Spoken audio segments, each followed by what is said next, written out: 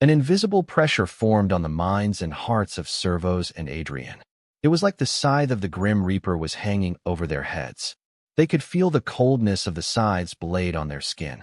They stared at Corey in utter shock as they could not understand how someone so weak and defenseless could give them such a feeling. No matter how they tried to deduce the situation, they could not figure out what the grim warning they kept getting from her was. Servos and Adrian's instincts were right. Corey was weak, too weak compared to their strength. However, the sense of foreboding they were getting was not from her, but from the white snake bangle she had worn on her left wrist. Unfortunately, the difference in strength between them and Little Beam was leagues apart, so they could not pinpoint her. If not for Beam controlling her aura out of consideration for the city below being instructed by Corey, then most of those gathered at the edge of the void would have fallen unconscious, unable to withstand her insane, sinister aura, and plummeted to their deaths. These people had no idea how lucky they were. The people they considered their enemies were actually unknowingly looking out for them. Seeing the sudden retreat of Servos and Adrian with the arrival of Corey, the onlookers frowned. They did not know what about Corey could cause Servos and Adrian, the two of the most powerful people among their generations, to retreat. Clearly, it wasn't her realm. So, the crowd was puzzled by their reaction, and many among them grew curious about Corey. "You had to involve me with you guys, huh?" Corey said, causally walking next to Corey and Aurelia. "What do you mean involve? You are our gang leader," Aurelia responded with a cunning smile. Knowing Corey was weak to flattery, unlike their boss. In name, the Bright Trio were the leaders of the Bright Lions, but in strength, Corey was the gang leader of the Bright Lions. "You have grown stronger," Corey said, being reminded by Park. She liked to pretend to be smart in front of the gang members, using Park's knowledge. Sometimes she did not even bother to change words, and would just narrate what Park said word for word. "Obviously, I have a new set of cards," Aurelia replied, moving the wind in the surroundings. "No, I am not talking about the cards. It's your soul and physique. They have grown stronger, making your presence more dominant. Did you by any chance evolve your physique? How did you achieve that?" "I don't see any change in your realm," Corey asked what Park wanted to know, having noticed the change in Aurelia's energy signature. "Oh, you noticed it, did you? I am not supposed to go into detail about it, but it is the result of our boss's reward. Impressed by my dedication and work ethic, he helped me grow stronger," Aurelia bragged with a haughty laugh. "Wyatt did?" Jaya asked in shock. "When did you meet Wyatt?" Corey inquired, finding it surprising that Wyatt took time from his busy schedule to reward Aurelia. Listening to Corey, Jaya and Aurelia looked at her in disdain, conveying, "Which rock are you living under?" After all, Wyatt's visit to the city's orphanage was so huge that the entire southern region was fuzzing about. Even snobby kids from the southern capital came to the city to clamor about the incident. They found it surprising that Corey, who lived in the city, had no idea about it. "Are you two itching for a beating?" Corey threatened. However, to her surprise, both Jaya and Aurelia did not back down. "Bring it. With my wind control, I think I can face you flames now," Aurelia said, while Jaya confessed. "Just so you two know, I have forged my ego gem. It's a mutated one and came with a unique trait." "Congratulations." "Thank you, guys." Aurelia and Corey congratulated Jaya together, feeling happy for her. However, neither of the three had forgotten about their rivalry. Their expressions switched faster than the wind. "I haven't seen you two for a day or two, and you guys have already developed a rebellious mind. Come, let me change that," Corey declared, exerting her realm pressure on Aurelia and Jaya. It was decent. It could render an average card lord motionless, but not the likes of Servos, Adrian, JJ, Arya, and the other faction leaders in the crowd. "What the heck? She is nothing special." Seeing Servos and Adrian's reaction, "I thought she was strong, but this is nothing. What is wrong with those two to retreat from someone so weak? This is disappointing. Boo. Were they tricked or what? If they were tricked, I feel ashamed for them. Finish them already. I am bored." Having gained a clear understanding of the strength of the three country girls, the crowd began to clamor, asking Servos to finish what he started. After all, it was he who wanted to capture Jaya, unfolding the following events. Am I mistaken? Or is that girl purposefully hiding her strength to lure Servos and others? Adrian muttered to herself. Every fiber of her being screamed danger as she activated her origin while in the immediate vicinity of the country girl. Even her father and relatives who were powerful demigods did not give her such feeling, but some random country girl did. So Adrian felt it was best if she stayed out of this. But she could not help but ponder what if she mistook. The country girl wasn't hiding her strength. Then all three of the girls would die at the hands of servos. Therefore, Adrian could not bring herself to sit this one out and monitored servos to respond based on his reaction. To heck with this. Servos screamed, feeling provoked and rushed by the crowd's words.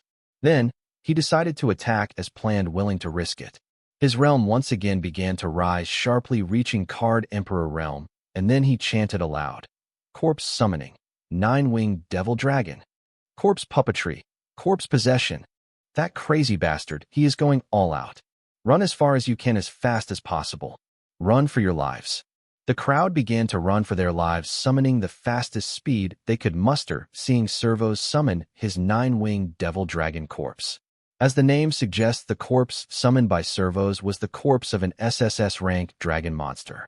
It had the honor of having the word devil in its name because of its unfathomable strength that even regular demigods fear to go up against. During the demon invasion, many innovations were made in various fields. One such innovation was also made in corpse puppetry, corpse puppet possession, the ability that allowed the living to possess and control a corpse puppet. This ability did not have any spiritual strength requirement.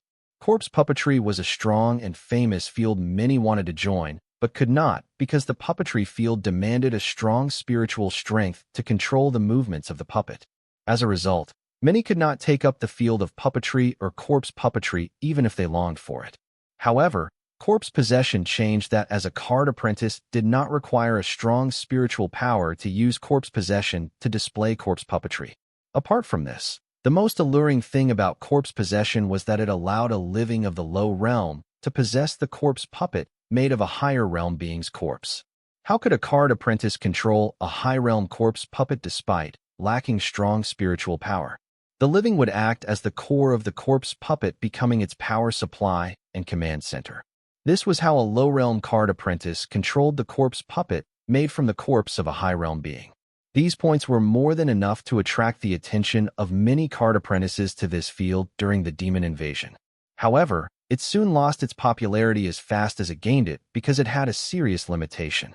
Though it allowed a card apprentice of a lower realm to possess a corpse puppet made of a higher realm being's corpse and control it despite lacking strong spiritual power, the said card apprentice could not display the full power of the corpse and only display the prowess their realm could allow.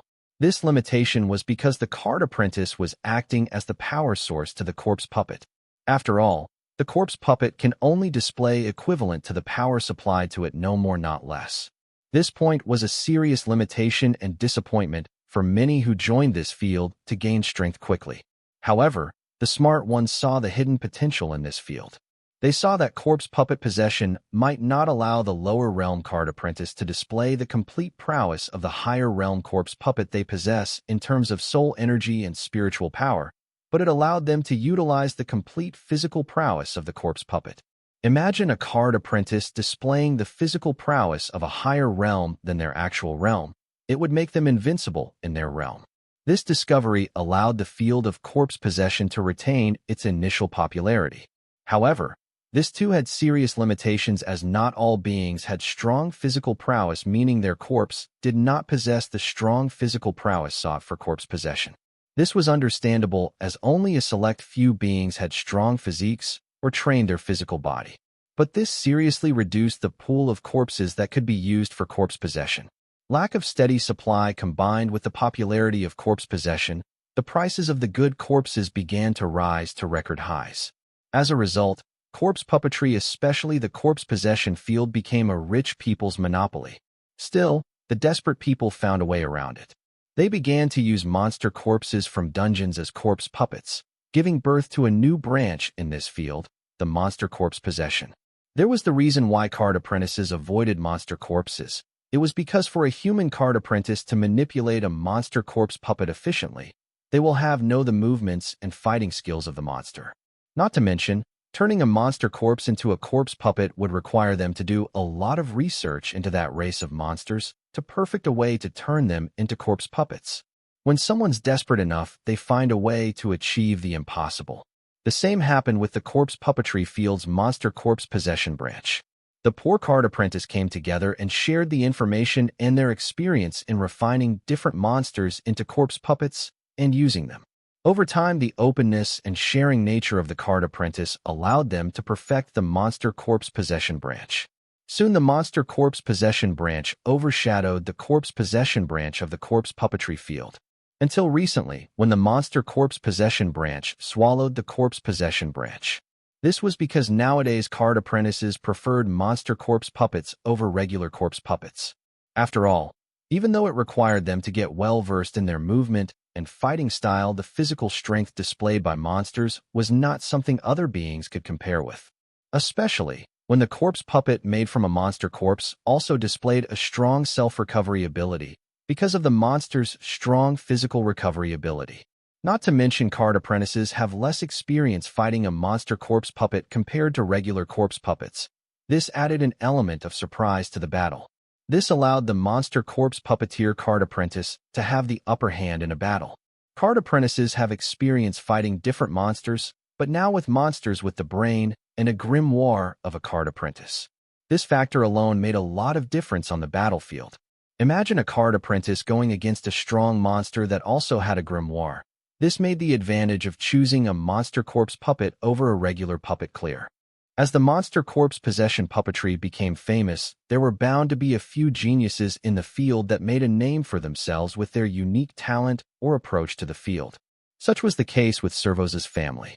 They did not have a unique talent for monster corpse possession puppetry, but rather a unique approach.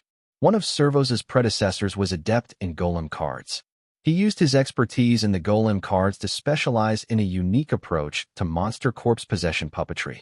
That was to make up for the lack of the card apprentice's realm, which hinders them from displaying the full strength of the corpse puppet with a substitute energy source, something like a golem core, or to be exact, an artificial energy core for card apprentices themselves.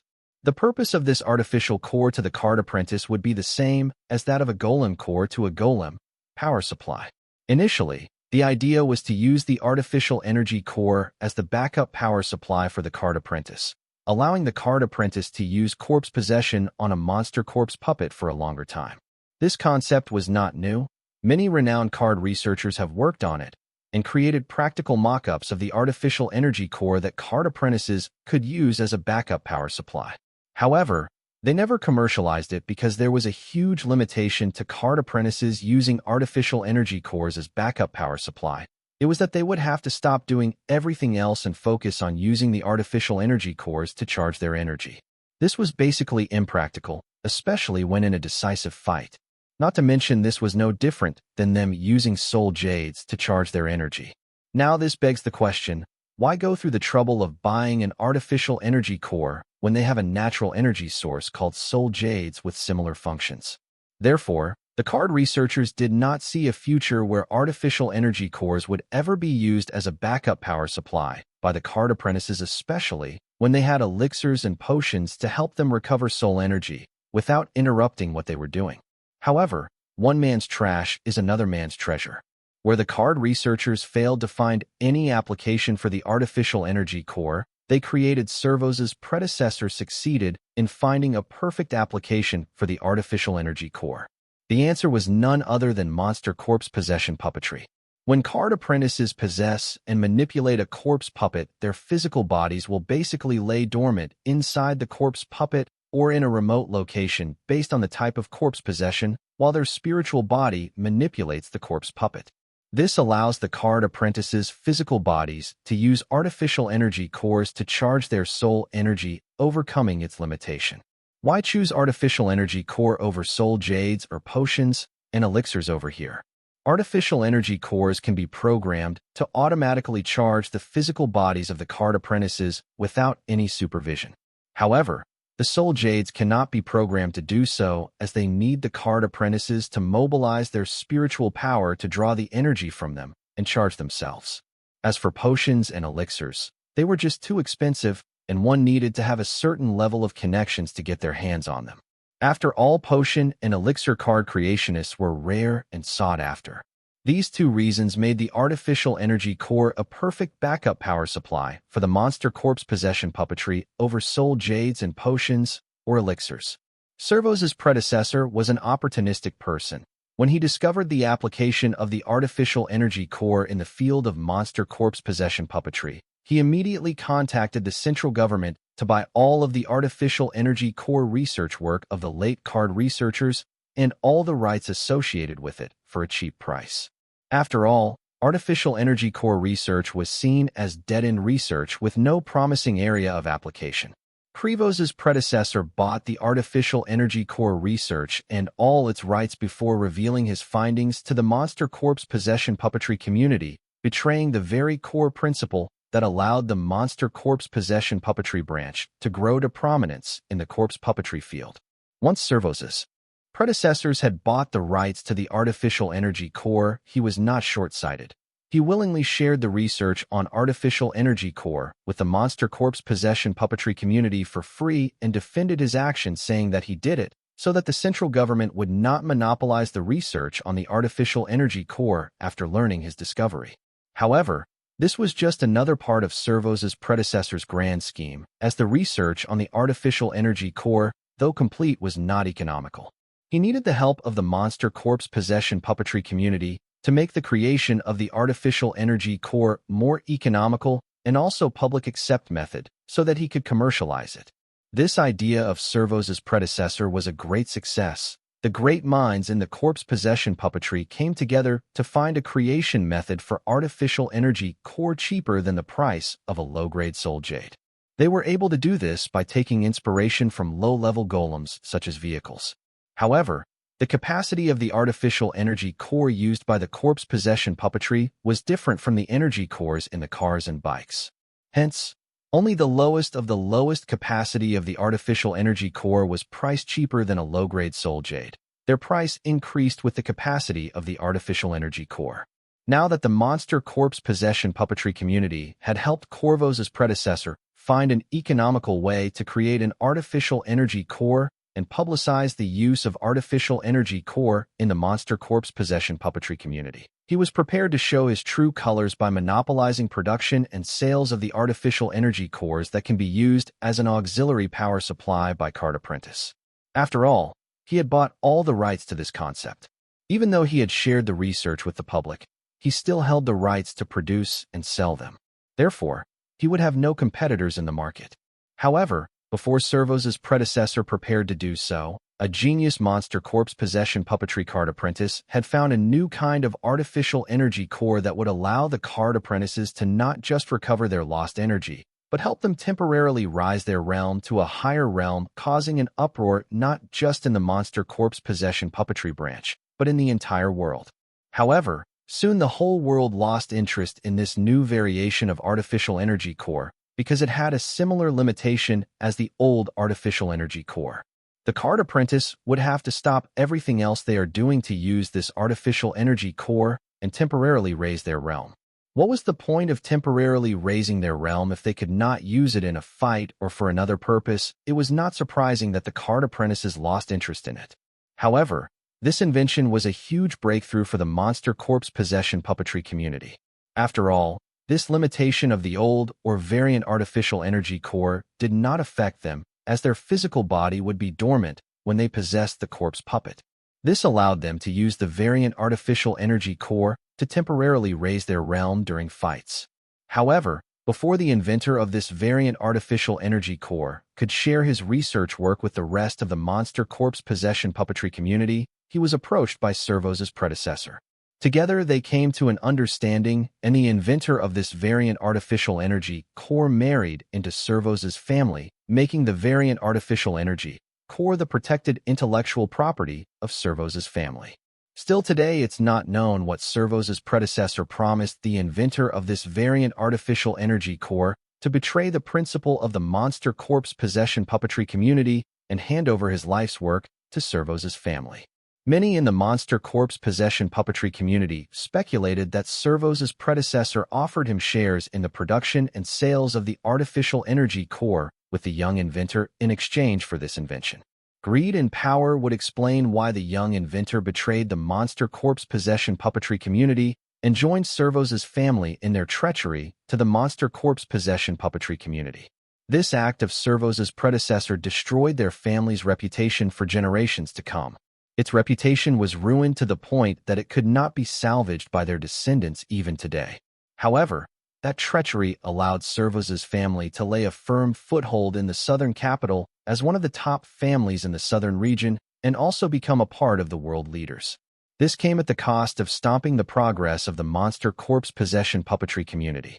The variant artificial energy core monopolized by Servos' family was the reason why Servos was able to raise his realm from the Card Master realm to the Card Emperor realm.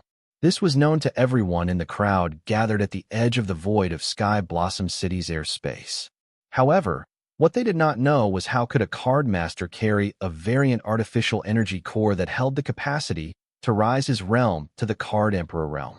After all, Krivos' grimoire was a golden grimoire, meaning it could only equip cards of a rank at max, but a variant artificial energy core with the capacity to raise one's realm to Card Emperor realm should be at least an SS rank card.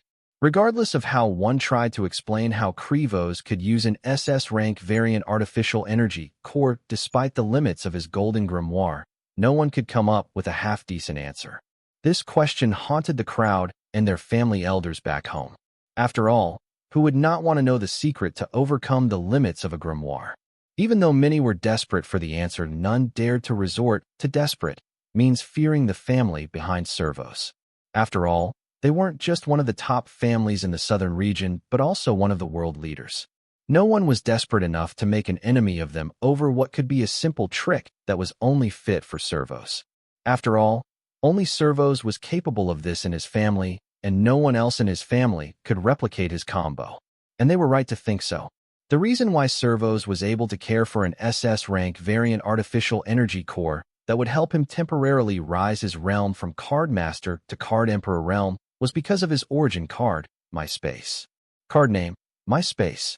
Card type, origin card. Card rank, unique grade. Card rate, -- card durability, -- card effect. The user gains a personal subspace of 250,000 feet. 2. The subspace coordinate is locked to the user, allowing them to access it anywhere, anytime. 3.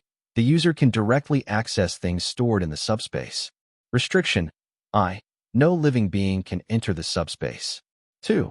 The user can only store things that belong to them inside the subspace.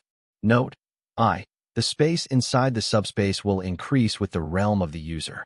2. The time flow inside the subspace will be the same as the time flow influencing the user.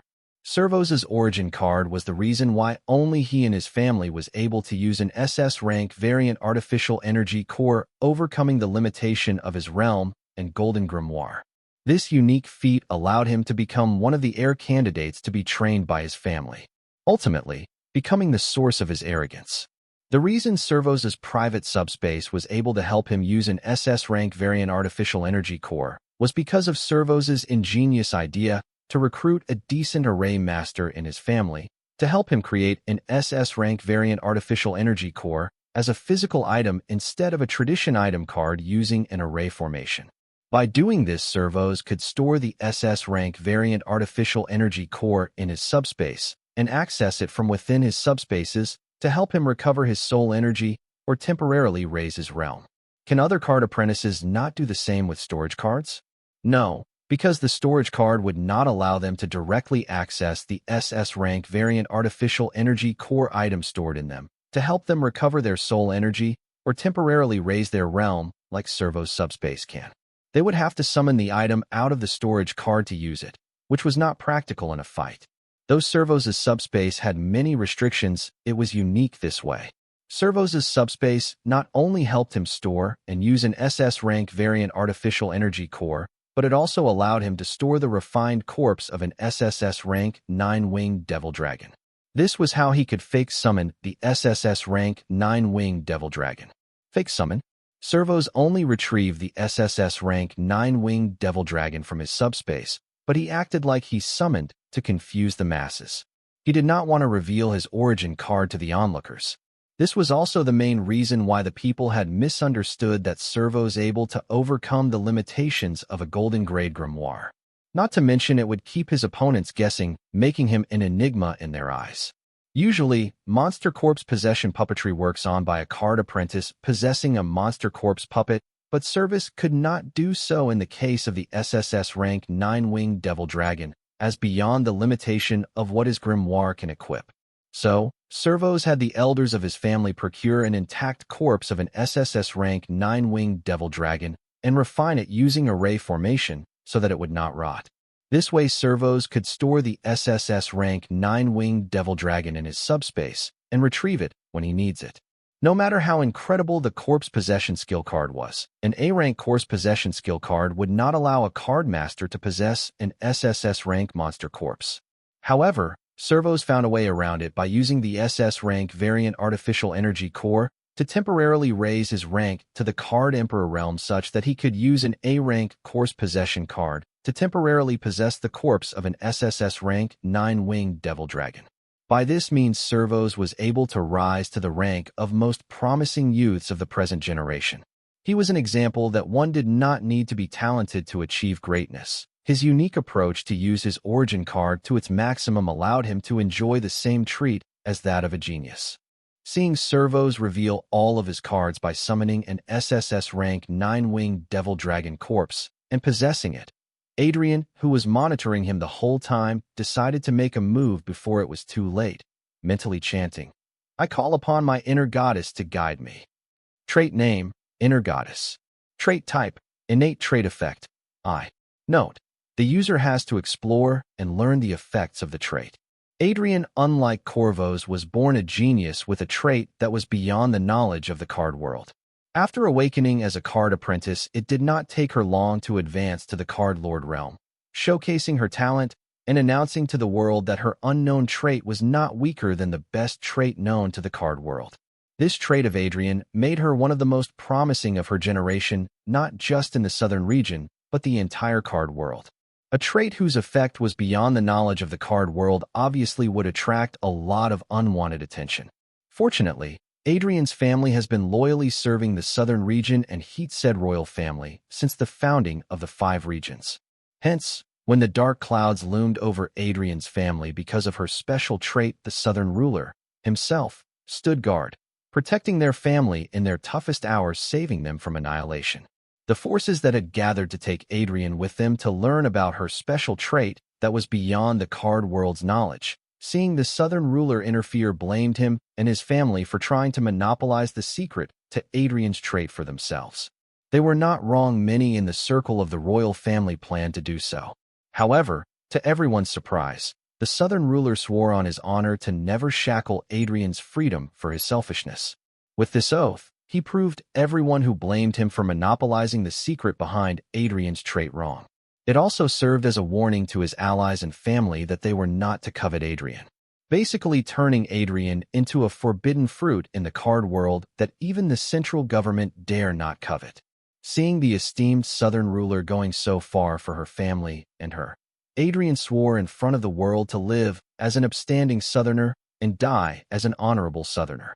Since that day, Adrian had not spared any effort to prove to the southern region and the world that the southern ruler was not wrong to stake his honor for her. Yes, there were times when Adrian fell short, such as in the case of Jaya's fight with Gloria, but Adrian was not all-knowing. Despite her talents, she was just a teenager with lofty goals. She dared to pursue those lofty goals. In this nasty world, there were bound to be a few hiccups and mistakes. But as long as she picked herself to pursue her lofty goals, fighting through the obstacles, and not repeating the same mistake twice or thrice, she was faring better than most of us. After all, nobody was perfect.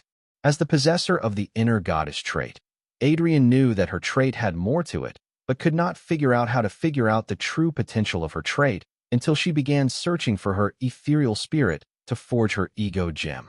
In search of her ethereal spirit, Adrian ended up finding a divine spirit in place of her ethereal spirit. It took her a while to realize that the divine spirit was her ethereal spirit, and this divine spirit was her trait, inner goddess. When finally Adrian dared to make contact with her inner goddess, she found that it was asleep and recovering. She learned this with the truth behind her birth. Not the one where her parents do the nasty and 9 months later she was born, but the one that held the secret of the extinction of a forgotten civilization within the myriad realms. Adrian tried to dig deeper into this matter. However, all her efforts were for naught, as regardless of what she tried, she could not seem to have the talk with her inner goddess that she desperately wanted, as it was deep asleep. However, in Adrian's relentless effort, she suddenly had a foreboding that if she were to forcefully learn the truth without the appropriate power, then she would lose the things she held dear in this life, as the moment she knows the whole truth, they would also learn of her existence. Having witnessed that her family almost faced total destruction because of her trait, Adrian took this foreboding very seriously and as a sign of warning from her inner goddess. Then, she stopped wasting her time trying to uncover the secrets of her birth and began to forge her ego gem with the inner goddess. When Adrian finally let go of her obsession with learning the complete truth behind her birth and proceeded to focus on forging her ego gem, the inner goddess, though asleep, her presence alone helped her refine her soul energy to the highest quality and use it forge the ego gem with the inner goddess in the center. Adrian found that the forging of her ego gem had gone beyond her control, and it was all happening according to the plans of the asleep inner goddess. Her speculations were confirmed when her ego gem not only forged automatically, but had mutated. Yes, Adrian's inner goddess had helped her forge her ego gem and also mutated it into something more special and powerful than a regular ego gem. Exploring her mutated ego gem, Adrian found that the capacity of energies her ego gem could store was several-fold that of a regular ego gem. It was unheard of for someone of Adrian's realm to possess such a large capacity to store energies unless they held a physique or trait related to it. An ego gem's capacity to store energies was directly associated with the synchronous rate of the ego gem. An ego gem didn't just help the card apprentice comprehend and master rules and their meaning while accessing rule energy from the womb of the world's will, but also helped store the gathered rule energy and forged runes. The quality of one ego gem not only affected their comprehension and mastery of rules, but also their capacity to store energies and runes. Soul and rule energies were indispensable for a card apprentice, so the higher the capacity of an ego gem to store energies, the better. But there were card apprentices who overcame this limitation with the help of their physique or traits. As a mutated ego gem created by Adrian's inner goddess, her ego gem had a synchronous rate reaching as high as 85%. Adrian had a feeling that if not for the limit of her realm and body, her ego gem's synchronous rate could have been higher or even perfect. Adrian really regretted not focusing on her overall development, such that she mutated ego gem could have had a higher synchronous rate. However, it was too late for her to regret. As if feeling her sadness, the inner goddess seemed to console her, giving her a feeling that this was not the end, and it was not too late. Turns out, since the forging of Adrian's mutant ego gem, her inner goddess seemed to have been able to occasionally convey certain feelings and signs to warn or console her, acting as a guide in her life. Still, Adrian's mutated ego gem's high synchronous rate could not explain the enormous capacity to store various energies. Clearly, its insane capacity was related to her ego gem's mutation. Adrian was delighted to learn this. After all, her ego gem having a large energy capacity gave her another edge over her peers and opponents. Before Adrian could celebrate the joy of forging an ego gem with an insane energy capacity, she found that her ego gem helped her automatically refine both soul and rule energy. This discovery should have brought double joy to Adrian, but she wasn't. Instead, she was a little disappointed by the mutated ego gem. Adrian's dissatisfaction with her mutated ego gem was because she found that most of the refined energy in her ego gem's insane energy capacity would be fed to her inner goddess. However, this helped her understand why her mutate ego gem had such a high energy capacity. It was so that she would gather energies to help her inner goddess recover faster. An ego gem having a high energy capability was a coveted perk, but it was also a commonly neglected drawback. The larger one's energy storage capacity was, the more time and work it took for one to fill and recover it. It helped that her ego gem had a high synchronous rate, allowing her to gather energies faster, but her ego gem's energy capacity was severely larger than the actual energy capacity for an ego gem of her synchronous rate. As such, it took her several times longer to fill the energy capacity of her ego gem. So what if her inner goddess was consuming most of the energies she had gathered? After all, the inner goddess was helping her automatically refine her energies. This way, the time Adrian spent gathering the extra energies was less than what she would have taken to refine those energies. In a way, Adrian got the better end of the deal. After all, refining the energies was a more tedious job than gathering the energies. However, Adrian could not help but feel that she was losing as much as she had gained. With this, she began to think that her mutated ego gem was primarily designed to have her help her inner goddess recover. This twist soared Adrian's happiness of forging a mutated ego gem. This was supposed to be her ego gem, but somehow it turned out to be a sweatshop working her tirelessly and paid her in terms of measly refined energies. As such, for the first time in her life, Adrian began to grow doubtful of the purpose of her trait inner goddess.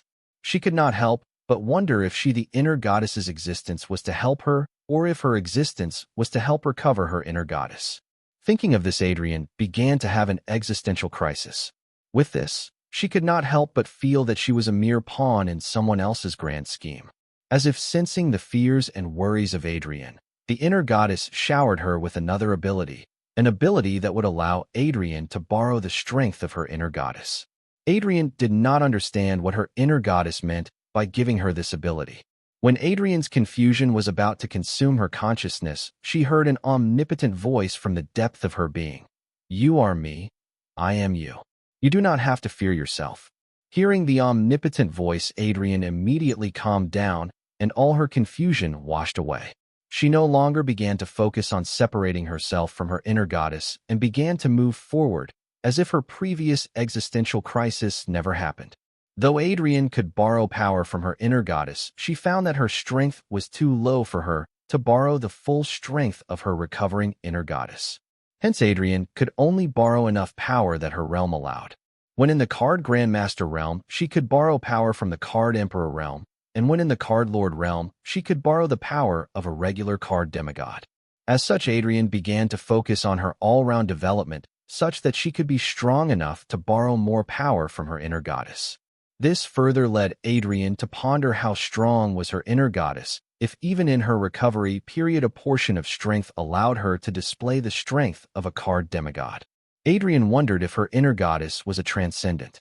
It was just Adrian's guess that her inner goddess might be a transcendent being, as she had never heard about the ruler class beings in the demigod/devil realm. They were a lot stronger than the demigods Adrian knew. After all, they were the beings closest to achieving the transcendent realm. Her ignorance had Adrian think as such, but there was no evidence to say that her inner goddess was a transcendent or wasn't one. Besides, it was too soon to conclude either. But it did not hurt Adrian to indulge in such thoughts, as who among us doesn't like to consider ourselves the exception or the special one, especially in our teenage years. Regardless of the origin of Adrian's inner goddess, thanks to her trait and mutated ego gem, Adrian was able to stand out as the youth with the most potential in the present generation, not just in the southern region, but all 5 regions. After all, not every card lord could summon the strength of a demigod.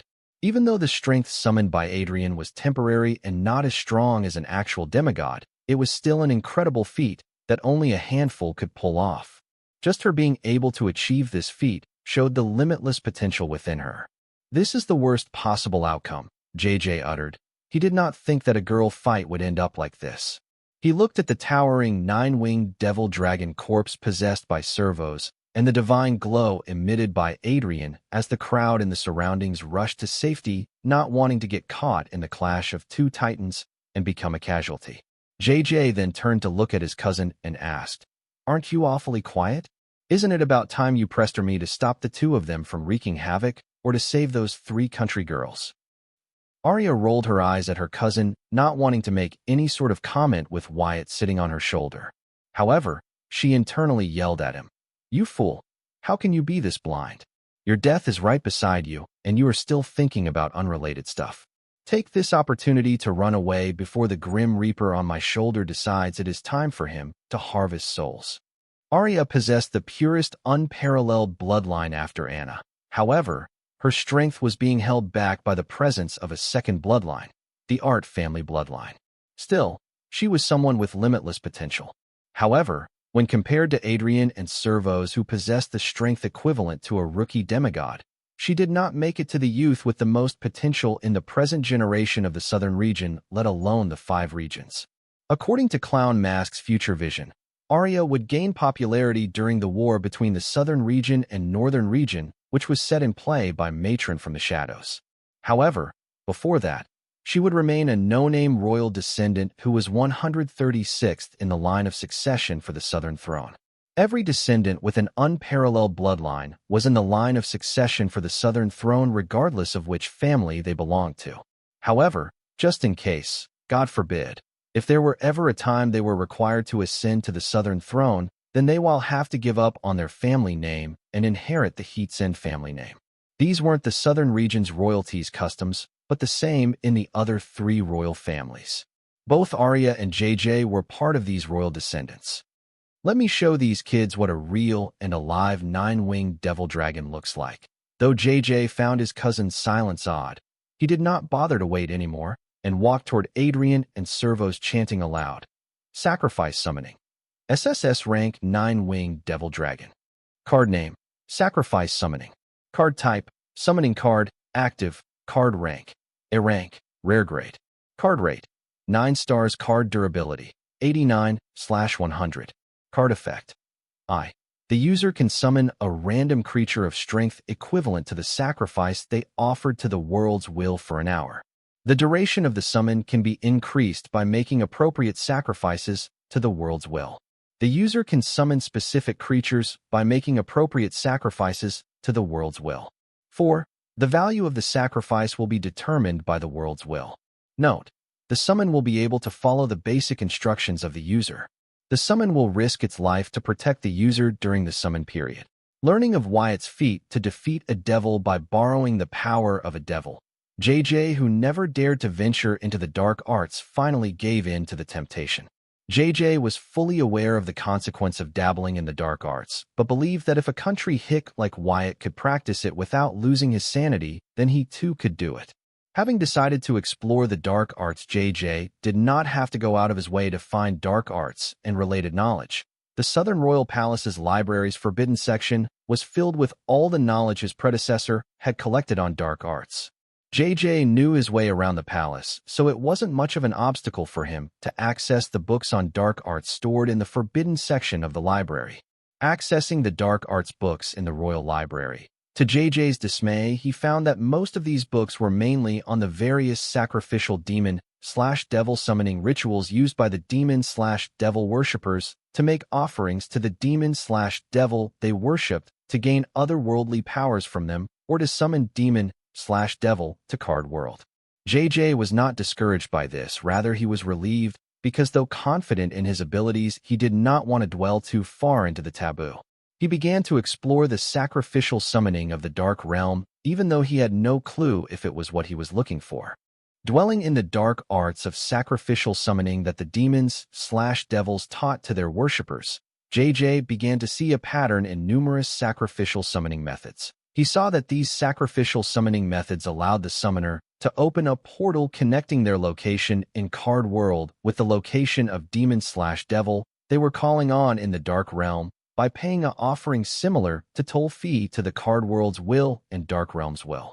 Except for the varying sacrifice, coordinates, and demon/devil, the rest was pretty much the same about these dark arts, providing offerings to the card world and the dark realm's wills to help them create a temporary bridge connecting the two realms. Noticing this, JJ wondered why the card world's will would accept the offering from a demon/devil worshipper to create a portal connecting its world to the dark realm. This question had plagued many of his predecessors who wrote these books. Ultimately, the majority agreed on one reason that the card world's will would accept any offering by its children. This was why the demons/devils had their worshippers organize the sacrificial summoning ritual instead of themselves doing it on their end. JJ also strongly agreed with this hypothesis because the narrative that the card world's will cared enough about its children that it would accept all their offerings was more comforting for him than the fact that the card world's will was apathetic about them and just followed a set of predetermined laws. This narrative had many holes, but for ages regardless of race and worlds, beings have come to seek comfort in believing there's a higher power and bigger picture in play. As long as it helped them continue living while getting a good night's sleep, it was good enough. Regardless of the reason why the card worlds will accepted card apprentices human sacrifice to summon demons, JJ deduced a set of laws from these sacrificial summoning methods created by dark races had in common. The laws to conduct an exchange with not just card world's will, but any world's will. JJ decided to follow these laws to communicate with the world's will. However, this was tricky because the ritual array formations in these sacrificial summonings were specifically designed to conduct human sacrifices and offer the energy from the sacrifice to the world's will to create a portal. Fortunately, JJ's predecessors seemed to have been successful in modifying the ritual array formation such that it would act as any form of sacrifice and not just the human sacrifice as the demons/devils that imparted these methods to their worshippers intended to. However, JJ could not find the complete copy of his predecessor's modified sacrificial summoning ritual. It was missing. JJ did not plan on giving up. So he went through the royal family's records to check what happened to it, only to learn that one of his predecessors known for his prodigal behavior had lost it in a gambling match. Learning this, JJ was furious with his prodigal predecessor so much so that he wanted to dig up his grave and give his rotting bones a good scolding. However, he could not find any records of his grave. Confused, JJ got curious about his prodigal predecessor. So he began to search for all information about him in the Southern royal family's history records. To his surprise, aside from his predecessor's prodigal behavior, the records mentioned that this predecessor was a genius unlike any the Southern royal family had seen before. He was even dubbed as the hope of the Southern region, but at some point in his life, he went astray, giving in to the temptation of all sins known to mankind. Pretty soon his father, the one thing keeping him in check, died. After that, his behavior only grew worse. It was as if he had totally lost his way. The more JJ read about the recorded history of his prodigal predecessor, the more he grew curious about him, so he could not help but wonder why there was no record of his grave as such. JJ went through his recorded history to find clues to what happened to his prodigal predecessor, only to find a cryptic message hidden in the recorded history. The cryptic message invoked JJ's adventurous spirit. When he finally managed to deduce the cryptic message, he found a set of coordinates pointing to a location within the Southern Royal Place grounds. JJ rushed to that location to find a fountain. JJ had been to this fountain many times, but he never noticed anything special about it until today. The fountain had an archaic inscription reading, "Your search is over." Right next to these words, a ruby gem was embedded in the fountain. JJ had never noticed these inscriptions before. However, when he came here, searching to find out the secret about his prodigal predecessor, this inscription and the ruby gem were visible to them. It was as if they would only be visible to those who came to the fountain searching for his prodigal predecessor. From this, JJ understood that the fountain was enchanted, and the only way to break its enchantment was to come to it in search of the prodigal predecessor who enchanted it. JJ's speculation was only half right, because the enchantment had two other conditions for lifting it. One was a time-bound condition, and the other was a bloodline condition. The enchantment would only be lifted when someone with the unparalleled bloodline comes to the fountain searching for the said predecessor after more than a century has passed since its creation. This means if JJ did not have the royal bloodline and had not come after it had been more than a century since its creation, he would not have been able to see the inscription or the ruby gem embedded next to it. It was as if JJ shared a fate with this predecessor of his. Having discovered the secret left behind by his predecessor, JJ did not immediately reach for the ruby gem. He cautiously appraised the gem to learn that it was a relic, a true relic. This got JJ to become more cautious as relics had weird abilities beyond a card apprentice's imagination and strength. JJ did not want to fall prey to his predecessor's tricks. Based on what he had learned about his prodigal predecessor so far, he would not put it past him. JJ then proceeded to access the royal family's records on various true relics known to the card apprentices, especially one that looked like a ruby gem. Since his predecessor had it, He believed he would be able to find a record of it, and so he did. The true relic left behind by his predecessor was called Ruby Vault. Relic name, Ruby Vault. Relic effect. Ruby Vault allows the user to store everything from soul energy to rule power to mental strength to divinity to their ethereal spirit regardless of the time. Additional effect. Vault of Life. In plain sight, indestructible. Note: the Ruby Vault is a relic formed from the remains of a being believed to have achieved transcendence. Learning that the true relic left behind by his predecessor would not harm him in any way, JJ returned to the fountain to collect the Ruby Vault. However, he could not remove it from the fountain regardless of the methods he tried. Knowing that his strength was not enough, JJ pondered if he should recruit the help of someone strong and he could trust. But the greed in JJ's heart for the true relic Ruby Vault stopped him from doing so. Then he began to think of a different way to remove the Ruby Vault embedded in the fountain. JJ believed that since his predecessor had thought far enough to leave a cryptic message in the royal family's historical records and enchant the fountain, he should have thought of a clever way to retrieve the Ruby Vault embedded in the fountain. That was when a thought crossed JJ's mind, that the Ruby Vault was an unclaimed true relic. He could just drop a drop of his blood on it to claim it, turning it into his origin card. This was when JJ realized that maybe this was the only way to retrieve the Ruby Vault, and there was no other way. Meaning it would make no difference even if he called the adults, since his prodigal predecessor wanted whoever found it to either make the Ruby Vault their origin card or leave it for the other fated future generation. Now it was up to JJ to decide whether to take the Ruby Vault, turning it into his origin card, or leave it for some other fated one. JJ did not like the idea of turning the Ruby Vault into his origin card, but he also knew that there must be a reason why his predecessor went through all this trouble to leave this true relic for the future generation. Torn between the choices, JJ finally came to a decision. He decided to accept the Ruby Vault as his origin card. Yes, JJ had high hopes for his origin cards, but he also did not want to miss out on whatever his prodigal predecessor had left behind in the Ruby Vault. In the end, his curiosity got the best of him, thinking Ruby Vault would make a good origin card. He could do worse. He had seen card apprentices with a worse origin card. Consoling himself, JJ dropped a drop of his blood on the Ruby Gem, accepting the true relic Ruby Vault as his origin card. JJ did not regret his decision. He proceeded to check the info on his new origin card to find a surprise waiting for him. The Ruby Gem true relic that he believed to be the true relic Ruby Vault, wasn't it? Yes, to JJ's surprise, his origin card's name was something totally different than Ruby Vault. It was called Record Vault. Card name: Record Vault. Card type: Origin card. Card rank: Unique. Grade: Card rate // Card durability // Card effect: the user can store records in the vault. Additional effect: Vault of Knowledge. The user can store their memories or knowledge within the record vault in the form of records.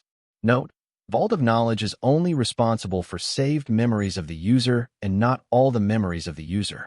In plain sight, the user of the record vault can use this ability to enter or access the record vault anywhere and anytime without having to worry about being discovered by others.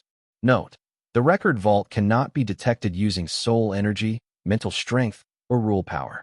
Indestructible. Record Vault is invincible to all enemy attacks with the exception of those that had achieved transcendence.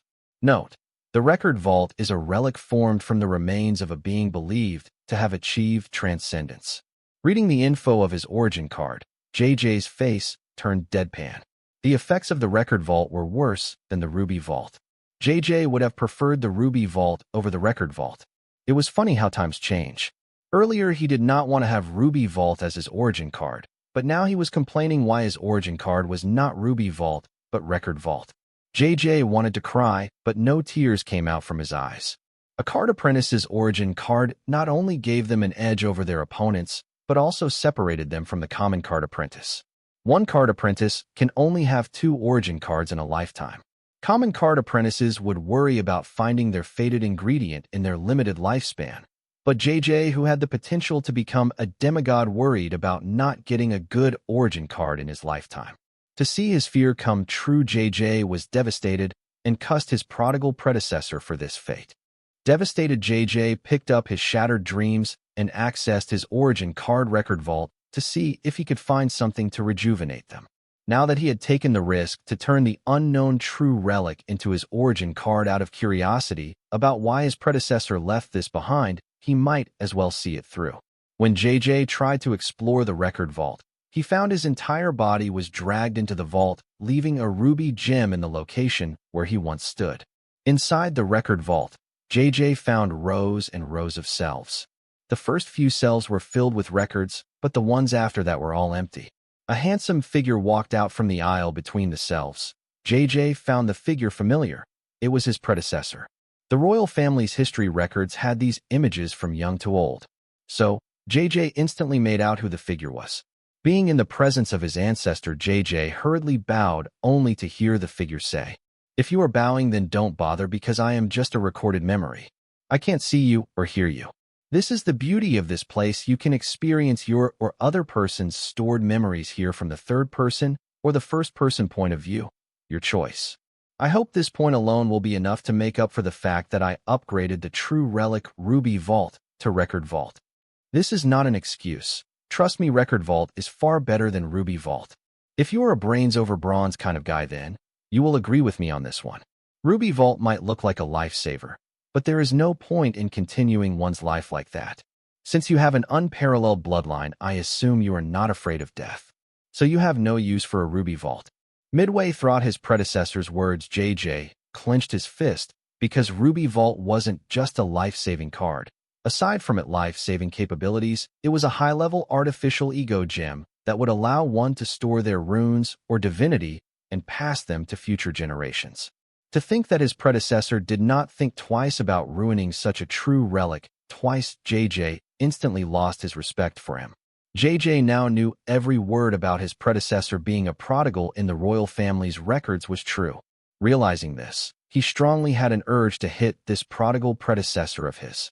But then, JJ recalled that true relics were not easy to mess with. He had never heard of anyone ever upgrading a false relic, let alone a true relic. Realizing this, he once again could not help but revere his prodigal predecessor. It did not last long recalling that his predecessor clearly failed to upgrade the true relic. Instead, he downgraded it from Ruby Vault to Record Vault. Regardless of what his predecessor said, JJ felt Record Vault was a downgrade version of Ruby Vault. I had my reasons as to why I went through the trouble of upgrading the Ruby Vault to Record Vault. Times back then were different. I do not expect for you to understand what I did and why I did it. Therefore, I will not go into detail about it, but seeing how you were able to get hold of this, I think my plan worked. The Record Vault contains all the knowledge of our predecessors that I lost in gambling to the central government or the top 10 universities. Not only that, it also contains all my life's work so far. Now all of it is yours. Make use of them as you see fit. I trust you will do right by your bloodline. Now, for the last reveal. The reason why there are no records of my burial in the royal cemetery is that I didn't die in the card world. I just chose to leave the card world, or as most of our ancestors would put it, I abandoned the card world. Since you possess the unparalleled bloodline, you must have gotten the same speech my father gave me. We, the unparalleled descendants, are the protectors of the South and the world itself. We are never to forsake it, blah blah blah. Because of this reason, despite the card world being unable to support their growth, all of our ancestors chose to stay and protect the card world and not head into the myriad realms to grow further. My father did the same thing, and he wanted me to do the same, but as you might have already guessed, yes, I abandoned my duty as an unparalleled descendant and left for the myriad realms since the card world could no longer support my growth. I do plan to return once I am strong enough to make things better. If I have not returned, yet it seems I have failed, but I don't regret my decision. However, if I did, then in your face, Dad. Regardless, I wish you the best, my dearest Junior. My only advice for you is to live on your terms and not on someone else's. JJ stood in the middle of the shelves as his predecessor's recorded message ended. He had gained too much information and needed some time to process it. But once he did, he screamed at the top of his lungs, cussing, "FCK you prodigal son of a itch." He cuss echoed among the shelves. JJ could not bring himself to agree with his prodigal predecessor that Record Vault was better than Ruby Vault. Ruby Vault can be used by card apprentices to store and pass unique and rare runes to their descendants, similar to how the Empire seems to have all of demigod Michelangelo Godson's runes stored in a Ruby Vault for his descendants. How could experiencing one's ancestors' stored memories of using time rune ever surpass inheriting one's ancestors' time rune itself? Hence, JJ believed Record Vault was a downgrade of Ruby Vault. However, he would soon eat those words of his. Throwing all his dissatisfaction with his predecessor and his origin card, JJ then went through the records stored on shelves to find records on his ancestors' modified human sacrificial summoning ritual. It did not take him long to find it. Finding it, JJ learned that the only true way to kill a devil was to kill it in the Dark Realm. Hence, his ancestors went through the trouble of wasting time on modifying the sacrificial summoning ritual of the demons/devils. Learning that his ancestors would go into the devil's territory and hunt them, JJ could not help but marvel at their bravery and strength. However, right next to these records, JJ found the records of his prodigal predecessor's research on the sacrificial summoning ritual. Curious, JJ went through the records to learn that this predecessor of his wasn't just prodigal, but crazy. He modified the sacrificial summoning ritual of the demons/devils to summon the card world's will itself. His prodigal predecessor's idea was simple and bold, but a bit suicidal. He wanted to sacrifice demons/devils to the card world's will to summon it, and have it help him comprehend and master rules and their meanings. Learning what his predecessor was up to, JJ could not but regain respect for his predecessor, even if he did not quite succeed in what he set out to do. Though he did not manage to ever summon the card world's will to help him comprehend and master rules and their meanings, he was able to get it to help him find the rule meanings he was searching for at the bifurcation point of the rule stream. It was like he was bridging the world's will to help him choose the rule meaning he wanted. Though JJ's predecessor did not consider this development as a win, JJ himself thought this was good enough. He was so psyched, he could not imagine the waves it would create in the world. However, just as that thought crossed his mind, JJ felt dread in his heart. He felt that if the world leaders were to get the wind of this southern region dyed red by them to get their hands on this modified sacrificial summoning ritual. Thinking of this, JJ's excitement vanished. He was starting to understand why his prodigal predecessor lost many of their family's heirlooms in a gamble to the central government and others. After all, one of the unspoken laws of the card world was that it was a sin to possess something beyond one's strength. But JJ soon shook his head and wondered if his ancestors were strong and smart enough to find a way to enter the devil's territories and kill them. Then what changed for their most promising descendant to act prodigal and willingly give away their wealth? JJ felt that somewhere down history, while fighting with the demons/devil and their worshippers, the Southern royal family was also fighting the rest of the world, especially the central government. As his predecessor said, since he was not present back, then it would be hard for him to understand what happened and why it happened. Just like how his predecessor did not want to go into the details about it, JJ too, for now, did not want to go into the details about it, because with his strength, he could not afford it. For now all his concentration was focused on growing stronger. That's how JJ got started on creating his own version of the sacrificial summoning ritual.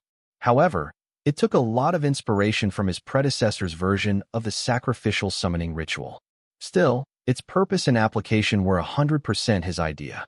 JJ's version of the sacrificial summoning ritual also used the sacrifice to call upon the card world's will. However, it did not demand the card world to help him comprehend rules and their meaning. Instead, it would help him summon a monster to fight his battles for him. JJ had thought of this from the theory that the card world was responsible for the creation of the dungeons. Since the card world could create the dungeons and the monsters in them, he thought it could also help him summon monsters to fight his battle for him for a price. Though JJ felt that it was asking a lot compared to asking the world will to point out a certain rule meaning at the bifurcation point of the rule stream, he did not lose hope in his vision. He believed in it with all his heart. JJ's bet was right. His modified version of the sacrificial summoning ritual was a huge success, even though it consumed a lot of resources as a sacrifice. Still, it was worth it considering that it would allow him to summon SSS rank boss monsters that even an elite demigod would fear to fight alone. Once JJ had successfully created his envisioned version of the modified sacrificial summoning ritual, He then proceeded to turn his research into a card and enter the ranks of the most promising youth of the current generation, not just in the southern region, but all 5 regions. That was how a prodigy of card creation was able to take over the high school gangs of the southern capital and stand against the likes of Adrian and Servos. From certain points, JJ seemed stronger than Adrian and Servos, but the truth was JJ himself was his weak point. Adrian and Servos did not have to fight his summons to defeat him. As long as they defeated or captured him, they would win. Hence, JJ and his faction had yet to unify the high school gangs of the southern capital and take over its streets like the Bright Lions did in Sky Blossom City. Roar! The roar of an actual 9-winged devil dragon sounded at the edge of the void while JJ stood atop its head looking down at Adrian and the 9-winged devil dragon corpse, Servos. Just as the 3 stared at one another while the crowd ran for their life, before things could unfold, they heard a loud, indifferent, uninterested voice chant, "Celestial blood, fate, domain." Soon the entire edge of the void in Sky Blossom City's airspace was dyed in red monochrome. "Aurelia, I will leave this to you," Jaya said, stepping back to hiding behind Aurelia. Seeing that Servos possessed a 9-winged devil dragon corpse, Adrian radiated with a threatening golden energy, and JJ summoned an actual 9-winged devil dragon. Gulp. Aurelia gulped her saliva looking at 2 SSS-rank 9-winged devil dragons. She was scared, but she did not take a step back. Instead, grabbed Corey's wrist and pulled her behind her, saying, "Get behind me." Corey lifted her eyebrows, listening to Aurelia. From the looks of it, she did not seem to be kidding. She commended Aurelia's bravery, but shaking her head, she asked, "You sure you got this?" Aurelia vigorously shook her head, denying, "I am not, but I am sure our boss is watching and he will not let us die here." "Wyatt is here," Jaya exclaimed. Then, fixing her hair in place, she heroically walked in front of Aurelia and said, "Don't worry, girls, I got this." "Are you 3 stupid?" A feminine voice sounded in Jaya, Aurelia, and Corey's mind. It was Adrian. Borrowing power from her inner goddess, Adrian no longer felt the ominous pressure from Corey. So, she proceeded to advise them, "Run for your lives while everyone else is busy running to safety. I will hold Servos back." "Hey, how dare you call us stupid?" Aurelia yelled, staring hard at Adrian, who stood between them and Servos' 9-winged devil dragon corpse. Jaya hurriedly hugged Aurelia by her waist, seeing that she was about to rush at Adrian. Corey stood behind them indifferently. With Little Beam by her side, she was not worried about the clowns from the southern capital. Meanwhile, feeling the change in the aura of Servos and Adrian, Little Beam completely hid its presence like a predator ready to pounce on its prey at a moment's notice. Hence, be it Servos or Adrian, they could no longer feel the dreading, intimidating pressure from Corey. Adrian was taken aback by Aurelia's response, but before she could get a word in, the dragon corpse spoke. "Adrian, step aside or prepare to die with them." "You talk big for a loser," JJ said as his summoned dragon flew him closer to them. Caught between JJ and Adrian, Servos let out a heart-wrenching roar, adding, "I am willing to die to avenge Gloria. Are you guys willing to die to protect those 3? With Servos' declaration, JJ and Adrian's brows frowned because they were not sure if they were prepared to have a decisive life and death with Krivos. After all, as the user of corpse possession, Servos had the upper hand in a death match. A corpse did not feel pain or fear, but it was different for them. If Servos were to come at them with the intent to exchange damage for damage, even if they won, they would have suffered fatal injuries. This was why JJ and Adrian both hesitated when Krivos threatened them with a death match. However, in their moment of hesitation, they heard a loud, indifferent, and uninterested voice chanting, "Celestial blood, fate, domain." Following the chant, the entire edge of the void within their field of vision was dyed in red monochrome, locking everyone present in a red world. Seeing the world around them turn red, the crowd that was rushing to safety paused, and a look of despair washed their faces. Coming from the southern capital, the capital of the southern region and home to the Heatsen royal family, they all were aware that they were trapped in a domain, and considering the size of the domain, it must be invoked by a card demigod. Being trapped in a domain meant that no place in the domain was safe for any of them. With no escape, the crowd turned to find the source of the domain. JJ with his summoned dragon, Krivos with his corpse dragon, and Adrian with her borrowed power all tried to break the domain, but it would not budge no matter how much strength they exerted on it, let alone collapse. Ultimately, giving up on trying to break free from it, they tried to find the source of the domain, like the rest acknowledging that they were in the presence of a stronger enemy. Boss has finally decided to show himself, Aurelia said, feeling a familiarity with the domain, and then added, I knew he would not let me die so easily. Wyatt's here, Jaya said in anticipation while Corey scoffed, Humph, show off. All eyes moved their gaze following the energy signature of the domain. The place where the energy signature of the domain was stronger was most likely where the source of the domain was, unless the owner of the domain took precautions against it. Soon, they found that the energy signature of the domain was the strongest where Aurelia and her Southern Watch team stood. These guys had not moved an inch from their original position when Servos, Adrian, and JJ went all out. It was as if they felt no fear. Beside the team of Southern Watch, the masses saw a red humanoid being. It stepped forward, basking in the curious gaze of the onlookers, unfazed and uninterested. The crowd felt the red humanoid being was familiar, however they could not remember where they had seen that face. Until a few with strong memory in the crowd pointed out, it is him. It's Dalton Wyatt, the hope of the South. It is him. I got confused because of his red skin color. What is he doing up here? Don't tell me it is his domain that we are trapped in. No way. That is impossible. Ignoring the exclamation and whispers of the onlookers, Wyatt slowly walked towards the trio from the southern capital, Adrian, JJ, and Servos. Seeing his slow stride, the trio locked their gaze on him to hear him say, I heard you guys are searching for me. I am here, now what? You are Dalton Wyatt? JJ was the first to speak, finding it hard to believe the red humanoid was the Southern Hope who had multiple floating heads and hands. The other two listened closely to hear the red humanoid's response. Yes, the one and only. Aurelia proudly answered aloud, confirming the crowd's guess. Little girl, I wasn't asking you. Submit. Wyatt uttered, interrupting JJ, who scolded Aurelia for answering when not asked. With Wyatt's words, JJ, Adrian, and the crowd trapped in his domain all felt an unknown turmoil in their blood, forcing them all to kneel. Some tried to resist the urge to kneel, but they all felt this unbearable pain in their blood veins, causing them all to double down in pain. Soon, except for Aurelia, Corey, Jaya, Arya, and her team, everyone was kneeling. Even JJ, his dragon, Adrian, and Servos' corpse dragon found themselves forced to kneel.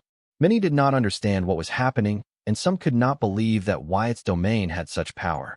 What dark arts is this? JJ yelled, looking at Wyatt. But not receiving an answer, he activated the card he had specially prepared to fight with Wyatt, a rank summon synchronization. Soon, JJ, who stood atop the head of the nine-winged devil dragon, sunk into its head and merged with the nine-winged devil dragon. Merging with JJ, the nine-winged devil dragons formed from a big thorny lizard with 3 pairs of wings to a dragonoid with a streamlined body and 9 razor-sharp wings. Meanwhile, Adrian made use of her inner goddess to free herself from the effect of the domain and was the first to stand back on her feet among the trio. As for Servos, he too activated his last resort, mentally chanting, Dead Man's Coffin. Servos' physical body, which was inside a compartment within the nine-winged devil dragon corpse, moved into a rotting coffin, temporarily morphing his hydrating body into a corpse. Then, the rotting coffin was moved by Servos' spiritual body, possessing the dragon corpse into his subspace. Inside Servos' origin card My Space, the rotting coffin was placed at the center of an array formation that was connected to a series of modified artificial energy cores that would allow Krivos to use his dragon corpse to its full potential without having to worry about him running out of the energy to see it through. Soon, one by one, all 3 of them, Adrian, JJ, and Servos, broke free of Wyatt's domain's restraint and glared at Wyatt, but none dared to rush at him. Because he was able to make them kneel with words so alone, they were clearly not Wyatt's match head-on, so they decided to make use of their brains instead of directly rushing at him in his domain without a plan. Wyatt had proven himself as the real deal to them. Now it was their turn to prove themselves to Wyatt, and then to the South by defeating him. JJ, stop struggling and beg for mercy. Maybe he will forgive you out of consideration for Her Highness Southern Emperor, Arya suddenly said aloud. Her actions were ambiguous. It wasn't clear if she trying to persuade her cousin or provoke him. Card name, summon synchronization. Card type, skill card, active, card rank, A rank, rare grade. Card rate, 11 stars.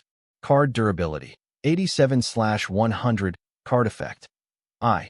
The user can integrate their physical body and spiritual body with their summons. 2. The user can share their own or summon's bloodline in the synchronized form. Note: I. The synchronized form will take the appearance of the strongest among the summon and summoner. 2. The summoner's mind will dominate the synchronized form's mind. Card name, Dead Man's Coffin. Card type, item card. Card rank, A rank, rare grade. Card rate, 10 stars. Card durability, 89/100, card effect. When asleep in the dead man's coffin, the user will be presumed dead. Additional effect: when asleep in the dead man's coffin, the user's overall recovery rate will increase by 10 folds. Note: sleeping more than 8 hours in dead man's coffin will lead to death. Shut up! I will deal with you later, the dragonoid screamed in JJ's voice, glaring at Arya, who shook her head, wondering if she should have made a private call to persuade her cousin instead of doing it openly.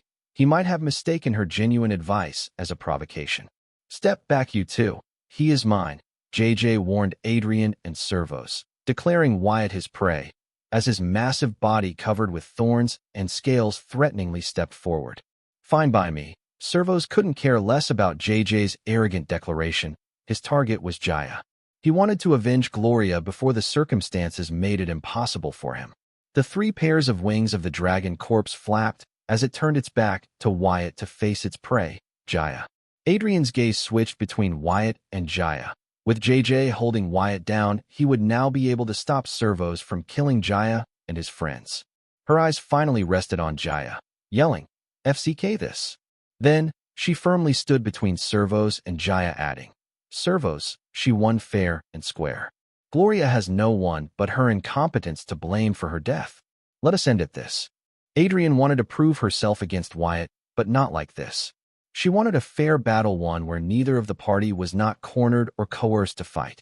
Adrian could hold JJ, so Wyatt would be free to stop Servos, but her faction was in alliance with JJ's faction. To not jeopardize the alliance, she decided to hold off Servos until the winner of JJ and Wyatt's battle would help her put an end to Servos' revenge.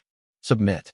Wyatt uttered again, and once again the trio JJ, Servos, and Adrian found themselves forced to stop everything they were doing and kneel. How is this possible? Servos yelled in disbelief. It did not take a genius to figure that Wyatt had invoked a version of the blood rule domain. So Servos believed with his physical body hiding in his subspace, it should be impossible for Wyatt's domain to affect him through his blood, but somehow it continued to affect him. This went beyond Servos' understanding of rules and domain. His physical body was not in the blood rule domain, and his dragon corpse body did not have blood, so how was Wyatt's domain able to continue to affect him? Roar! Dragonoid JJ let out a monstrous roar, trying to resist the effect of the domain, but he could not. The more he resisted, the stronger the effect of the domain grew, until JJ's enraged roar slowly turned into a helpless roar as his humongous dragonoid figure kneeled before Wyatt. JJ's big golden reptilian eyes stared at Wyatt, who stood before him uninterested. JJ's heart roared, seeing that Wyatt wasn't even sparing him a glance. JJ had never felt so disrespected in his entire life. He followed Wyatt's line of sight to see who he was looking at. His gaze landed on Adrian, who had gotten back on her feet, breaking free of Wyatt's domain effect. Finding Adrian back on her feet already while he still struggled, JJ was stumped. He could not believe his eyes. He always pre-assumed Adrian to be the weakest of the 3 of them, and to see her standing while he kneeled was a tough nut to swallow for him. However, it was unclear why JJ would presume Adrian as the weakest of the 3 of them when they never had a decisive battle, fearing that of the 3 of them, Servos had a clear upper hand as coarse puppeteer. In a panic, JJ checked Servos' situation, only to find him kneeling without putting up any struggle. The ranking of the 3 of them that JJ had previously formed in his mind shattered, and a new ranking with Adrian on the top and Servos at the bottom formed in his head. JJ could not accept this, because when was it his turn to be on the top? Thinking of this, JJ's golden reptilian eyes once again landed on the red humanoid figure that stood before him, seemingly intrigued by Adrian. JJ saw the same look in Wyatt's eyes that he would have when he came across an amusing toy. Regardless, this kind of disrespect pissed JJ off, and adding to the fact that defeating Wyatt would put him on the top of the ranking chart, JJ's fighting will rage with a hunger to prove himself. At that moment, JJ did not hesitate to activate his unparalleled bloodline in his dragonoid form. Once JJ's unparalleled bloodline was unleashed, it empowered his synchronized form. Its power rose a few notches. The dragonoid's muscles bulged, thorns grew sharper, scales grew shinier, eyes became fiercer, and its roar shattered the eardrums of those unprepared in the surroundings. Using that momentum, Dragonoid JJ broke free of the effect of Wyatt's domain and stood tall. Looking at Wyatt before him, JJ continued to roar, expressing his uncompromising will, undying fighting spirit, and resolve to stand above all. Quiet, Wyatt uttered in annoyance, finally sparing JJ a glance. Dragonoid JJ's jaws were open wide, but to his surprise, no voice came out of his throat except for air. Finding that with Wyatt's command, no sound would come out of his throat, JJ stretched his jaws to their limits and tried his hardest to let out the loudest roar he could fathom, but regardless of how JJ struggled, no voice came out of his throat. It only pumped out air. To JJ's surprise, even his unparalleled bloodline, which he was proud of, that allowed him to break free of the domain's effect, was not responding at this moment. He could feel the presence of his bloodline in the synchronized form, but for some reason, no matter how hard he tried, it would not answer his call. This phenomenon reminded JJ of the first time he had discovered his bloodline. He knew it was there, but could not wield it. It was as if he had regressed in terms of his bloodline mastery. Finding that one by one the things he was confident about began to fail, panic and despair began to fill JJ's mind. Being an unparalleled descendant, his mentality was strong, but it succumbed to despair so soon because Wyatt was able to subdue him with words alone. It was one thing if they fought a decisive battle with Wyatt and lost, but the decisive battle never happened. He was reduced to this state with just a few words. Overcoming the panic in his mind, Dragonoid JJ glared at Wyatt with his big golden reptilian eyes filled with resolve and decisively dashed at him with all his might, prepared to invoke his last resort. He hoped it would not come to this, but Wyatt was a lot stronger than the stories about him made out to be.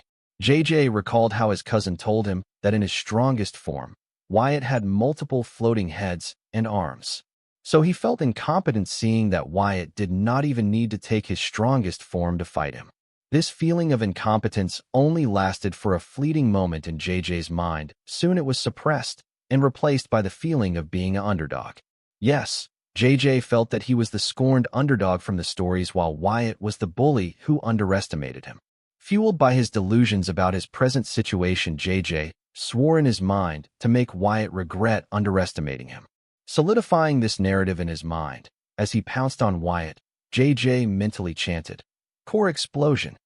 "Halt," Wyatt uttered, seeing Dragonoid JJ rush at him and sensing the turbulent soul energy gathering within the Dragonoid's core.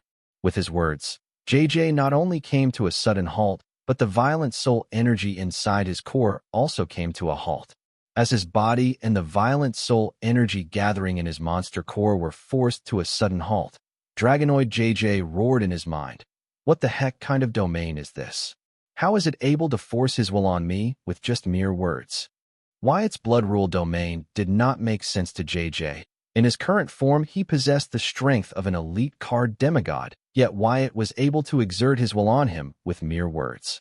Nothing about this made sense to JJ. Field Marshal Heatsend hid in space and watched the disappointing display of her descendant. She did not expect JJ to win or put up a fight against Wyatt, but she did expect him to give his best such that his loss will be an honorable one. However, seeing him make basic mistakes, she could not help but be disappointed in his performance. Blood rule has always been the enemy of bloodlines. This was the basic every bloodline user knew. Therefore, all the royal descendants' final assignment to their bloodline mastery was to find a way to negate the influence of blood rule on their bloodline.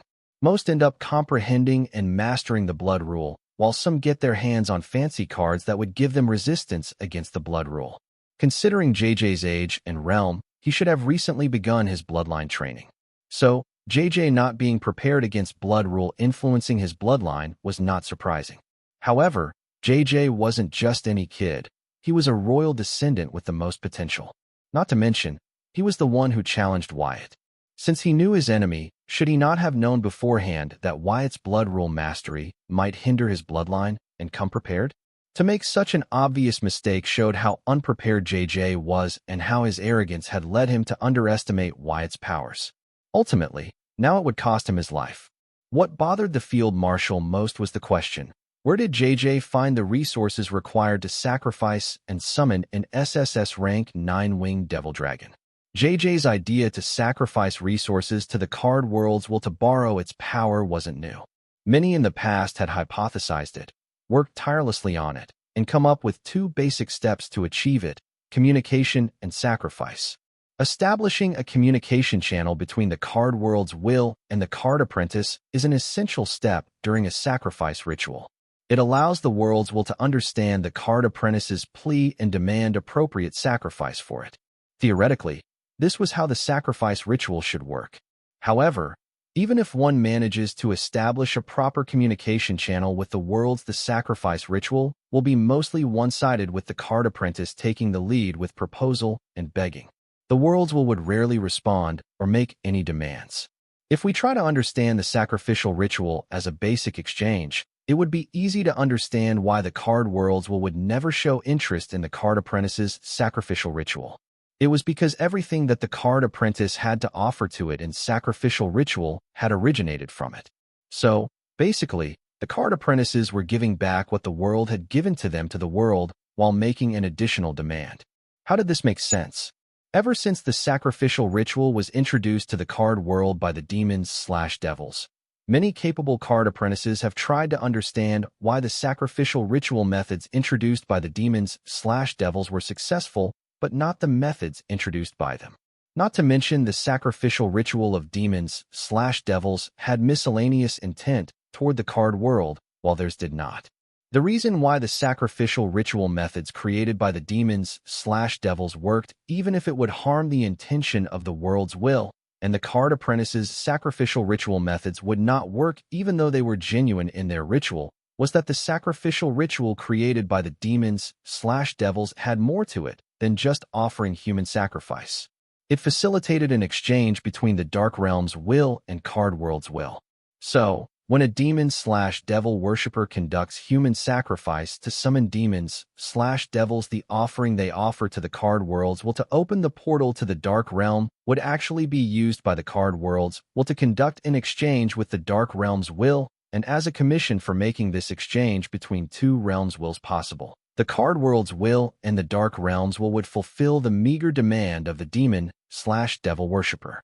This was the reason why the card worlds would facilitate the demon/devil worshipper's sacrificial ritual, even if it harmed its interest, and not because the card worlds had any attachment for its children or something like the ancestors of the Heatsend royal family had thought to comfort themselves by believing in a higher power. This was the reason why all the sacrificial ritual methods independently created by card apprentices failed, but the sacrificial ritual methods created by modifying the method created by demons/devils succeeded. However, without understanding the core principle of the sacrifice method created by demons/devils, altering it totally was not possible. They could only alter it to make it so that the portal from the card world to the Dark Realm would be summoned by sacrificing any resource, and not just human sacrifice. This was the modified sacrifice method the ancestors of the Heatsend royal family used to chase down the devil in the Dark Realm and permanently kill them.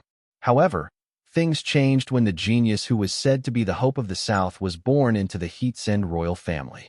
Unfortunately, he soon fell off the pedestal and came to be known as the prodigal descendant. Unknown to the world, this genius turned prodigal descendant of the Heatsend royal family was the one who figured out the core principle of the sacrificial method made by the demons/devils. Understanding the core principle of the sacrificial method, the genius turned prodigal descendant of the Heatsend royal family understood the real reason why the sacrificial methods created by the card apprentices failed, It was because the sacrifice they were offering to the card world was of no interest to it. Therefore, the genius-turned-prodigal descendant decided to use the corpse of the slayed demons and devils as an offering to the card worlds, well, since they were not born using the card world's power. As such unknown to the card world, he had become one of the card apprentices who was successful in conducting a direct sacrificial ritual with the card world without involving the dark realm. The genius-turned-prodigal descendant of the Heatsend royal family wasn't the first card apprentice who learned that the card worlds would accept demons/devil corpses as a sacrificial ritual. Using the trial and error method, many powerful card apprentices with various means at their disposal were able to figure this out, unlike the genius-turned-prodigal descendant who figured this out by understanding the core principle of the sacrificial ritual method created by the demons/devils. This was why, even though the other card apprentices, despite knowing that the card worlds would accept demons/devils as sacrifices, were never able to create a sacrifice method that would conduct a direct exchange with the card worlds without involving the dark realm's will. Hence, their progress in using the sacrifice method to have the card worlds help them was stunted compared to what the genius-turned-prodigal descendant of the Heatsend royal family was able to achieve. Using his research work, JJ was able to create his own sacrificial ritual. Even though ultimately what they did was modify the sacrificial ritual created by the demons/devil to create their sacrificial ritual, what they had achieved was incredible. Being able to ask the card world to help them choose a certain rule, meaning at the rule bifurcation point, and help them summon higher rank monsters to aid them in combat. Both of these were only an echo in the infinite possibilities of what the sacrificial ritual can achieve. The perfect example of this was the Devil Merchant Code created by the Dark Races. The Dark Races had indeed explored the sacrificial ritual method to the extreme, while the card apprentice struggled to copy them. Though the findings of the genius-turned-prodigal descendant of the Heatsend royal family regarding the sacrificial ritual method and his achievement in it were not known to the card apprentices community, Field Marshal Heatsend did not find JJ summoning an SSS rank 9-winged devil dragon surprising, as the demon/devil worshippers were awarded sacrificial methods by the demons/devils that would allow them to summon monsters. Many card apprentices have used these sacrificial methods to create modified methods to summon high-rank monsters that did not involve human sacrifice. Still, these modified methods were rare and were not available to common public. Therefore, the Field Marshal could not help but ponder what sacrifice JJ used to summon the SSS rank 9-winged devil dragon. Considering that JJ had summoned a being equivalent to a demigod, the sacrifice could only be either human sacrifice or demon/devil corpse sacrifice. Only these sacrifices would be accepted by the card world for such a huge exchange. Either of these sacrifices was near impossible for JJ to obtain, but one was easier than the other, so the Field Marshal really hoped JJ did not take the easier route. Wyatt glanced at Dragonoid JJ, whose advance came to a halt before him with his command. He stared into Dragonoid JJ's big golden reptilian eyes. They showed a mix of disbelief and fear. Feeling Wyatt's glance, JJ did not avoid it, but stared right back into Wyatt's eyes with rage, suppressing his fear of Wyatt's unknown power. Seeing the JJ's reaction, Wyatt sneered, uttering, "Sit." Listening to Wyatt's command, JJ's big slit-shaped pupils widened in shock. But the shock in his reptilian eyes changed into disbelief as his dragonoid body began to move by itself. Regardless of what JJ tried or how hard his mind struggled, his body would not listen to him. Soon JJ's dragonoid sat on all fours like a dog with his head down. Seeing JJ's current position, the crowd of onlookers debated using their grimoire network. What the heck is going on over there? Did the top 3 get defeated just like that? Did Wyatt just defeat all of us with a few words? Not all of us. Adrian is still standing. How can Wyatt force JJ into such a shameful position with just words? What kind of blood rule domain is this? It must be blood rules blood manipulation meaning domain. No, that isn't it. Blood rules blood manipulation meaning is scary, but not this domineering. It cannot make all of us kneel with a word. My father has achieved ultra mastery and comprehension in blood manipulation meaning. Believe me, it is not this simple to control a person using blood manipulation. My father can use it to assassinate card apprentices without them releasing, but using it to control card apprentices against their will now, that's not something even he can achieve. What's your point? Are you trying to brag about your father? My point is that the blood rule meaning used by Wyatt is not blood manipulation. How is that any different from what he said? Admit it. You just wanted to brag about your father. Shut up, MF. If Wyatt doesn't kill us, I will kill you. Sure, you can try, but I will beat you so bad that even your father will not be able to recognize your corpse. Shut up, you two. Tell me which bastard was it that spread the rumor that Wyatt is weak and the Southern Princess was overselling her future son-in-law. I will kill them myself before Wyatt kills us all.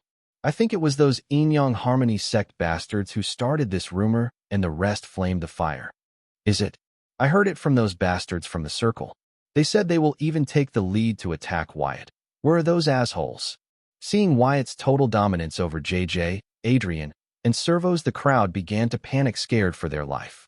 The fear of death drove them to blame each other for the calamity looming over their head. It did not take them long to finally figure out the true culprits that flamed the fires of their dissatisfaction with Wyatt for being the center of attention from behind the fire and brought them all to their deaths. However, it was too late for them to realize it now. Still, it did not stop the crowd from expressing their anger. Since Wyatt was too strong for them to do anything about him, the onlookers focused their anger and rage toward the card apprentices from the Yin-Yang Harmony sect and the circle. Becoming the villain in the public's eyes, the disciples of the Yin-Yang Harmony sect panicked and turned to their leader for an explanation, as they only did what their leader asked them to. Meanwhile, their leader and the members of the circle remained emotionless to the crowd's reaction. Their worries were greater than the worries of the crowd, as they came here knowing that they were just sacrifices in their supreme leader's grand scheme. As for the members of the Matron's Paw clan, even when they knew their end was near, they did not dare to reveal themselves for fear of their actions affecting their families. Therefore, even now they struggled and used the disciples of the Yin-Yang Harmony sect and the members of the circle as their scapegoats. If not for them, it would have been hard for the crowd to figure out that the false rumors about Wyatt originated from the Yin-Yang Harmony sect and the circle. While the crowd was split in two as Wyatt revealed himself and displayed his prowess, Wyatt himself continued to glance into the dragonoid JJ's eyes before he finally spoke a full sentence. Tell me, what did you use as the sacrifice to summon an SSS rank monster? Speak. With Wyatt's command, JJ found that sound again came out of his throat. However, instead of answering Wyatt, his first words were to express his disbelief. What are you? What trickery are you using to control me and the others? Trickery. Wyatt shook his head and warned JJ. I hate to repeat myself. So, answer me immediately and honestly when I ask you something, because there will not be a second time. JJ stared at Wyatt unyieldingly. However, as he glanced deeper into Wyatt's uninterested eyes, he felt a chill in his spine. So, he reluctantly answered, I used devil-grade ingredients that I stole from the Southern Royal Palace as the sacrifice. I knew it, Arya exclaimed, rushing to Wyatt's side and adding, I called it when you stole my pudding snack pack. You were a crook since we were little. When you chose to form your high school gang and street factions instead of applying to join the Southern Watch, it only further confirmed my doubts. Arya shook her head, looking at her cousin, and continued, but no one would believe me. Sigh, to think it all started with a pudding snack pack. If only the royal teacher had been stricter with you back then instead of dotting you for your exceptional Akemike achievements, things might have turned out differently. Wyatt looked at Arya amusingly and said, Man, you know how to hold a grudge. Remind me not to cross you. More importantly, he did not expect JJ to be so honest. His honesty was unexpected. Listening to Wyatt, Arya, who was taking pleasure in the fall of her cousin JJ, finally became aware of the surroundings, and her face turned red tomato, realizing her actions had revealed her petty self that she tried to hide from others. Now it was clear to everyone. Earlier, when Arya asked JJ to beg Wyatt for forgiveness, she was not persuading him, but provoking him. Wyatt shook his head, finding it hard to believe that his honest and self-righteous ex-bodyguard had such a petty side to her. Wyatt would not help but ponder. Heck, who provokes their cousin into seeking their death over a small stolen pudding snack pack incident that happened years ago? Were all the royal descendants this heartless? It was my favorite pudding snack pack. I was saving it for later. Arya shyly defended her actions, but it only made it worse. Wyatt felt this was messed up. He wondered what the Southern Royal Palace was teaching their royal descendants for them to turn out like this. Noticing the awkward look on Wyatt's face, Arya hurriedly continued to explain. I was punished by the royal teacher for calling JJ a thief because his tongue was dyed the same color as my pudding snack pack. For the millionth time, I didn't steal your pudding snack pack, JJ growled, staring at Arya. If you did not, then who did, and why was your tongue dyed blue? Arya inquired, JJ staring into his eyes. Geez, would you let it go? It is just a pudding snake pack. For once, can you be cool about something? JJ complained, averting his eyes. He could not be more obvious about his guilty conscience. Then you admit you stole it. Arya exclaimed like a detective who found a clue to solve a decade-long case. Heck with this, half a pudding snack pack is not worth this torture, JJ mumbled to himself before revealing. It was Big Sister Anna who stole your pudding snack pack. I caught her in the act, so she bribed me with half of it so that I would not rat her out to you. That was why my tongue was blue back then. A conspiracy, I should have seen it. If only I had kept my mind open instead of focusing on what was in front of me. Arya muttered under her breath before snapping at JJ. So, I was right, you did have a hand in my pudding snack pack getting stolen. I was right all along. Now, I would like to see the long on the royal teacher's face when she hears about this. You insane itch, who cares about one little thing that happened ages ago? JJ cussed his cousin, getting a peep at her weird obsessive side.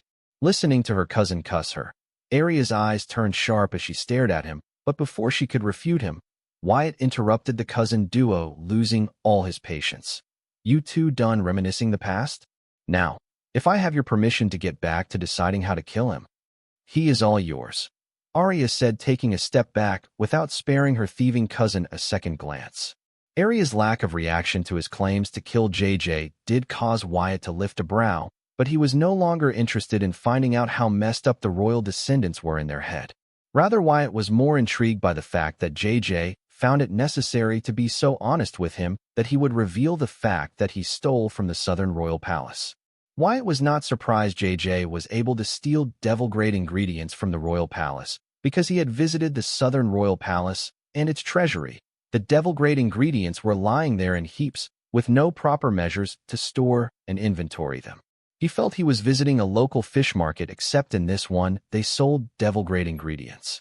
With their lack of management of the devil-grade ingredients, Wyatt was not surprised that JJ was able to steal them. Wyatt bet the Southern Royal Palace did not even notice the missing devil-grade ingredients, but he wasn't sure if the Southern Royal Palace had the same attitude toward devil-grade ingredients now, when they were demand ever since Wyatt declared to the world that he would only sell VR slime cards for devil-grade ingredients. Though this was not enough reason for the Southern royal family to start taking their abundant stock of devil-grade ingredients seriously, they had another big reason to take them seriously: the fact that Wyatt would only take devil-grade ingredients to sell his VR slime cards. This wasn't just the case for the Southern royal family, but the world leaders across the world. The world leaders across the world felt that the reason why Wyatt was hoarding devil-grade ingredients was because he knew something about the devil-grade ingredients that they did not know.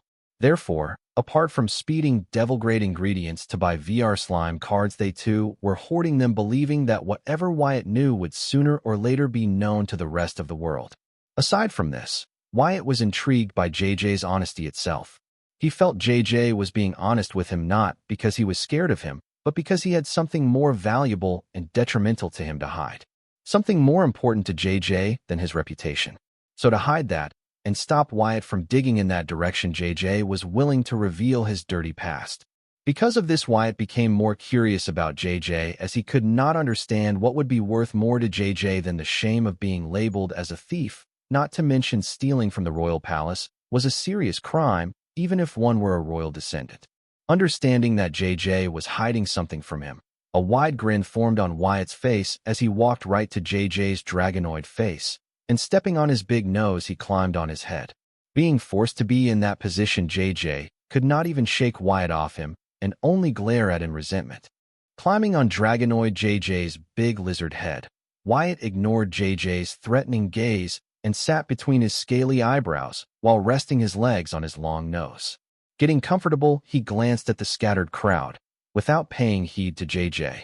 Wyatt was interested in learning what it was that JJ was trying so hard to hide from him, but understanding that his prestige and terror in JJ's heart and mind was not enough for JJ to spill the beans to him, Wyatt decided to give it a little more time. Looking at the scattered crowd of teenagers that were kneeling to him, Wyatt uninterestedly uttered, "Assemble." With Wyatt's command, the crowd that was scattered across the domain along with servos got up and began to move to gather in front of Wyatt in a perfect order. Even Adrian found herself moving toward Wyatt. Once again, with the help of her inner goddess, Adrian broke free of Wyatt's domain's effect. Regaining control of her body, Adrian struggled in her mind, wondering what to do next. Should she challenge Wyatt? Or should she try to escape? Or should she try to negotiate with Wyatt? Or should she just assemble before Wyatt, following the rest of the crowd? Adrian knew that challenging Wyatt could be the same as courting death, seeing how he subdued and humiliated Dragonoid JJ and corpse possession servos. So the first thought in her mind to challenge Wyatt was a no-go. Yes, she did come here with the intention to defeat Wyatt, to prove herself to the Southern ruler and tell him that his investment in her was worth it. However, she was not in the habit of fighting losing battles. As for escaping, Adrian had tried every means in her arsenal, including begging her inner goddess for help, but she still could not budge Wyatt's blood rule domain, let alone escape it. Not to mention, Adrian's entire faction was stuck in Wyatt's blood rule domain. Adrian could never leave her sisters behind to save her skin, even if it's just one of them. She was many things, but not a coward and traitor. Therefore, Adrian did not even entertain the thought of escaping by herself. As for negotiation, she discarded it as soon as that thought came to her mind, because in order to negotiate, both the parties involved need to be equal or have what the other wanted. It was already clear that Adrian was not an equal to Wyatt in terms of strength, and considering that Wyatt owned VR Universe, he was richer than her, meaning there was nothing she could offer him. So, it would be safe to assume that Adrian was neither an equal nor had anything that Wyatt needed to try and negotiate with him. Lastly, Adrian thought of willingly following Wyatt's command and assembling in front of him with the rest of the crowd, but that would mean that she has submitted to Wyatt. With her sisters trusting their lives to her, Adrian submitting to Wyatt would be shameful not just to her, but her sisters. Not to mention, with the weight of her sisters' lives on her shoulder, Adrian could not just unconditionally surrender to Wyatt. Just as Adrian was lost in her thoughts, not knowing what to do next and how to save her sisters from Wyatt, she heard a familiar voice calling out to her. "Hey, goldfish girl. Our boss doesn't like repeating himself. So, hurry and assemble before him with your sisters." Adrian turned to find that the voice advising her belonged to the country tomboy girl.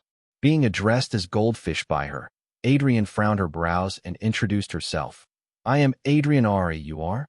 "I am Aurelia Malvin. That is Jaya Keith, and she is Corey Bright." Aurelia introduced herself and the other two to Adrian. "Aurelia Malvin? Are you related to the Malvin family from the border city?" Adrian instantly asked. "Yes, is there a problem?" The Malvin family was famous in the southern capital, as they were an example for every family to never outshine the southern royal family. The Malvin family, which was supposed to flourish in the southern capital based on its military merits, was now rotting at the border of the southern region and empire. They were so poor that their descendants could not afford proper cards. Aurelia was the perfect example of that. The Malvin family had their pride and honor, but for the vain families from the southern capital, that meant nothing before riches and authority. "No, I don't. As a matter of fact, my aunt served with the current city lord of the border city and moved there following her," Adrian hurriedly explained, as she did not want any misunderstanding considering the current circumstances. "Wait, Ari, by chance is your aunt, Rainbow aka Bao Ari?" Aurelia asked Adrian in surprise. "Yes, that's my Auntie Bao. So how do you know her?" Adrian exclaimed and asked Aurelia how she knew her aunt. "She used to babysit me and my brother when we visited my mother at the city hall. She is a smart lady. How can she have a stupid niece like you?" Aurelia answered and did not forget to take revenge on Adrian for calling her stupid. Stupid. Adrian was patient with Aurelia and her rudeness, but being called stupid to her face now, Aurelia was crossing the line. "Yes, stupid. You brought a few teenagers to challenge our boss who kills devils left and right. What are you if not stupid?" Aurelia was not afraid of Adrian with her boss's domain covering her. She was sure her boss would save her in case something unexpected happened. I will give you that one. I was indeed stupid to think I could take on the guy who killed a devil that supposedly killed 2 squads of elite demigods. Adrian found it hard to refute Aurelia, so she ended up agreeing with her. I like you, Adrian boldly said, and then looking at the crowd that had almost gathered before Wyatt, she offered to Adrian. If you are embarrassed, then follow me. That is the best course of action that you can take to save yourself and your sisters. Don't mind if I do. Saying that, Adrian did not hesitate to join Aurelia and the girls as they headed to Wyatt's side. This option was way better than her willingly joining the crowd that assembled before Wyatt. Arriving at Wyatt's side, Adrian was surprised by what she witnessed. The source of Adrian's shock was not the crowd of teenagers that had neatly assembled before Wyatt, but a single figure among them. He stood right in front. It was Armine. That very Armine who was known for his incredible stealth ability that even demigods could not see through. Armine's stealth ability was so broken that the majority of teenagers from the southern capital agreed to not include him in the city's official ranking. All three, Adrian, JJ, and Servos, had hinted that if Armine wanted to hide and escape from them, then there was nothing they could do about it. They also believed if not for his weak attack power, he could not have had a problem assassinating them. Therefore, finding Armine assembled before Wyatt along with the rest of the crowd, Adrian was shocked. Feeling a gaze on him, Armine instinctively turned to find Adrian looking at him. Armine nodded at her with a helpless smile and once again focused his gaze on Wyatt. Sitting atop Dragonoid JJ's face, Wyatt uninterestedly glanced over the crowd that had assembled before him. However, JJ's face was dignified. This was the most embarrassing moment of his life. He wanted to dig a hole and bury his head in it to escape the shame. How could JJ not be ashamed? Not only was he lying on all fours, but Wyatt was using him as a chair in front of all his trusted subordinates. Most of the people assembled before Wyatt were JJ's trusted henchmen who promised their undying loyalty to him. These people trusted their lives to him. They were willing to follow him to hell. As their leader, JJ was ashamed to show such a shameful sight to them. JJ's embarrassment only grew because the other half of the crowd assembled before Wyatt were his enemies or competitors. Showing such a shameful sight to his subordinates was already painful, but showing it in front of their enemies and competitors was like rubbing salt to his wounds.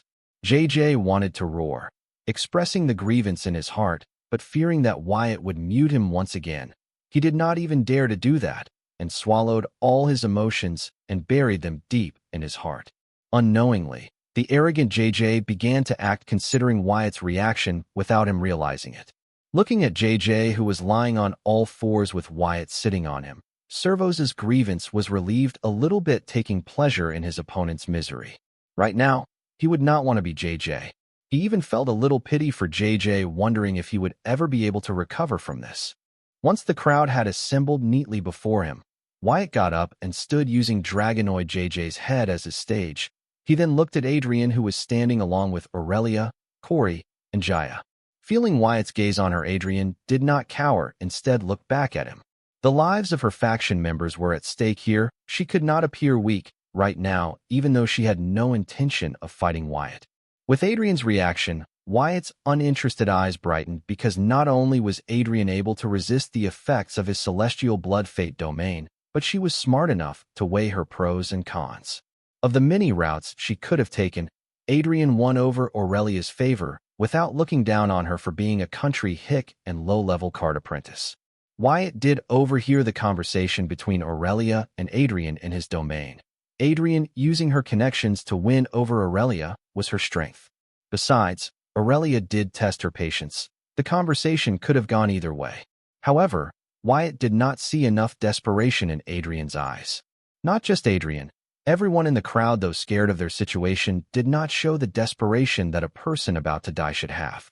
Clearly, these kids were thinking that their parents would bail them out of this pit just like they had previously. Not just anyone can play Gangstar in the southern capital.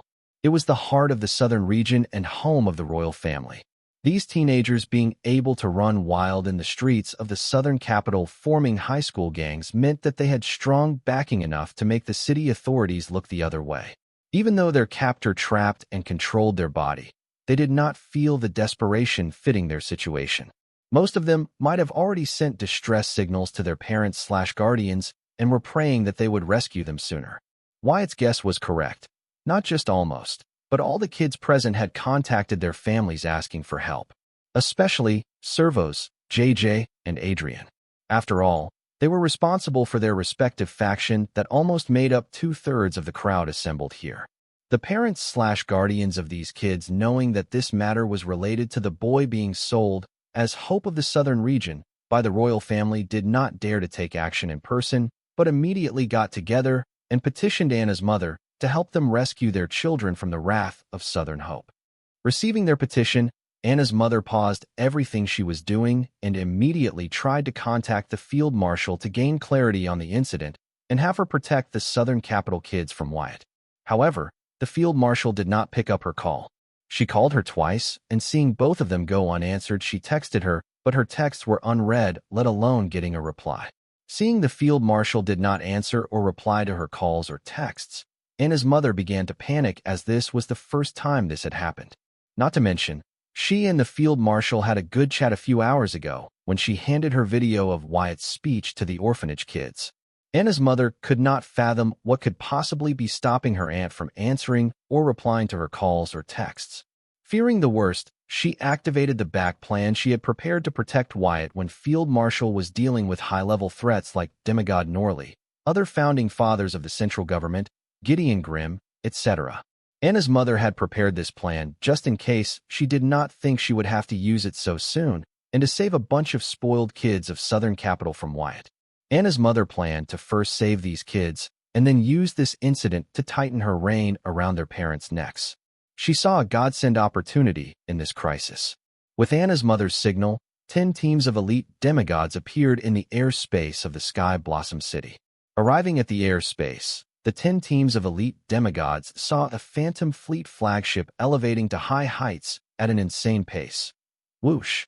They were a response squadron assembled for rescue operations of Southern Watch, and not on standby, just as a backup to protect Wyatt. Anna's mother had Queen Colleen add Wyatt to their already long list of interests. They do not mobilize unless it's something very serious. Is this thing even moving? How much longer? Cindy whined as she lay on the ship's deck in boredom. Earlier, at least, she had the live stream to distract her mind, but now that the live stream was stopped with the entrance of their boss. Seeing that they cut the live stream when the good stuff was about to begin, Cindy grew eager to reach the edge of the void. For that last time, I have no idea when we will reach there. This is the first time I am using the ship to go to the edge of the void, Diana snapped. With the live stream unexpectedly terminated and learning that the higher the ship climbed, the slower it grew, Diana's patience had worn out. It did not matter how many and what grade of soul jades she was willing to burn as fuel, the ship's climbing speed would not increase. I regret lending my cards to Aurelia, Cindy said, looking at the sky. They were still very far from the edge of the void. At the current speed of Diana's Phantom Fleet's flagship, she believed it would be days before they reached there. Speaking of cards, I have an insane idea.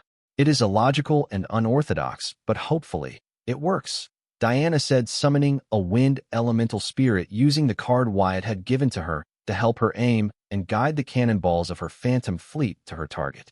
Seeing Diana summon the wind elemental spirit, Cindy sat up straight on the deck in curiosity. Unfolding the sail of her Phantom Fleet's flagship, Diana instructed the wind elemental spirit, "Blow the wind-up wards." Listening to Diana's words, Cindy rolled her eyes and laid flat on deck, losing interest.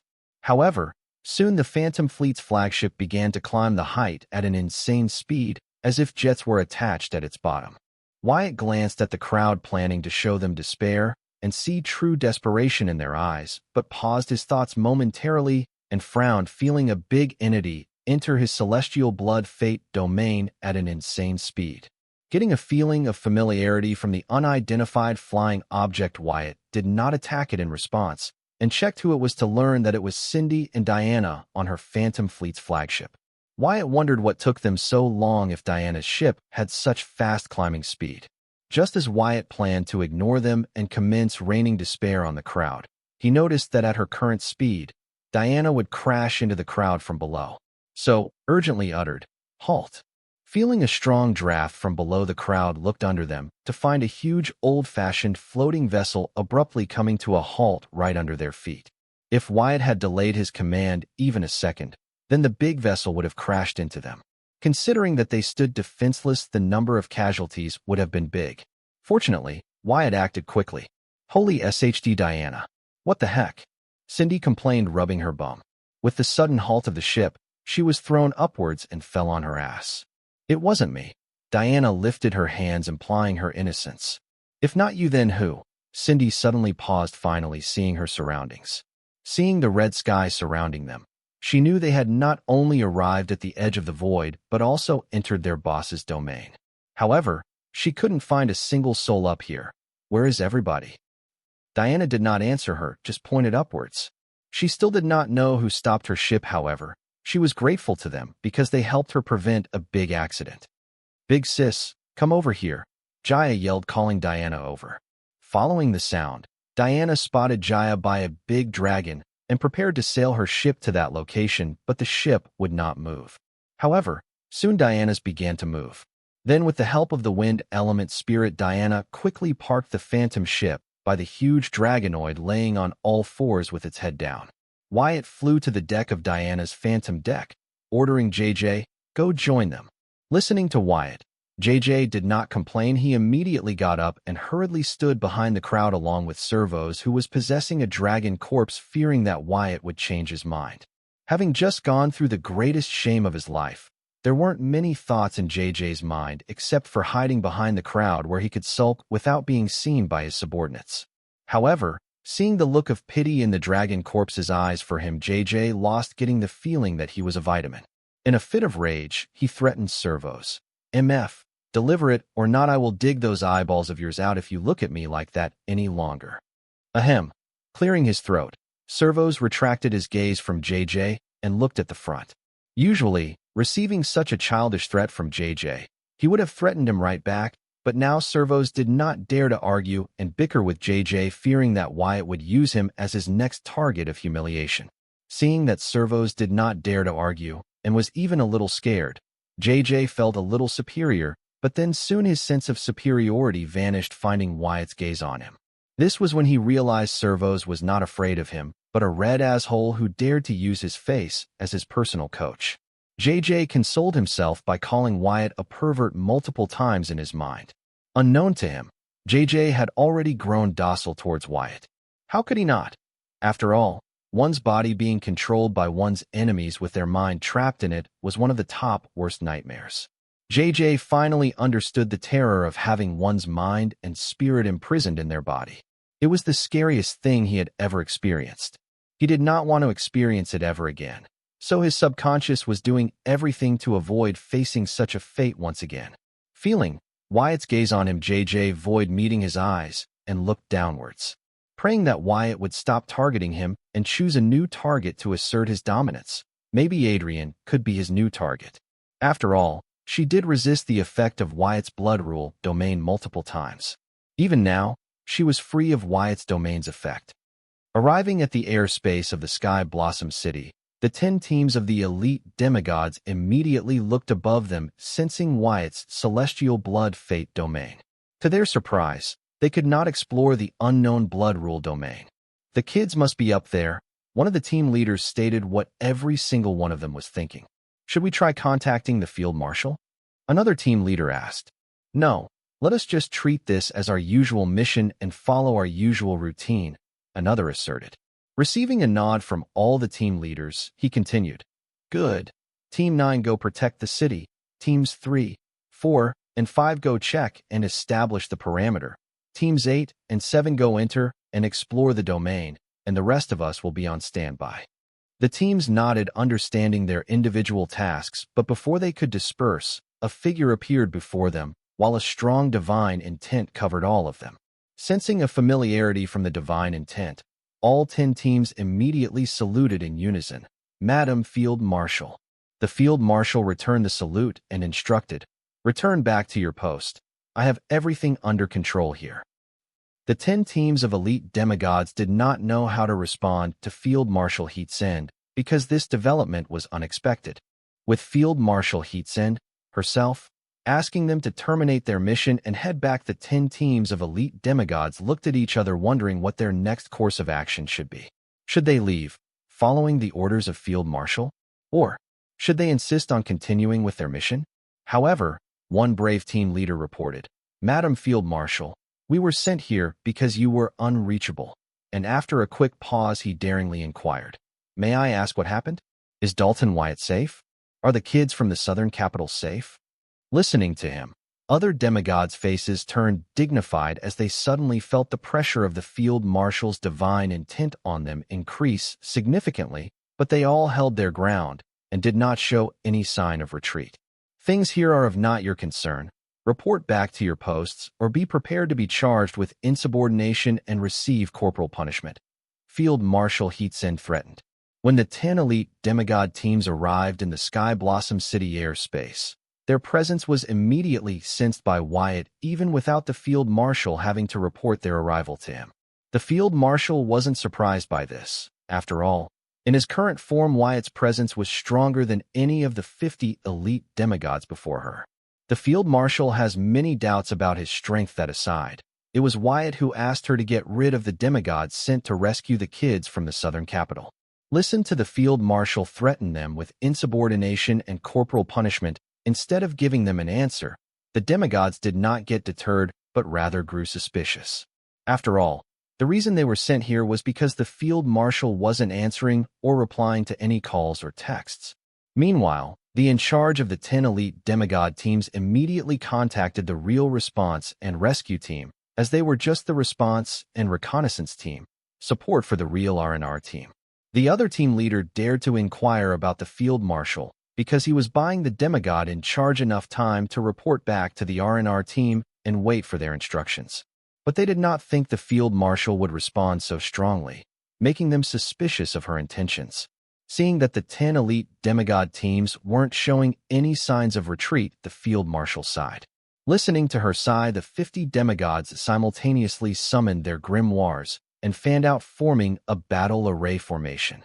Seeing this, the field marshal's sigh grew longer, knowing things weren't going to be easy. She really did not want to hurt the people she personally trained and selected.